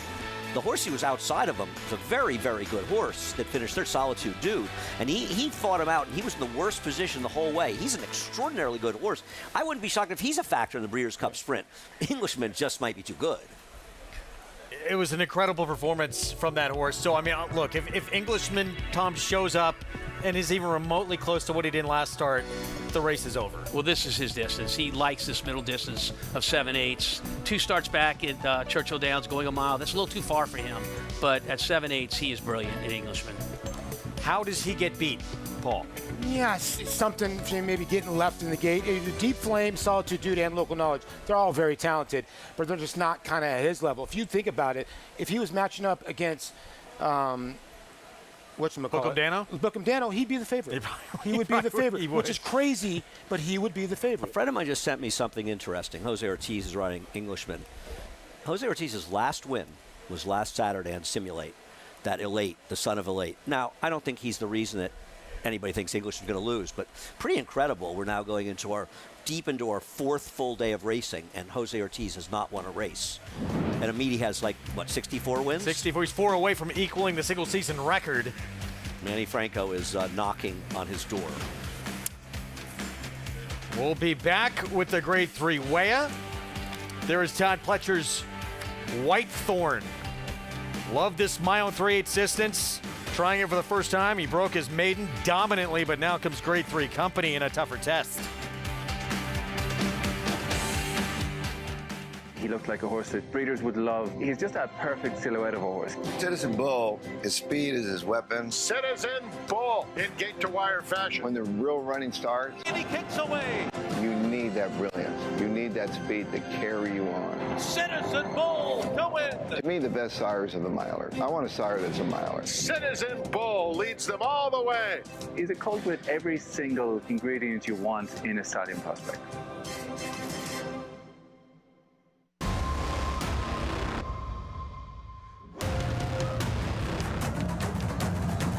Passion, performance, and the pursuit of excellence.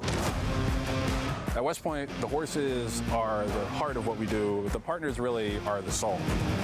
The bar that they set is different than everybody else. This starts and ends with the care of the horses. This is a real immersive experience.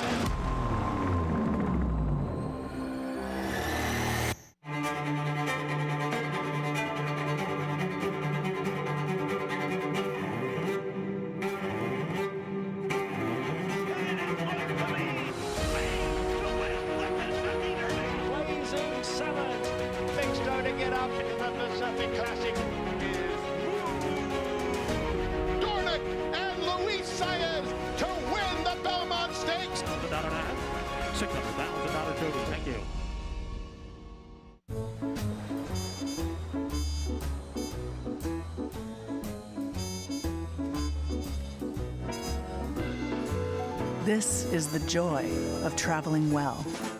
Oceana Cruises. Saturday on Saratoga Live, DraftKings Travers Day begins early. Join the team for winning coverage of multiple stakes races from the Spa. Play the undercard of great racing before the DraftKings Travers. Saratoga Live begins early, Saturday, 11 Eastern on FS2. Back with you on Saratoga Live, and our Fox Sports 2 coverage is brought to you by Hill and Dale at Alapa. About 16 minutes away from the Grade 3 Weah coming up on this gorgeous Friday afternoon in Weah. 1979 champion older female, one of the stars of the late 70s. Privately purchased for just over $1 million from her breeder following her 4-year-old campaign. And Andy developed into one of the sport's premier weight-carrying females under the care of David Whiteley. I was sitting right about here in the grandstand with my grandma Sophie for this race, and this was one time that we'd been on the same horse. Now, I loved Weah. She was racing for Daniel Wildenstein. This is before Peter Brandt bought her. She loved Angel.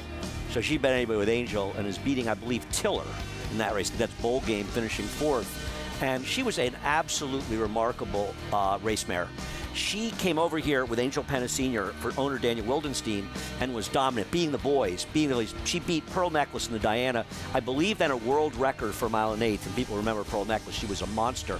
And then Peter Brandt bought her. She won dirt grade ones, turf grade ones, as you say, carrying weight. She was as good as it gets. Won the Santa Barbara handicap at 1 1/4, carrying 131 pounds on a yielding turf course. Wow. Won the top flight, carrying 128 pounds after trailing by 17 lengths early in the race. Incredible.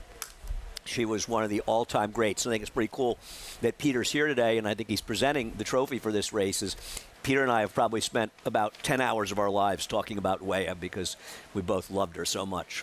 Well, here's Silvology. Shug McGahee, Javier Castellano will ride. It has proven she loves this 1 3/8 distance. 2 wins from 3 tries. Let's go to Maggie. Yeah, in fact, Greg, at 1 3/8 or more in 5 starts, 3 wins, and 2 on the board finishes. So it really is a specialty, and a specialty for Silvology, whom, when she came back off of that extended layoff of 13 months in June, I literally wrote in my notes, pretty chunky. So obviously Shug was using that 1/16 race to get her fit. It's incredibly hard to get a horse fit off of that kind of layoff. And I thought she benefited from a pretty good ride last time out, but you can also see why she's good at these distances, because she settles, she rates, and then when she's produced to make her run, she really still, after a 1 1/8 or a 1 1/4, has more to give you. She has another turn of foot, and she kind of represents that here in the paddock. She's incredibly laid back, but now that she's 3rd off the bench here for this Weah, she just looks incredibly fit. I mean, a night and day difference from when I saw her back on June 12th to today. Was complimented when Vronti came back to win, albeit in overnight stakes at Del Mar. Jumping to the inside with number 1, Evershed.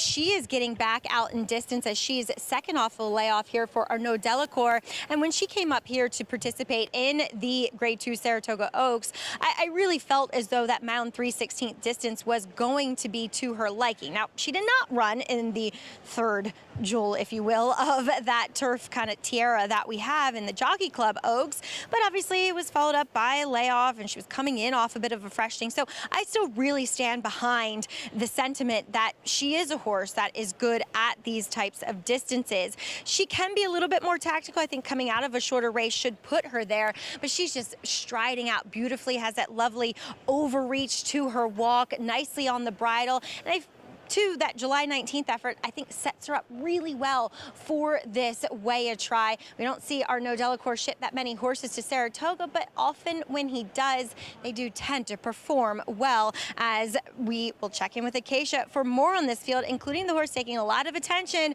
AC, that looks to be the Lone Speed.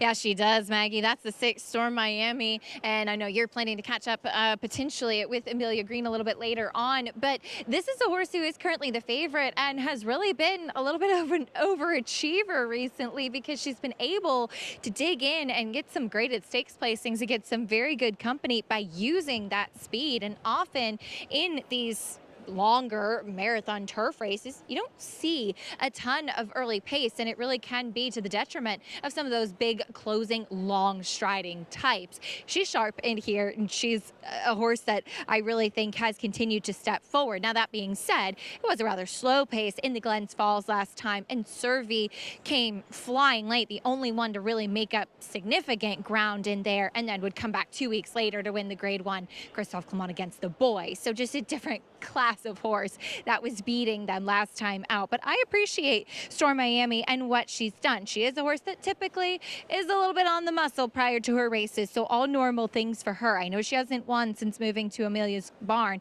but I really think that she's flourished running in exclusively stakes company and when stretching out in distance, able to stretch that speed. A horse that's a new face that's a little bit intriguing is the 9 Unmerited Favor. On her pace figures, she's a horse that does have to take a big step forward given the company that she's going to face in here today. But she did win going 1 3/8 2 starts back for Kenny McPeak. And last time out, I thought watching that race in the Anchorage at Churchill, she made the first move. It was, I think, a race where in hindsight, she really moved far too early in the running of that race and ended up getting run down late. So she's one that I think is best when she can kind of be mid-pack and make that late kick. She's the daughter of Summerfront, who I know is not necessarily the sexiest of sires, but very good influence for horses going long. And she looks it too. She's incredibly fit, long and leggy type of horse, and like I said, a new face that does have to step forward, but maybe a horse that with a little bit of a better trip might make some noise late, Greg.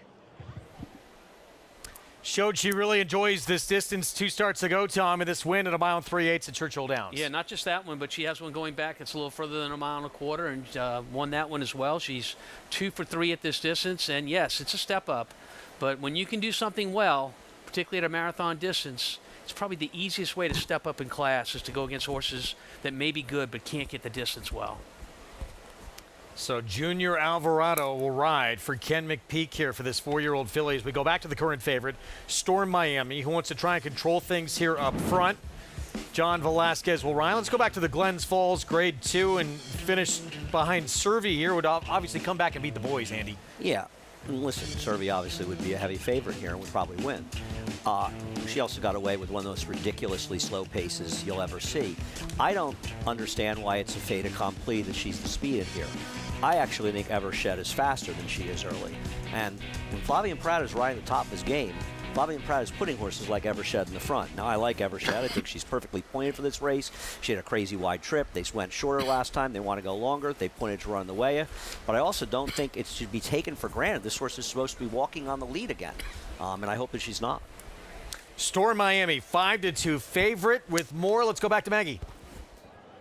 And I'm here with 2/3 of EGL1 racing, and of course, Eric and Larry Bensusan. And Eric, I read an article where you said that you're more interested in creating a champion rather than racing one.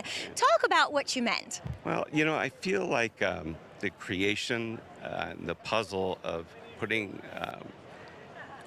a stallion with the right broodmare and have that baby come out and let someone else race it. But if we create the horse and the champion, that to me is a bigger deal even than racing. I mean, I love racing. We're about to go do it.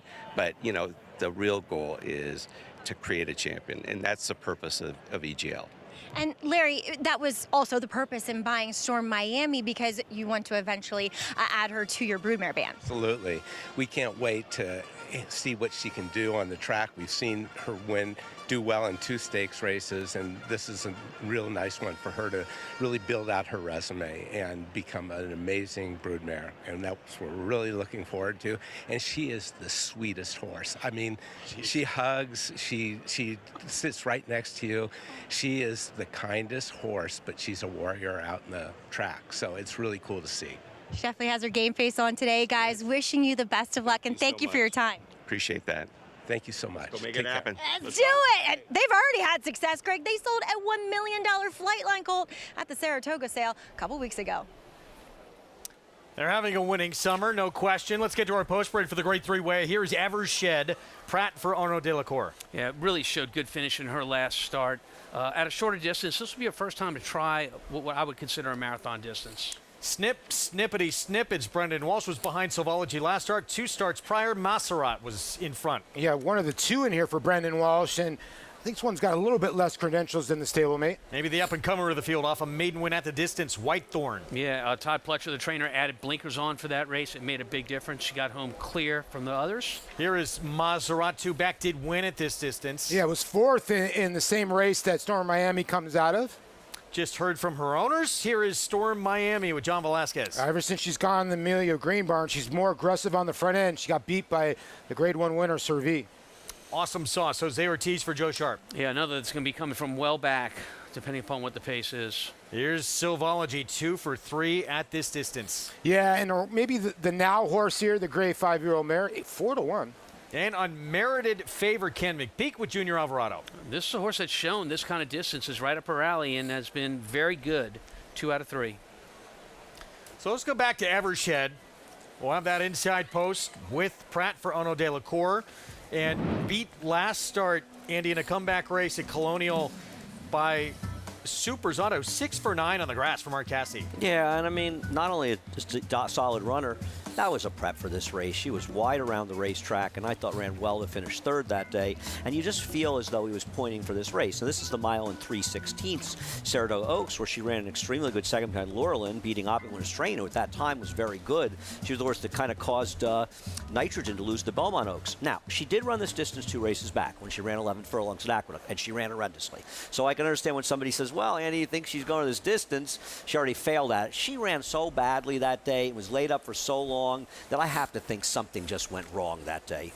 Meanwhile, Silvology, we know she loves this distance. We talked about it, the win last start, Tom.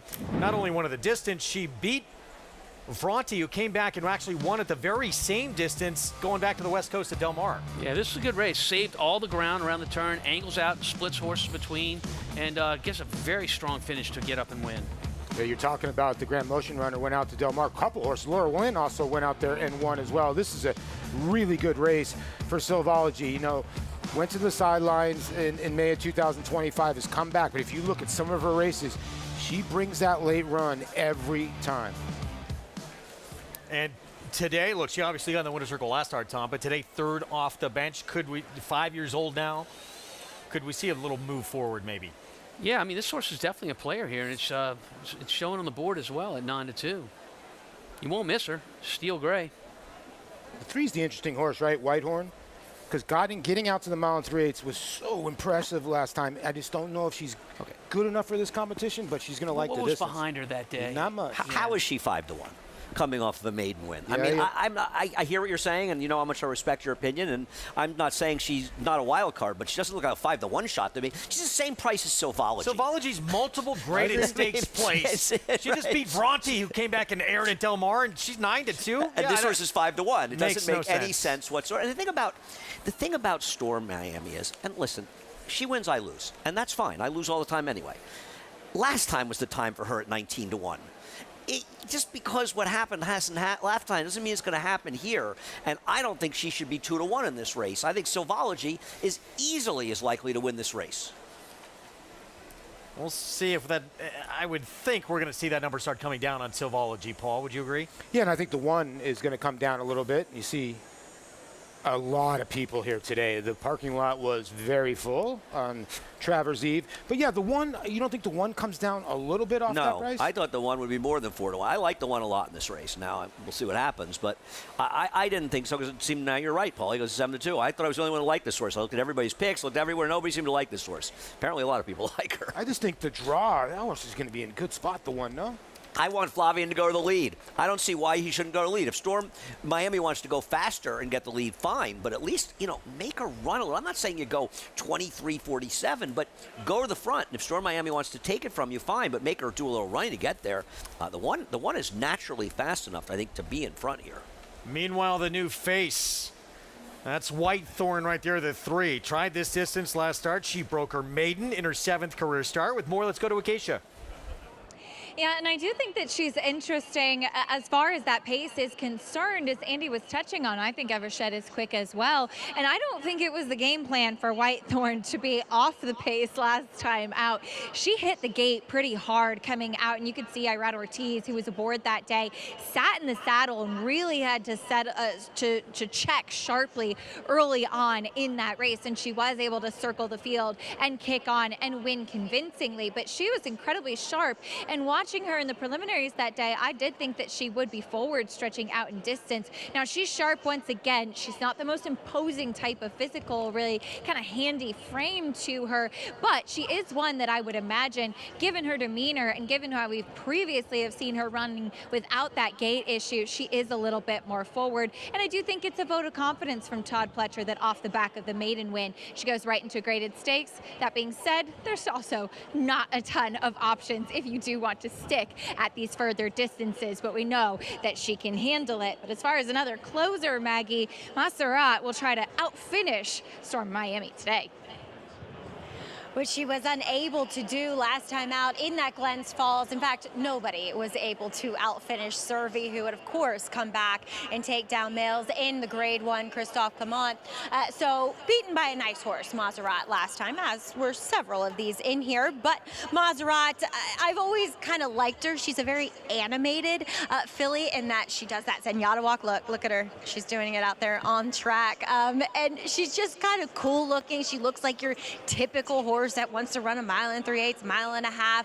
I still don't know, the jury's still out, I should say, of how good she actually is, but I do like the way she's been training up to this effort. Watching her last breeze on the Oklahoma turf course, of course, being nominated to a stake, she was inside of the dog, so that always equals a faster time. So the 47 flat, she was on the outside of a stakes winning 3-year-old colt by the name Immortalized, and I really love the way that she was going throughout. I mean, neither of them were really asked. They were well on the bridle, well within themselves, and finished up quite nicely and on the gallop out. So maybe there's a little bit of upside to Montserrat. We'll see what kind of trip she's able to pull here, but at least posted decently in the 4-hole. Greg? Maggie, thank you. Acacia as well. Post time coming up. Grade 3 weigh 1 3/8.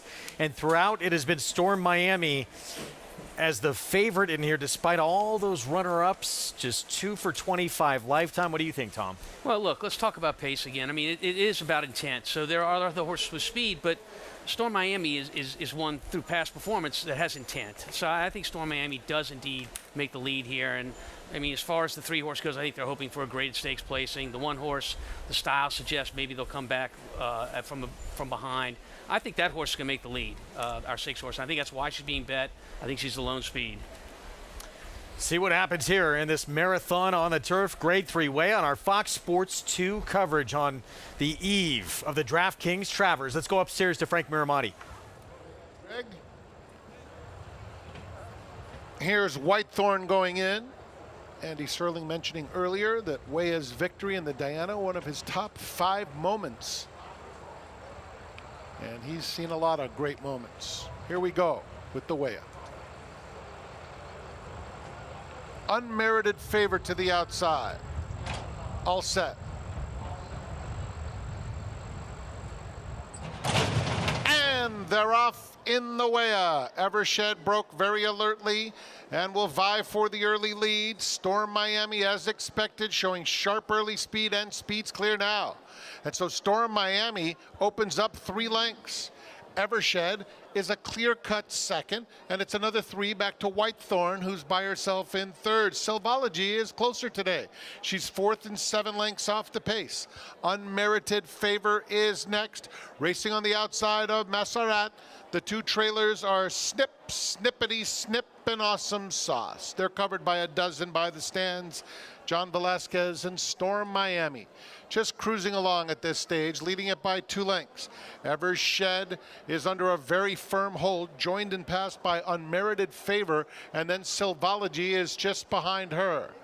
Then Whitethorn, right on the hedge, 2 lengths clear of Snip, Snippety, Snip, the 2 trailers, Montserrat and Awesome Sauce. They went the opening half in 50 3/5 seconds. And the favorite, Storm Miami, continues to lead unopposed on the front end. It's a 2.5 length edge. Evershed, Unmerited Favor, right together, 2nd and 3rd. And Silvology is only 3.5 or 4 off the leader. Then comes Whitethorn, Snip, Snippety, Snip, 2 lengths clear of Montserrat and Awesome Sauce. Storm Miami breezing along. Leads it by 2.5 lengths. Unmerited Favor and Evershed have been 2nd and 3rd the whole way. Silvology remains in 4th. 4 lengths off them.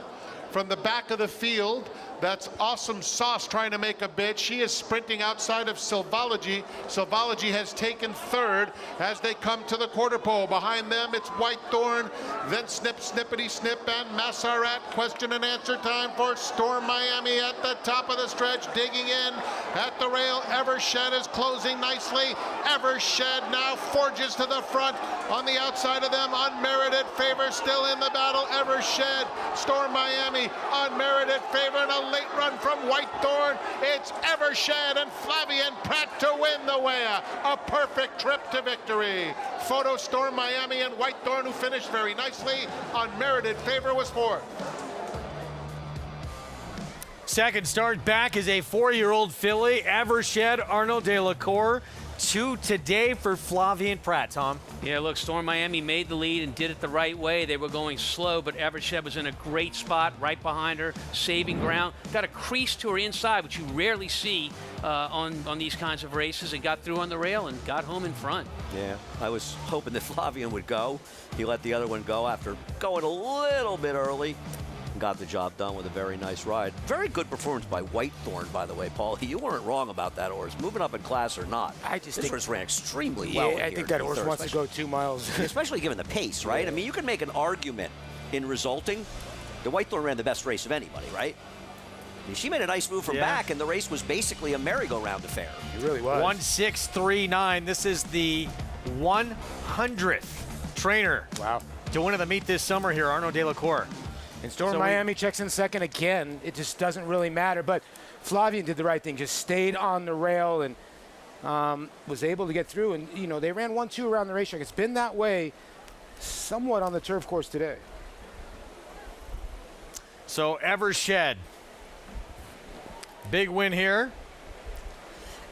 First graded stakes win of her career as you look at Arnaud de la Cour. It just feels like de la Cour really played this perfectly, right? It feels like this is the race that he circled on his calendar, right? He got the mile and a 16th prep down. He got the right kind of race, you know, a wide trip, ran well to be 3rd, and pointed to it. And listen, also got a great trip and drew well getting the rail. You kind of wonder if she hadn't drawn the rail, would she necessarily even have won this race? But, you know, you like it when you see a trainer who has a plan and it actually works, because most of the time, as Tom can tell you, you have a plan and it doesn't work. Yeah, no, that's exactly right. You leave it in the rider's hands when that happens. You know, we talked about the pace in this race. Basically, he left it in Pratt's hands, and it ended up being a good call on Pratt to save ground, stay back there, split horse. Well, you didn't have to split horse, split between the rail and a horse that was drifting off the rail and the lead horse, and got home in front. You know, Junior was kind of the only one that was suspecting the pace was so slow. He made a move with the 9 unmerited Favor, just didn't have enough left late. But he gave the 9 a good ride. At least he got the horse into the game, you know? If he sat back, he wasn't winning. You watch the A-team, you know this saying. I love it when a plan comes together. And it does here. Watch the A-team?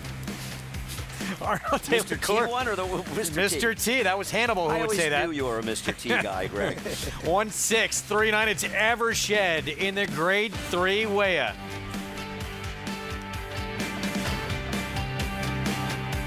Friday, September 18th, racing returns to the new Belmont Park with the Jockey Club Gold Cup.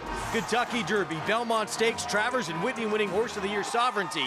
Sovereignty has taken control of the Whitney. Faces Breeders' Cup Classic and 2-time Saudi Cup winning superstar Forever Young. Forever Young, forever in equine history. The Jockey Club Gold Cup, a win and urine challenge for the Breeders' Cup Classic. Coming to Belmont Park, Friday, September 18th, 3 Eastern on Fox.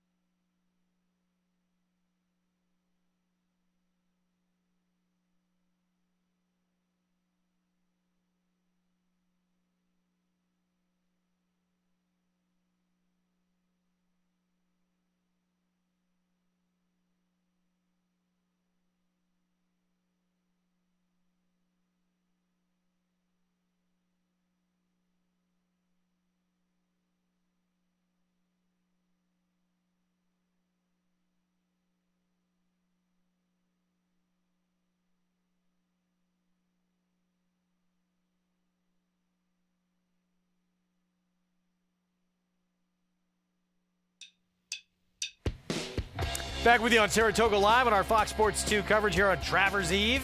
It's brought to you in part by Mohegan Sun. All in for Mohegan. How about Evershed in the great three-way at 2 today for that man, Flavien Prat, our winner circle lead-in. Brought to you by the Fasig Tipton November sale, the world's premier breeding stock event. Nominate your star today. First graded stakes win for this 4-year-old filly, Tom. Yeah, no, ran really, really well. Positioned well against the pace here, which was not quick, and was able to kick home and get that grade 3 win. Let's go to Acacia. Hold on.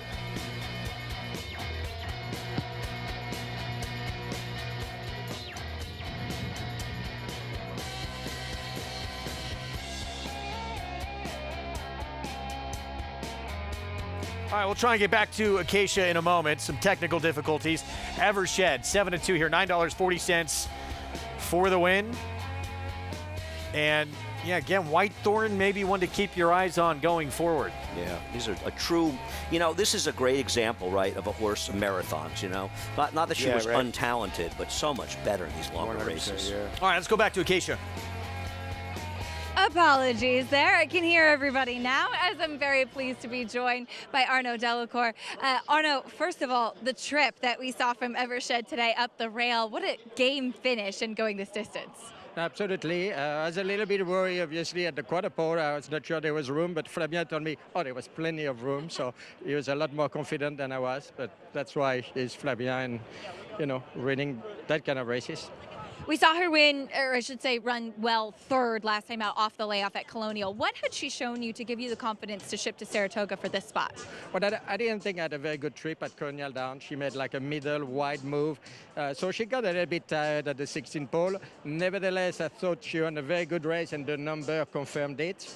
And I thought that she obviously moved forward physically and fitness-wise with that race. So I was like, okay, well, it's probably the right time to try, It certainly was, as she picked up a graded stakes win here, the first of her career. Has to be rewarding to see her break through against this company. Yes, absolutely. Absolutely. I mean, she's obviously have a great page, great the deep pedigree, European pedigree. So, couldn't be happier. It took us a while to bring her back to that level. She went off form last year, and I didn't really know if she's going to make it back. We gave her plenty of time, and she came back at her best and even better. So, well, big congratulations. Great to see you, and especially to see you in the winner's circle. Thank you. Greg? Good for Arnaud Delacour, terrific trainer. And Evershed coming along nicely here in her 4-year-old campaign. Yeah, get that graded stakes win. You guys talked a lot about the 3 Whitehorn coming out of the maiden race, and now grade 3 place. That's a $500,000, not this time, filly. This grade 3 placing makes her worth a couple of $100,000 off the racetrack. It's important. It's so weird how turf racing for fillies and mares, turf racing, and you're right, Tom, increases their value with these performances. Yet for males, turf graded stakes means nothing. Nobody wants to give them stud deals. They don't want to stand turf horses, and yet we run nothing but lucrative turf races in this country. I do not get it. Race 9, 6 furlongs on the main track here. Starter optional claiming field. Favorite, City Blocks, Linda Rice. Question marks certainly with Bam's Bliss Kiss. He looks familiar. Oh yeah, he won a World Series, former All-Star, and had a Belmont Stakes winner. He hops in the cart with JK. Jason Worth. When we come back, stay with us.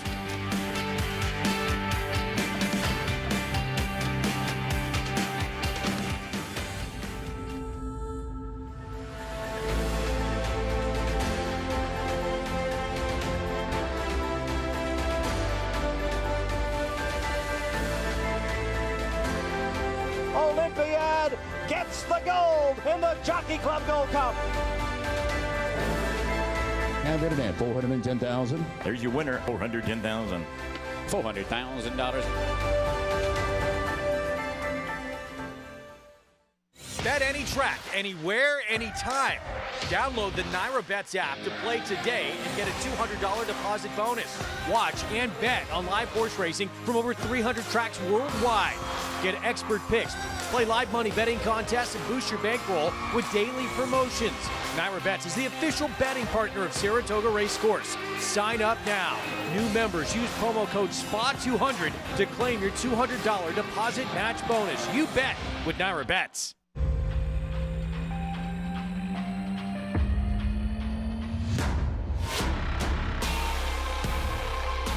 Mindframe, this height was real height, running up this floor here. Mindframe looking around for competition. Mindframe comes back a winner. Here comes Mindframe and Niso's wild finish. Sierra Leone's hanging tough, but it's Mindframe's Buster.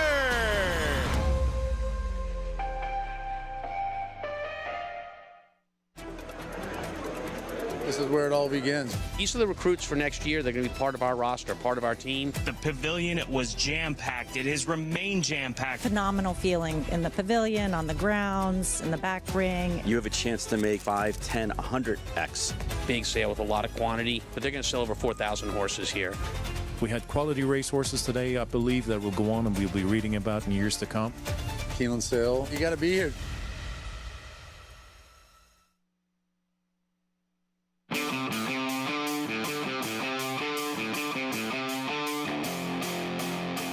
J-Dub, you got your Belmont Steak shirt on, huh?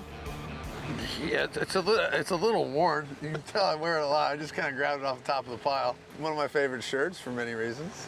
I would imagine one of your favorite days in sports in general was that day when Dornick won the Belmont Stakes here.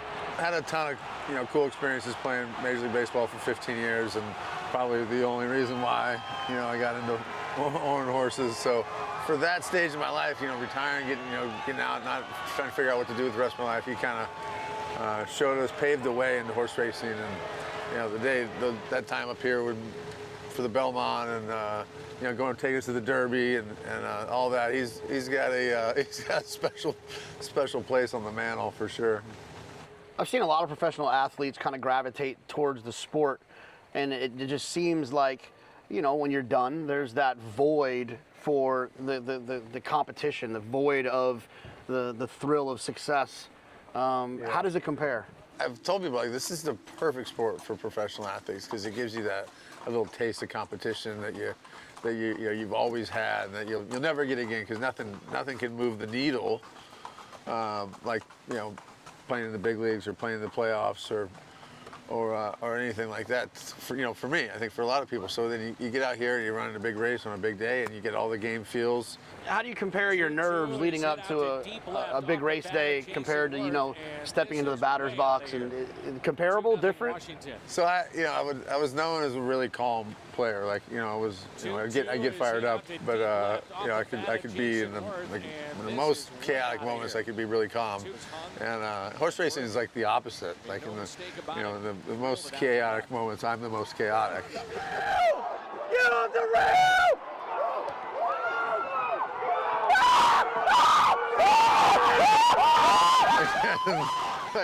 I don't know, man. This sport drives me crazy. Like the fact that how much has to go right on the day of a race to even get into the gate. I mean, I love the competition of it, and I love waking up in the morning like it's game day. You put your suit on, coming to the park for a big game, and all the stuff that leads up to it. But I mean, it is absolute chaos. I got to tell you, you look like you guys were having fun earlier in the meet when Runaway Bride won, broke her maiden here, winning, coming from out of it in that turf sprint. Yeah. There's those videos circulating, you guys celebrating. Yeah, well, the race set up perfectly for a full freak out, because she was way in the back, and it looked like she was out of it. And then even when Tyler got her in the middle, she kind of ran into behind the horse, and she had to get out and re-rally, which looked like it was not going to work out. But then her big galloping strides, and that was the first horse for our second fun, Big Brown, and all the people there, some of the people were new owners, first time they've been to a track. Perfect storm. Pretty cool.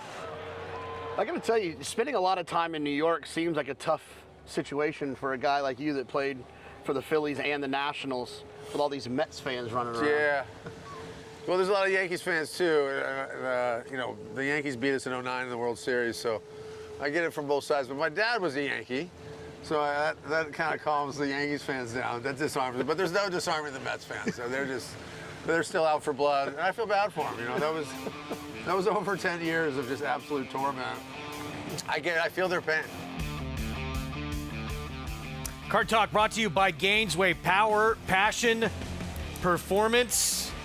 He played with passion on the diamond, no question, and struck gold with Dornick. Now he's got Coca Motion, who looked in the debut at Tampa. I think we were on for that, Andy. He looked just sensational. We'll see if she can breakthrough in the Lake Placid and Graded Stakes Company. I thought she ran very well in the next race in that stake where she finished third and the pace was pretty hot and fell apart.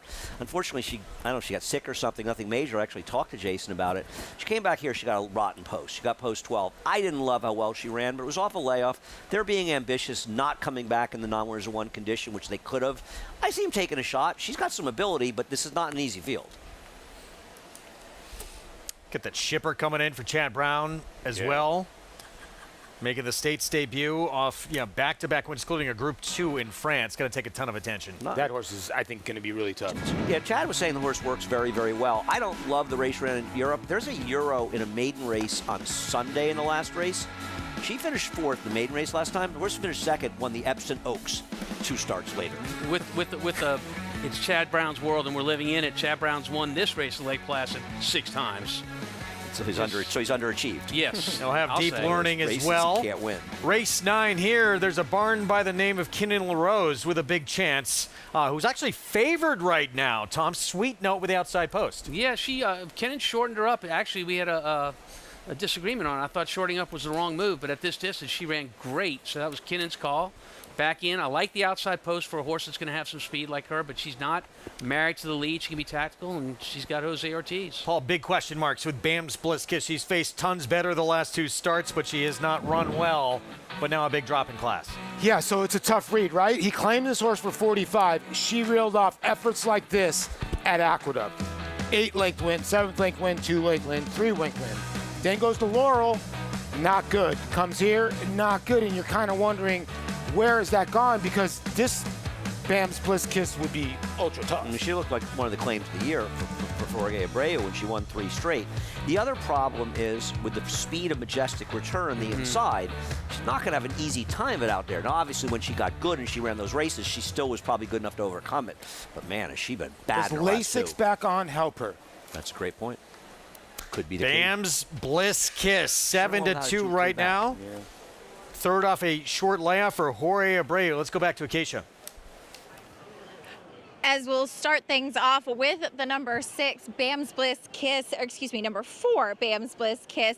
As you mentioned, her best races have been at Aqueduct, and she does have to show that she can turn things around. That being said, I do think that she was running against some good company in her last couple of starts, and she is a horse that's best when she can use her early speed, and she was facing some very fast horses. Maida, 2 starts back, who at Laurel would come over and win a stake here in New York and is a contender in the Ballerina this weekend. Munnings Express, who's stepping into deeper water as well. And you could see Jamie Rodriguez, who was aboard last time in the Johnstone, really hard riding her to get into the race. Now, looking at her, I haven't seen her in a couple of starts. She looks great coming in here. Super coat on her. She is one that is a leaner framed type. She doesn't carry the most conditioning, and she's not the biggest. For her standards, she's doing very well. So I think if there is an opportunity for her to turn things around, it would be in a place like this. As Andy mentioned, there is some other speed in here, and that could make things a little bit dicey. But at the end of the day, you do have to appreciate the fact that she was claimed back in December, rattled off 3 straight wins, including an open length stakes win. So in many ways, the connections have already won with her. We'll see if she can get back on track. David Jacobson has 2 in here.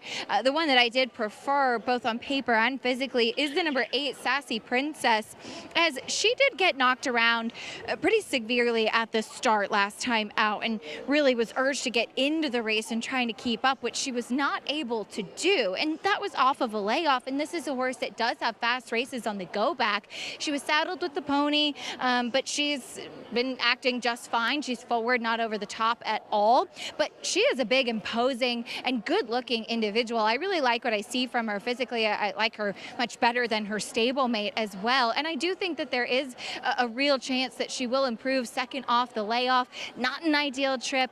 There are races fast enough going back for her. And since we saw David Jacobson win a race up here, things have really just been firing from his barn. So I would pay attention. I do feel that Sassy Princess is quite interesting in this spot, Greg.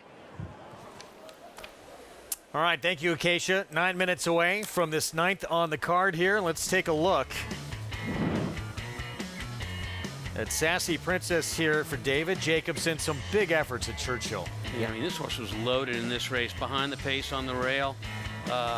Has to wait to find room, splits horses, and then comes home nicely. I've decided to stop David Jacobson Freight Train. 3 wins over the weekend. A tough nose beat with a horse at a big price yesterday. So I picked this horse, so I figure I could stop his Freight Train. I don't know what happened in Indiana last time because he ran her abysmally, but David sees the shipper here to run here, and he's not dropping her in class. He's running in a starter allowance race. I'll take my chance. And look, Paulie, you spent a lot of time at Turf Paradise. He has an interesting stablemate in the 5-year Fugitive Star. Yeah, interesting horse. Started in the Brad Cox barn and actually won a starter allowance and an allowance race at Turf Paradise, but then got to the turf and little sneaky. Yeah, a little sneaky, but the problem is those are 5, 6-horse fields where he's running 3rd and 6th, maybe a little bit better on the dirt, but really hard to get to for me. If you're a horse for course guy, first of all, do they call you Paulie or Mr. LaDuca at Turf Paradise, or Sir? That's a good question, Paul. They call him persona non grata after what he did when he was a kid there. Wow. Yeah. Wow, that turned ugly Underage fast, betting. didn't it? Tom's turning on you now. I will say, when the voucher machine came out, Underage betting, I never did that. Voucher machine came out, it was a plus in my life. well, no. So you say. So I say, yeah. City Blocks, who's taking a ton of money, pretty interesting. Yeah, this horse is 3 for 4 in Saratoga the second.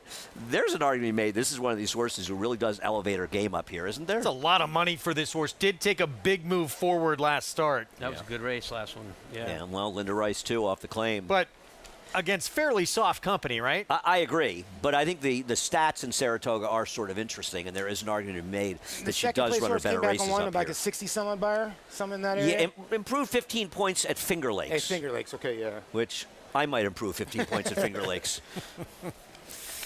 Coming down Champions Way, our post parade coming up on just a gorgeous Friday afternoon. We have a loaded Saturday, just one of the special days in our sport all year long. Got to get your Travers breakfast. Saturday. Your breakfast and 11 o'clock post tomorrow. Mimosas. Talking horses, 9:20. Don't miss it. 9:20. 11:05 post, Gregor. I gotta go. I gotta get to bed. And that race has it all. Just an amazing race, the Travers. And don't forget the undercard races. You always see They're so a good. superstar on the undercard. Some of those 2-year-old races always on Travers Day. So it's going to be very interesting how people play it. Do you single Englishmen? Do you single ways and means and play a little deeper in the pick 6 or pick 5s late tomorrow? Those undercard races are going to be key.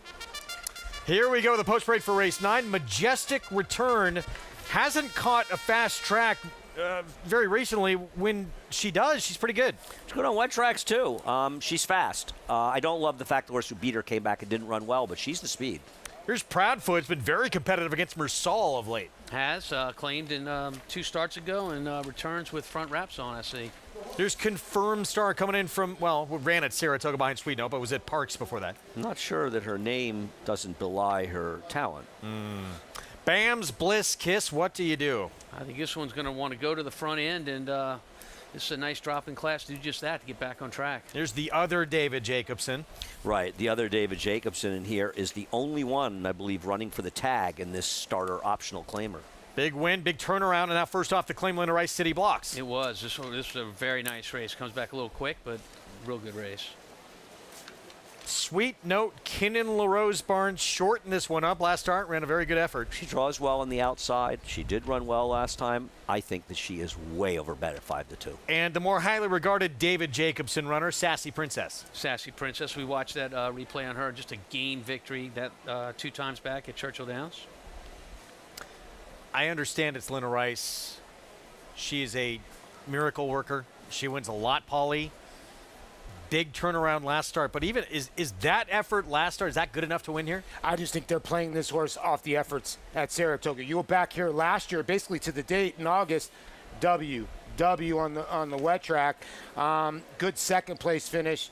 Then was behind Bam's Bliss Kiss, but you go and you look, the 4 is just a better horse at Aqueduct. You subscribe to that, and maybe City Blocks is the horse at Saratoga. I think that's what the public thinks. I mean, they're now sort of finally betting the 4 down to favorites. But I mean, whether you like her or not, she's kind of the right favorite in here, right? She does have the races, but, you know, you sort of feel a little bit like her last races makes you feel like she turned back into a pumpkin. Incredibly hard to trust. Cinderella for a few races there, but now the glass slipper doesn't fit. Isn't she a one-dimensional type of speed horse? I mean, I don't see a lot of races that show her coming from off the pace and kicking home clear. I see a lot of races where she's clear early and her heart gets big.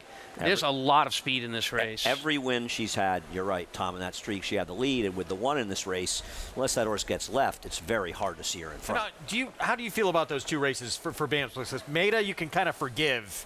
Yes. Getting torched in that race. What about the next start? Well, I guess what I'd say is the two of them together are concerning. One of them would be less concerning because they were both significantly tougher fields than this and tough pace scenarios. But both of them together, I think, make her a little suspect. But this is a much softer field. Yeah. Wager AI coming up with an exactive play. So $4 exacta 6 and 9 with the 4 and 8 underneath. So they are against BAM's Bliss Kiss. Data $5 try. Second, isn't BAM's Bliss Kiss, doesn't she a little bit of the feel of an all or nothing type horse? Of course. Like she's good enough to win. She just kind of runs her race. If she shows up with her good effort, she's better than these horses. But I just don't trust her. But they're right back to making the 9 the favorite. They love this horse today. She's got speed inside and outside of her, too. The 3 at 22 to 1 is the lone confirmed closer in here. And I don't like the horse to win, but this horse can definitely hit the board in here. She's a confirmed star, Paulie. Let's go to Acacia for more on race 9. Yeah, and taking a look at another horse that was forward last time out. I agree, there does appear on paper to be quite a bit of pace in here with the number 9, Sweet Note. Obviously, Tom knows her quite a lot better than I do, but boy, she is a good-looking filly. She framed herself up beautifully out on the track, and I wanted to wait to see how she was warmed up. And the answer is quite energetically. She rocketed right out to the lead and dug in with Mersal, who was a horse that came right back to win again. And I actually picked the 8, to be fair. I like the 9, but I actually picked the 8 on top. So that is an incorrect pick there. But Sweet Note, as far as her last race, which was cut back to sprinting, she doesn't necessarily look like a sprinter, but she acts like a sprinter. She is very forward. She bowed her neck and kind of framed herself up really well. And like I said, an energetic warm-up out there on the track. The number 6, City Blocks, also had a very energetic warm-up. But one thing I noticed about her is that she wasn't, and this is typical for her, she's not immediately the quickest out of the gate. And in large part, that's because throughout most of her career, my biggest complaint with City Blocks has always been that she doesn't carry enough muscle mass in her hind end and on her top line. I thought that she looked a lot better last time out when she won, and she actually looks better still coming in here. She is not the biggest. She's never going to be one that really has that strong rounded out hindquarters, and typically we do see Linda Rice with horses that carry a lot more conditioning. It's just the program that she typically follows, and I'm seeing the effects of that on City Block. And given how strong she was warming up, given how she kept moving out there on the track, I think for Flavien Prat, the biggest key is going to be the break. Maybe you don't necessarily want to be part of the early fray, but you don't want to leave yourself in a disadvantageous position because you break flat when you're trying to get involved in the race, Greg. Thank you, Acacia. About to load up. Kenan LaRose, the favorite, with Sweet Note, ran very good against Mersal. Came back to win out of that race when Sweet Note was the runner-up to her. What do you think here, Tom? Second back at Saratoga. Yeah, look, she ran a very good race when Kenan shortened her up to 6 furlongs, and I think we're looking for that race back. The outside post, I think, is an advantage for her because she is tactically fast, and I think based on the way Jose was warming her up, which is a lot of jogging away from the pony, keeping her moving. I watched that all winter at the fairgrounds with Jose, and I think he'll be trying to go from the gate. Do you think you're going to be favored here, Tom? No, I did not. How is she favored? Money's usually right, so. It's a big effort last start. Yeah, looking like it. And it Somebody's looks like jumping off. Tom's the one. It's the one, yeah. Well, if she scratches, the 4's going to win this race. No, she's giving her a little trouble. Okay. I don't think it's that kind of thing. I think they're going to try to load her She's without the key to this race. Andy makes a good point because she's got to go to keep the 4 company on the front end unless the 8's got enough speed. But she's going in. Yeah, the 4, she's one of those race horses. She gets comfortable in front of me, she runs her race. If not, You might see the last two races. I don't think there's as much speed as you guys, and I could be wrong. They're sometimes aggressive here. I thought the 1 and 4 were the 2 speeds. I didn't think it would be a dramatic pace. We'll find out. And also with the 4, she's got some class based on some of the races she's run in. But those 2 races against a lot better where she just was a no-show. They were tough spots, no question. Let's go upstairs. Frank Miramati with the 9th. Sweet Note walking up.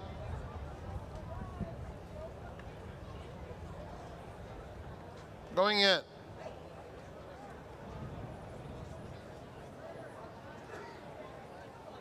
They're in the gate. And they're off, and Bam's Bliss Kiss basically dwelt and is far, far behind. Majestic Return is sprinting out for the early lead. Fugitive Star comes away in second, now third behind City Blocks, who goes to press the pacemaker. On the outside, Sweet Note is a close-up fourth. They are followed by Confirmed Star, inside Sassy Princess, on the inside Proud Foot, and after that terrible beginning, Bam's Bliss Kiss is last. 22 and basically 4/5 of a second for Majestic Return, who takes him to the quarter pole in front, 3/4 of a length. City Blocks now turns up the pressure in second, 2 lengths back. Sweet Note is a 3 wide third as they reach the top of the stretch. Majestic Return goes very wide, and now City Blocks pounces. These two passing the 8th pole head and head, 3 lengths back. Fugitive Star is in third, Sassy Princess, Sweet Note, and now City Blocks takes off and is absolutely loaded through the stretch. 3 for Flavian Pratt as City Blocks wins by 6. Sassy Princess, Majestic Return finished third. Excuse me, City Blocks wins by a City Block. Linda Rice first off the claim. Go back to the start. Obviously problems with the speedy Bam's Bliss Kiss the 4. Yeah, it changes up everything in the way of the pace scenario. But for City Block, I mean, she just ran a very nice race. The 4 just dwelt in there, and you saw the way she ducked out after the race. Tom, don't you think that's kind of an indication of a horse that's gone off form, sort of doing that, those antics? 100%. I mean, when you see gate antics, a lot of it's mental, and a lot of it's a call to the trainer saying, hey, you know, I've had enough for now. Yeah. And this horse, I guess she does like Saratoga. What do you think, Ray? Wow. 4 for 5 at Saratoga. Didn't she look like a winner every step of the way in here? Just like there was no way she was ever losing. You could just see it. Flavian's third on the day? Third. He's got 54 now at the meet. He's 2 back of Manny Franco. You know why? Because he ate at Hamilton Ghost the other day. Did he? Yeah, he did. He just missed him. He's gonna he stuck in early on. Always puts a little pep in he your said, step. I just want to leave. I want to get there before Serling comes in. He's got the favorite in the last race, too, the 1. So, but yeah, this horse, the race changed. There you see Linda. Number 29 for Linda, 2 back of Chad Brown. Pretty good, huh? Yeah. This horse won easy, too. It's getting close, huh? Yeah.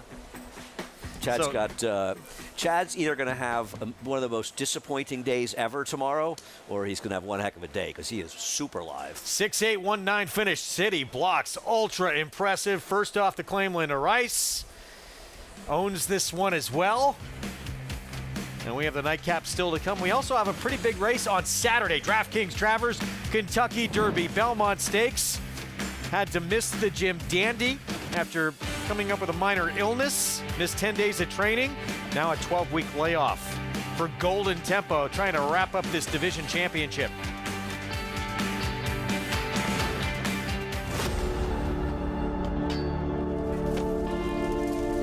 The 2 of them coming down to the wire. Forte on the outside, and Forte to win the Breeders' Cup Juvenile. Forte starts to gather in the top horses. This is going to be very close, but the champion prevails. Forte wins.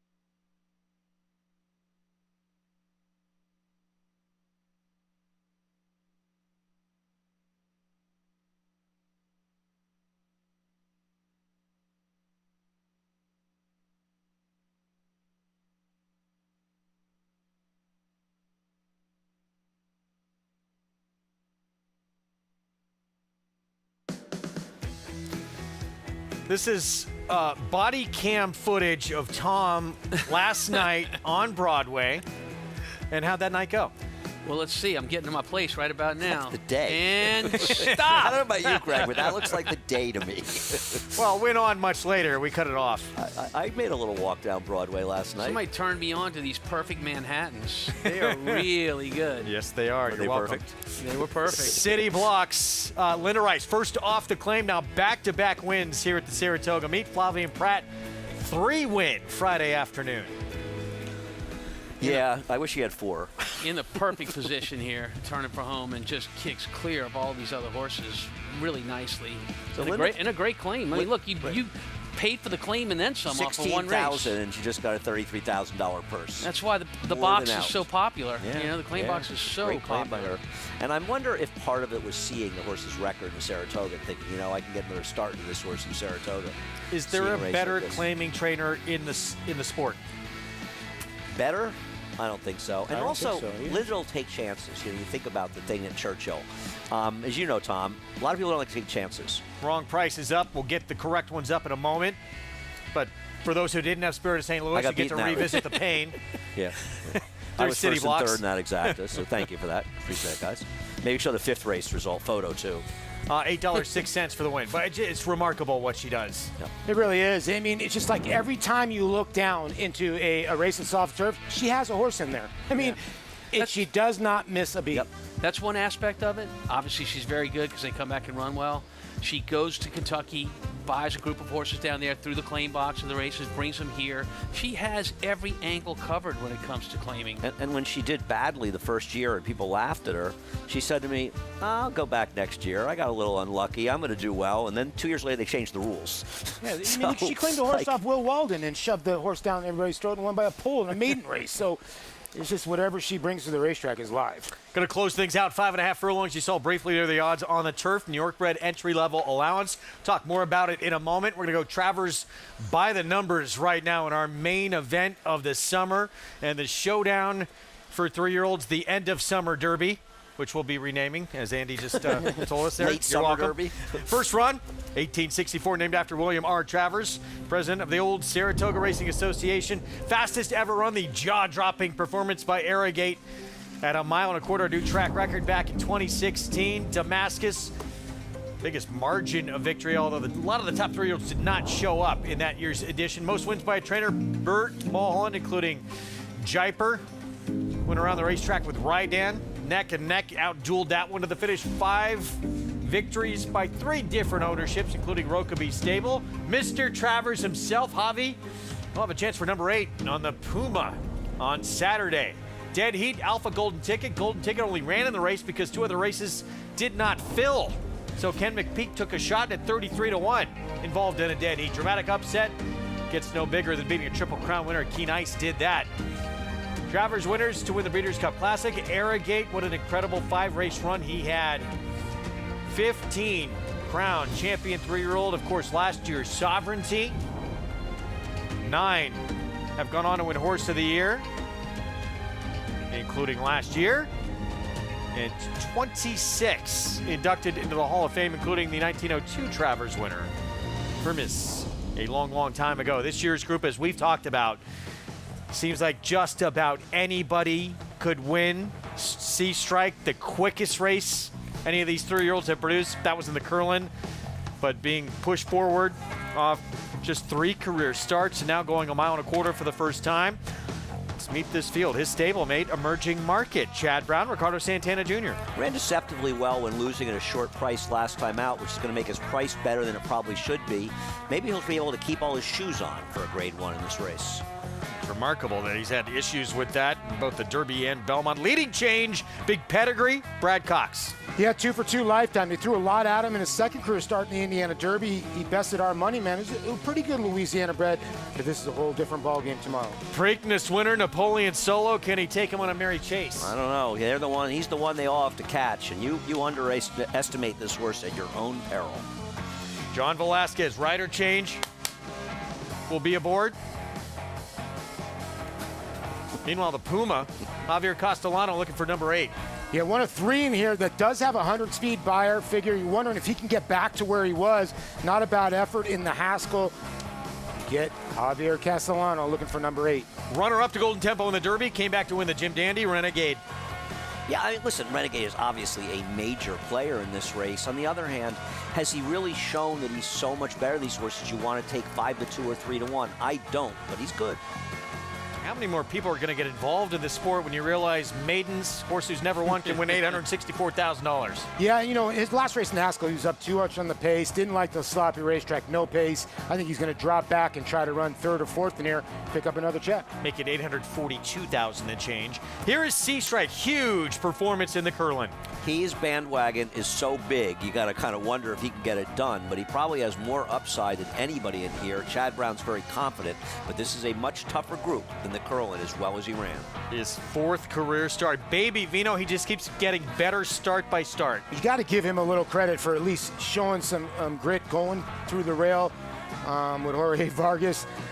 Surprised Paco Lopez. Now Paco Lopez will be aboard. He rode him last time. Yeah, it's going to be very interesting. I think he's a player in here. You win the Haskell, you got to take the baby. He's just Vino now, isn't he? Golden Tempo, Derby, Belmont. Can he add the Travers?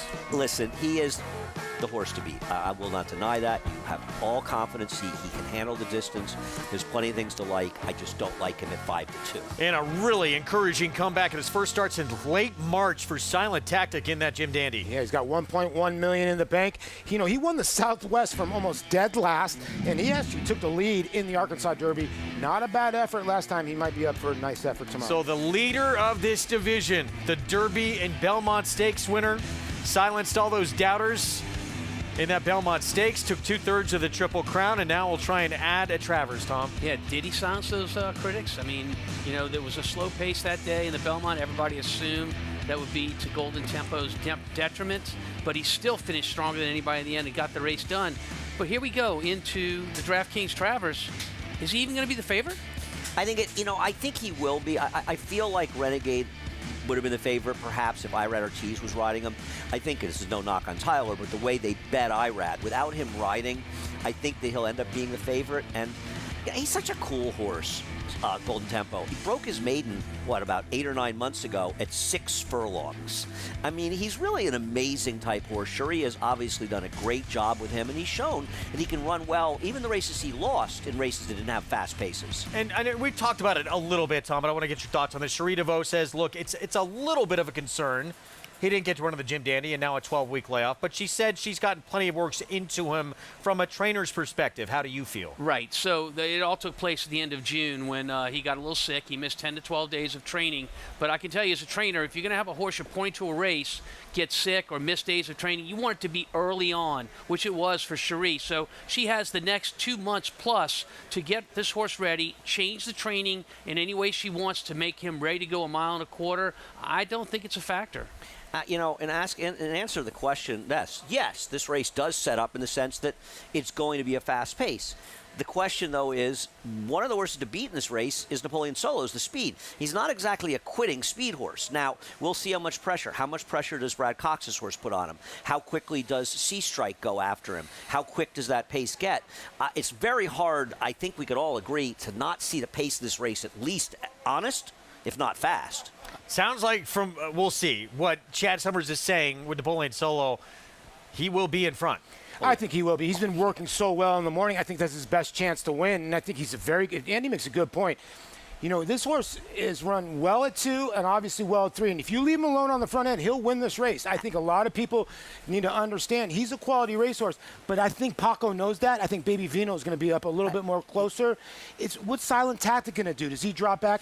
Sea Strike, does he break? Because if Sea Strike breaks, I think you take nothing away from him. You got to let him go away from the gate. Chad said to me that he likes Napoleon Solo and sticks around against Sea Strike because he doesn't want Sea Strike to make the lead and get lazy. Yeah. Now, maybe that's the case. I don't know.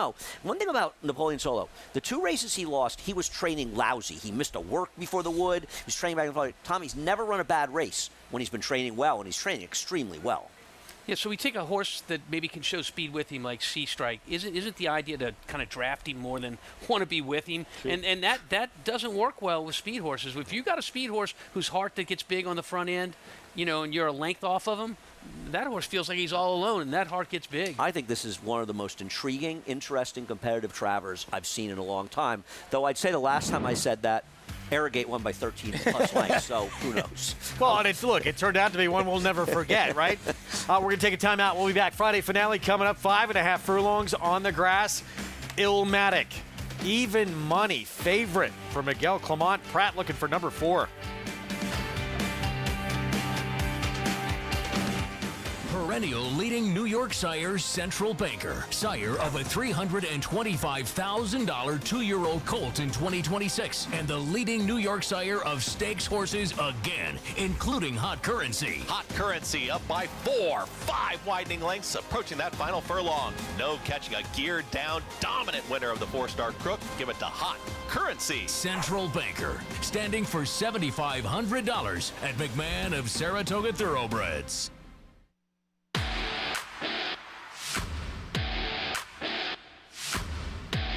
Before your eyes, a landscape unlike any you've ever seen. The pulse of life, a kaleidoscope of culture. And there it awaits. Cheers of triumph that eclipse all joy before it. It's the Journey, Japan Cup. Some places stay with you and make you want to relive every moment. These are the places you want to get lost in. The ones that feed your curiosity, blow your mind, and tempt fate. Places that make you keep coming back. Because every time you're there, anything feels possible.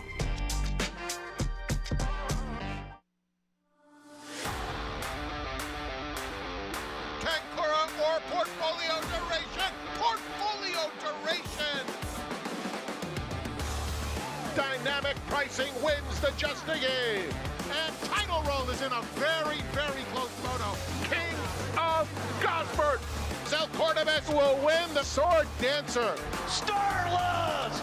Program trading in naval power. What a thriller photo!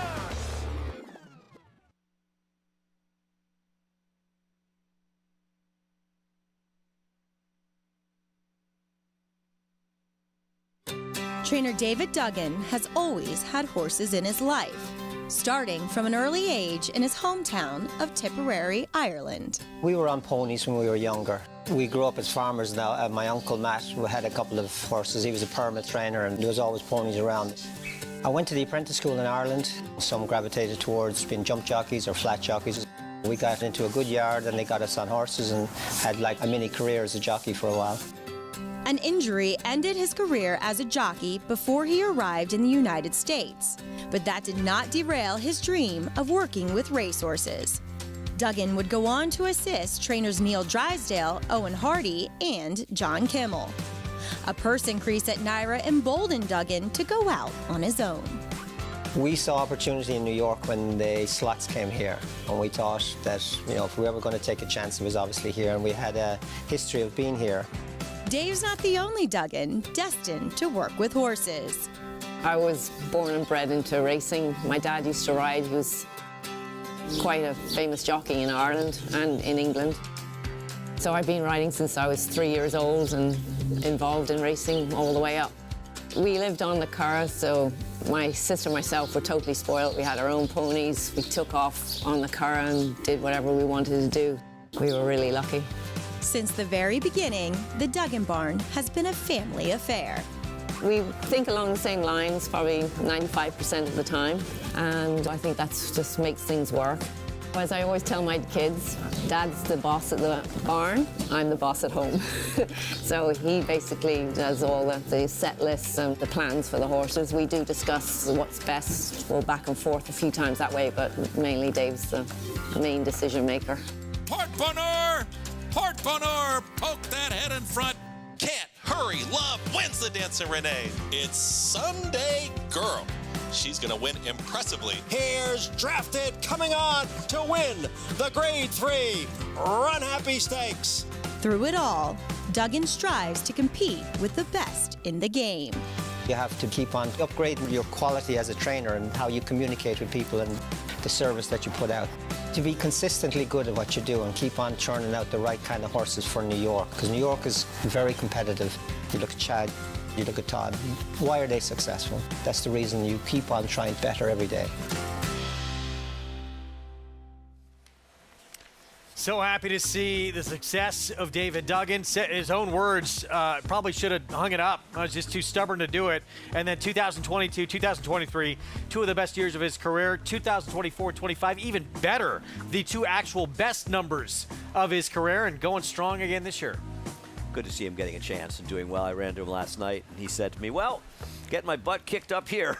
And I said, well, everybody gets their butt kicked up here more often than not. But he's a good guy and a good trainer. And he'll send out Von Vollenhoven, outside post, blinkers on, who 3 starts ago, back in June here, Belmont at Saratoga week, Paul, he ran a very big effort at 5.5 on the grass. Yeah, behind New York Scrappy. And then the time after that, he kind of drew, again, another outside post. Blinkers are going on a horse that's already very fast. And 0 for 8 on the turf. You're getting your price. Big price.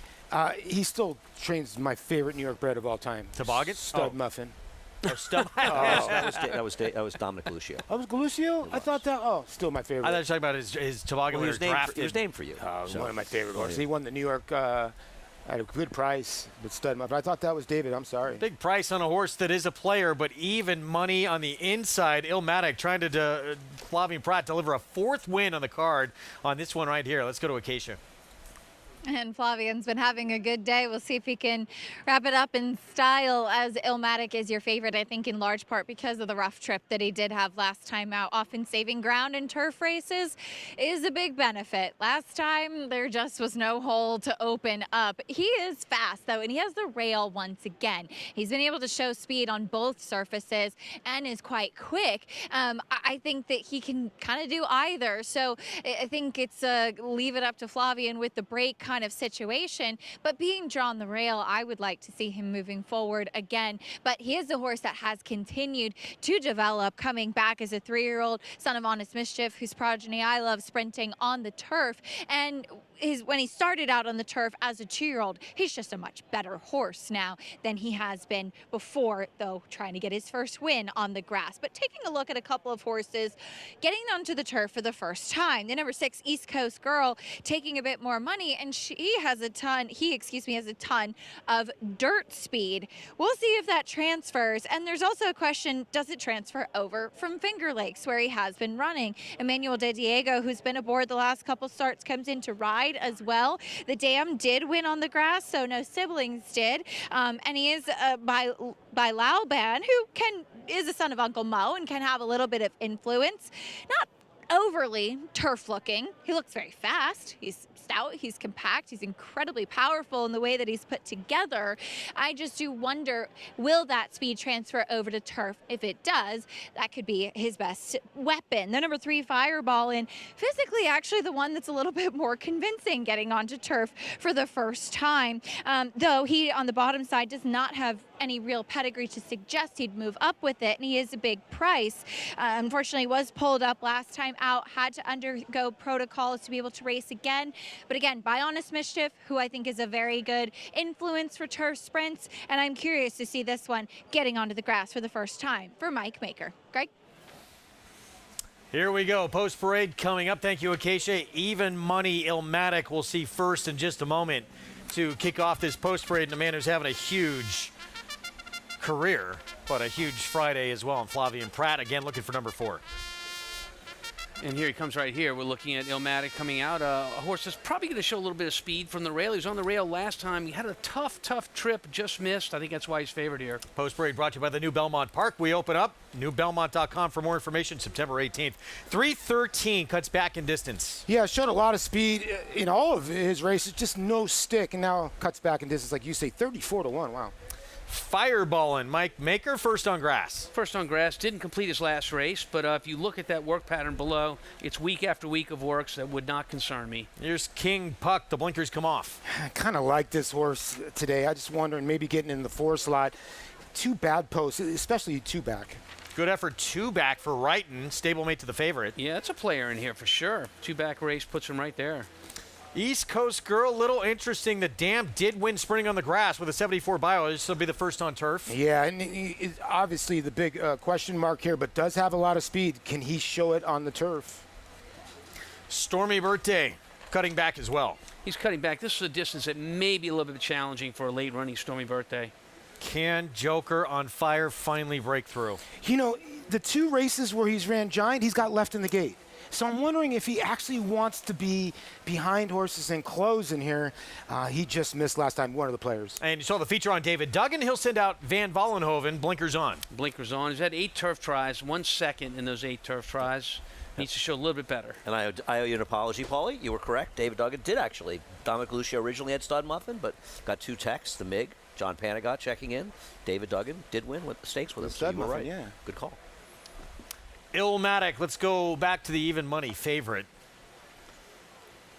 So here's a horse got boxed last time, and I'm kind of with Andy. I hope they send Just today. go. Yeah. Stop overcomplicating it. Stop trying to take this horse's speed away. Best race he ever ran was in the front end. Stop fooling around. You know what? If the 6 has turf sprint speed, so be it. And if the 6 wants to go fast, you've created a little separation, let him go.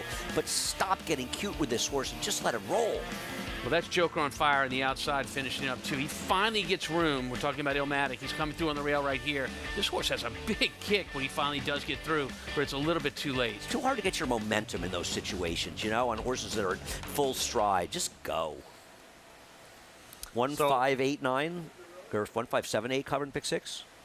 Pick 6, Yeah. the 2, 3, 4, 6, or 7 would carry over. Yeah. As we take a look at Paul's pick 5, which is still alive, singled to Illmatic. So that's $700, I think? Yeah, 790 would be nice.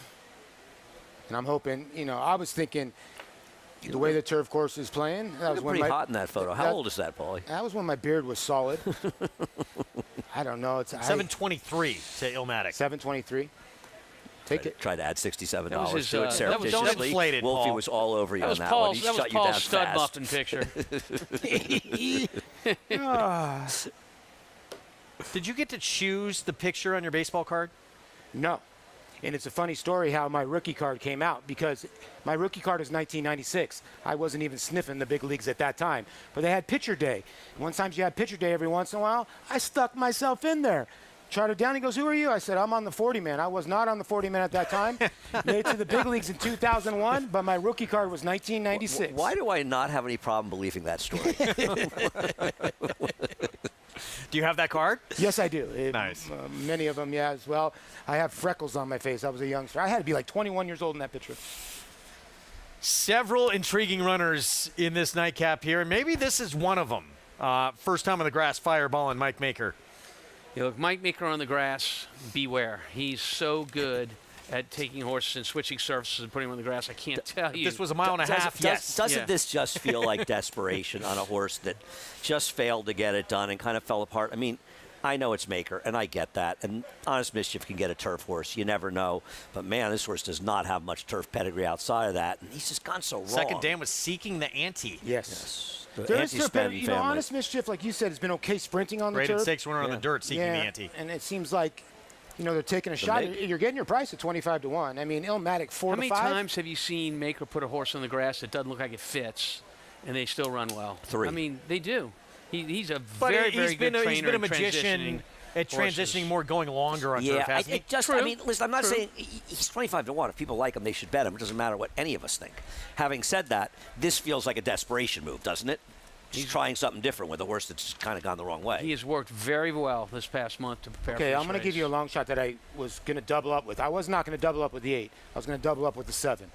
All right, who we'll get to. We're Did looking you already at give us King Puck? How many long shots are you giving out here? We're looking at Joker on Fire. We'll get back to the 7 in a moment. First you 7 lied on your 2. baseball card. Now you're giving out multiple horses there. What's going on, Paulie?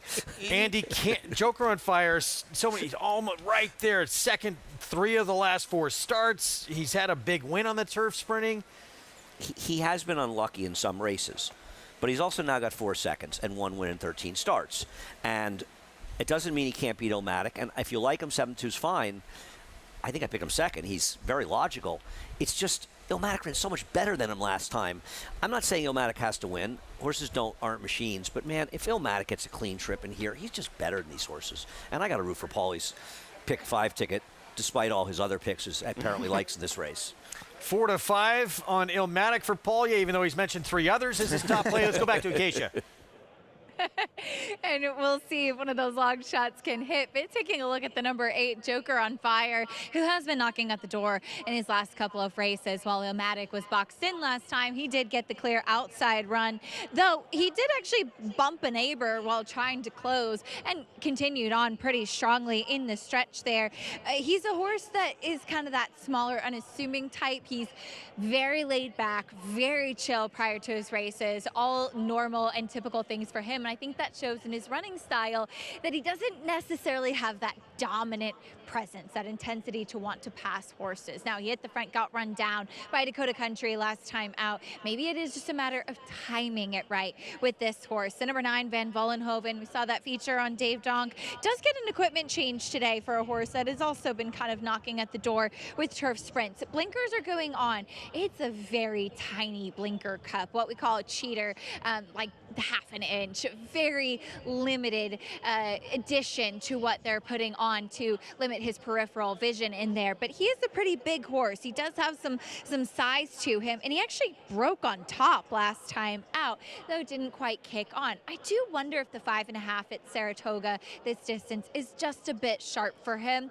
given how he maybe takes a little bit of time to get going in his big stride. But we'll see if that equipment change can help him to have a little bit more punch there. Just one quick note on the 4, King Puck. Blinkers coming off him. He's completely washed out there. Not out of character for him. Watch him as they get closer to the gate. He was really tough to handle last time out. So far, a lot better today, but he is one that can have a lot of antics, especially as they start to load, Greg.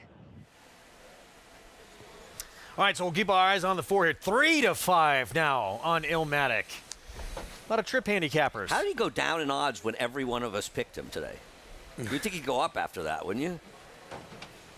This is becoming one of the biggest favorites of the meet. Keeping my mouth shut. It's like a no-hitter, Greg. Flavien Prat looking for his 4th win on this Travers Eve card. Now on the 3 to 5 favorite for the barn of Miguel Clement. Everyone on the desk, me excluded, has picked this horse. Who do you like?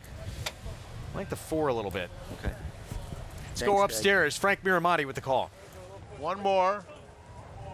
Van Vollenhoven goes in. They're in the gate. And they're off. It was a very even start. 3:13 is out very quickly. Ilmatic is up and on the pace in the early going today, and East Coast Girl is fighting for the front 2.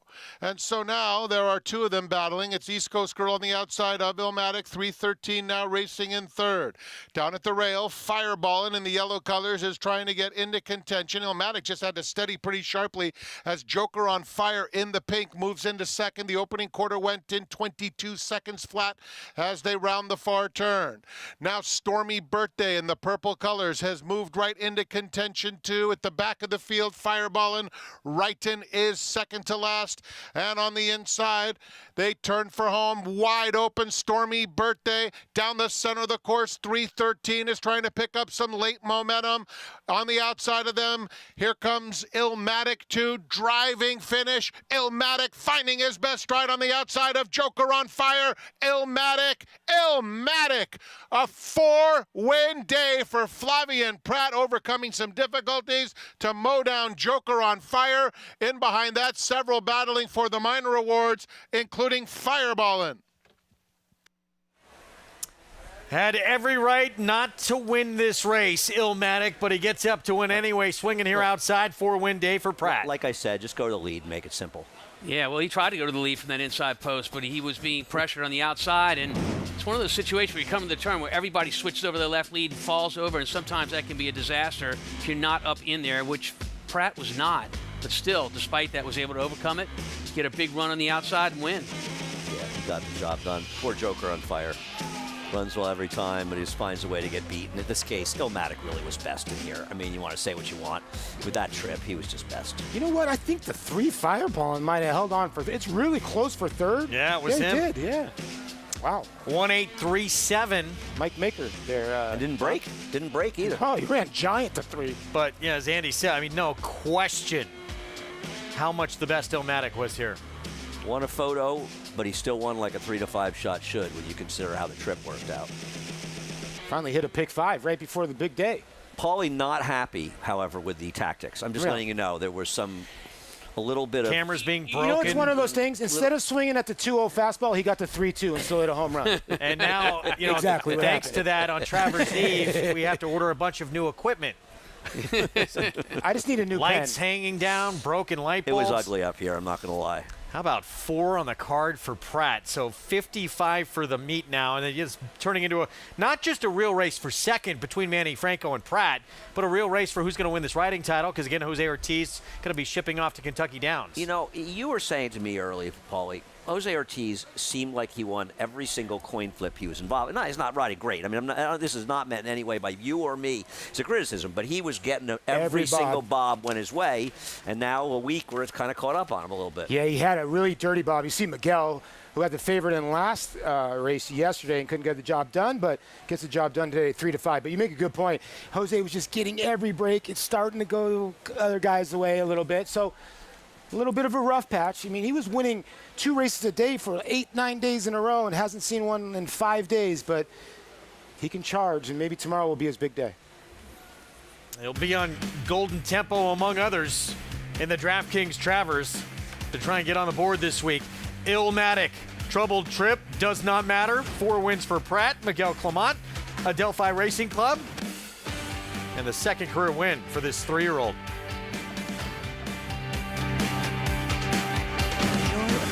Well is feeling at home, yet a million miles away from home. Discovering new flavors or savoring the ones you already love. Not knowing what lies beyond the horizon, but knowing what matters most to you. This is the joy of traveling well. Oceana Cruises.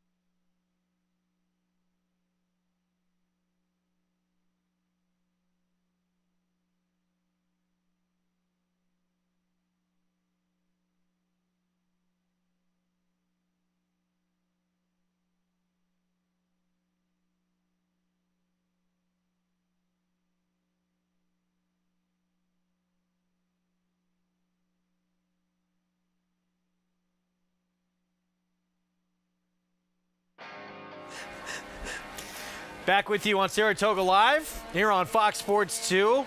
A 4-pack for Flavien Prat, 55 for the meet. Illmatic, a little adventurous ride here to close things out, Paulie. Yeah, but gets the job done at 3-5, and yeah, the horse was kind of lugging out a little bit, and it's just really hard to handle. Flavien took the chance of not going to the front end and swinging out, and got there in time. You see the 3 and the 7. Christopher Elliott, I tell you what, for a guy that doesn't ride a ton of horses, He's been riding really well this meet. Almost got a 55-1 shot home last night. Kept a 7 in play here, but Illmatic gets the job done. You know, in that paint we watched, this horse kicked home so well in the last start and just did it again tonight. Getting outside made such a difference. Paulie said to me after the race, was never in doubt. When he kicks into gear, oh my gosh. Turn of foot. Illmatic finally gets that second career win here. $3.52. Pick 6, $11,697. Did you give something out on air? Yeah.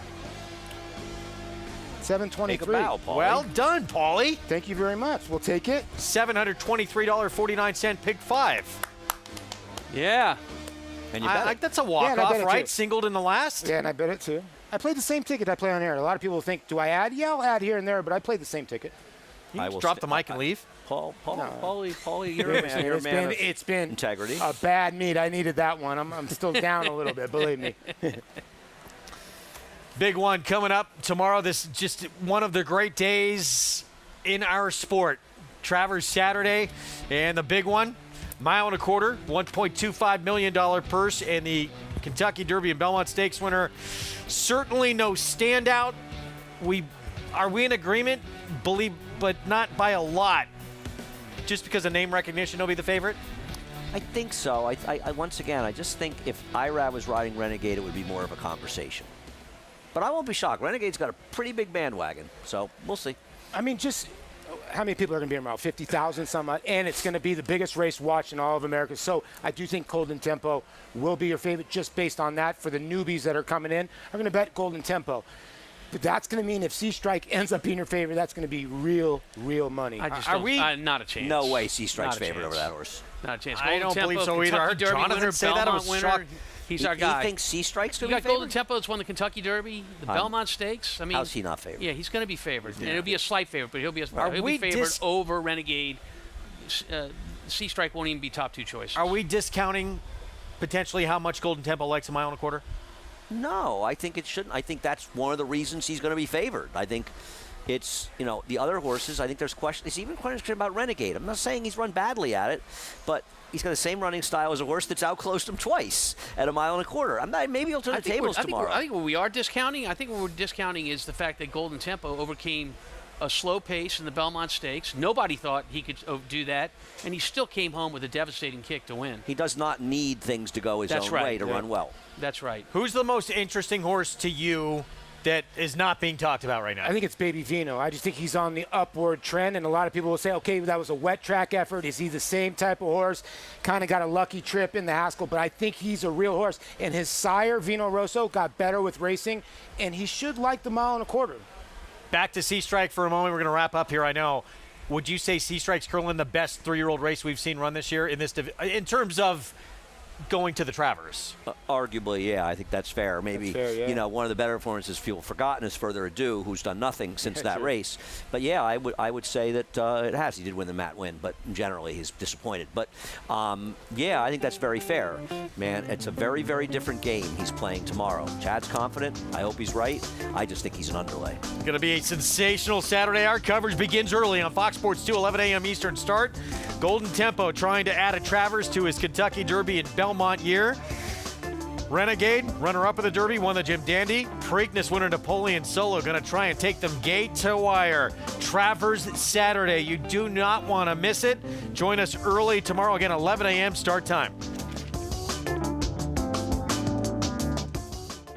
Up alongside of Knightsbridge, and now these two will turn for home together. Imagination on the outside to the front. Knightsbridge back into second. T.O. Elvis, the horse from Japan, has rushed up on the outside, and he has taken the lead. He's taking off.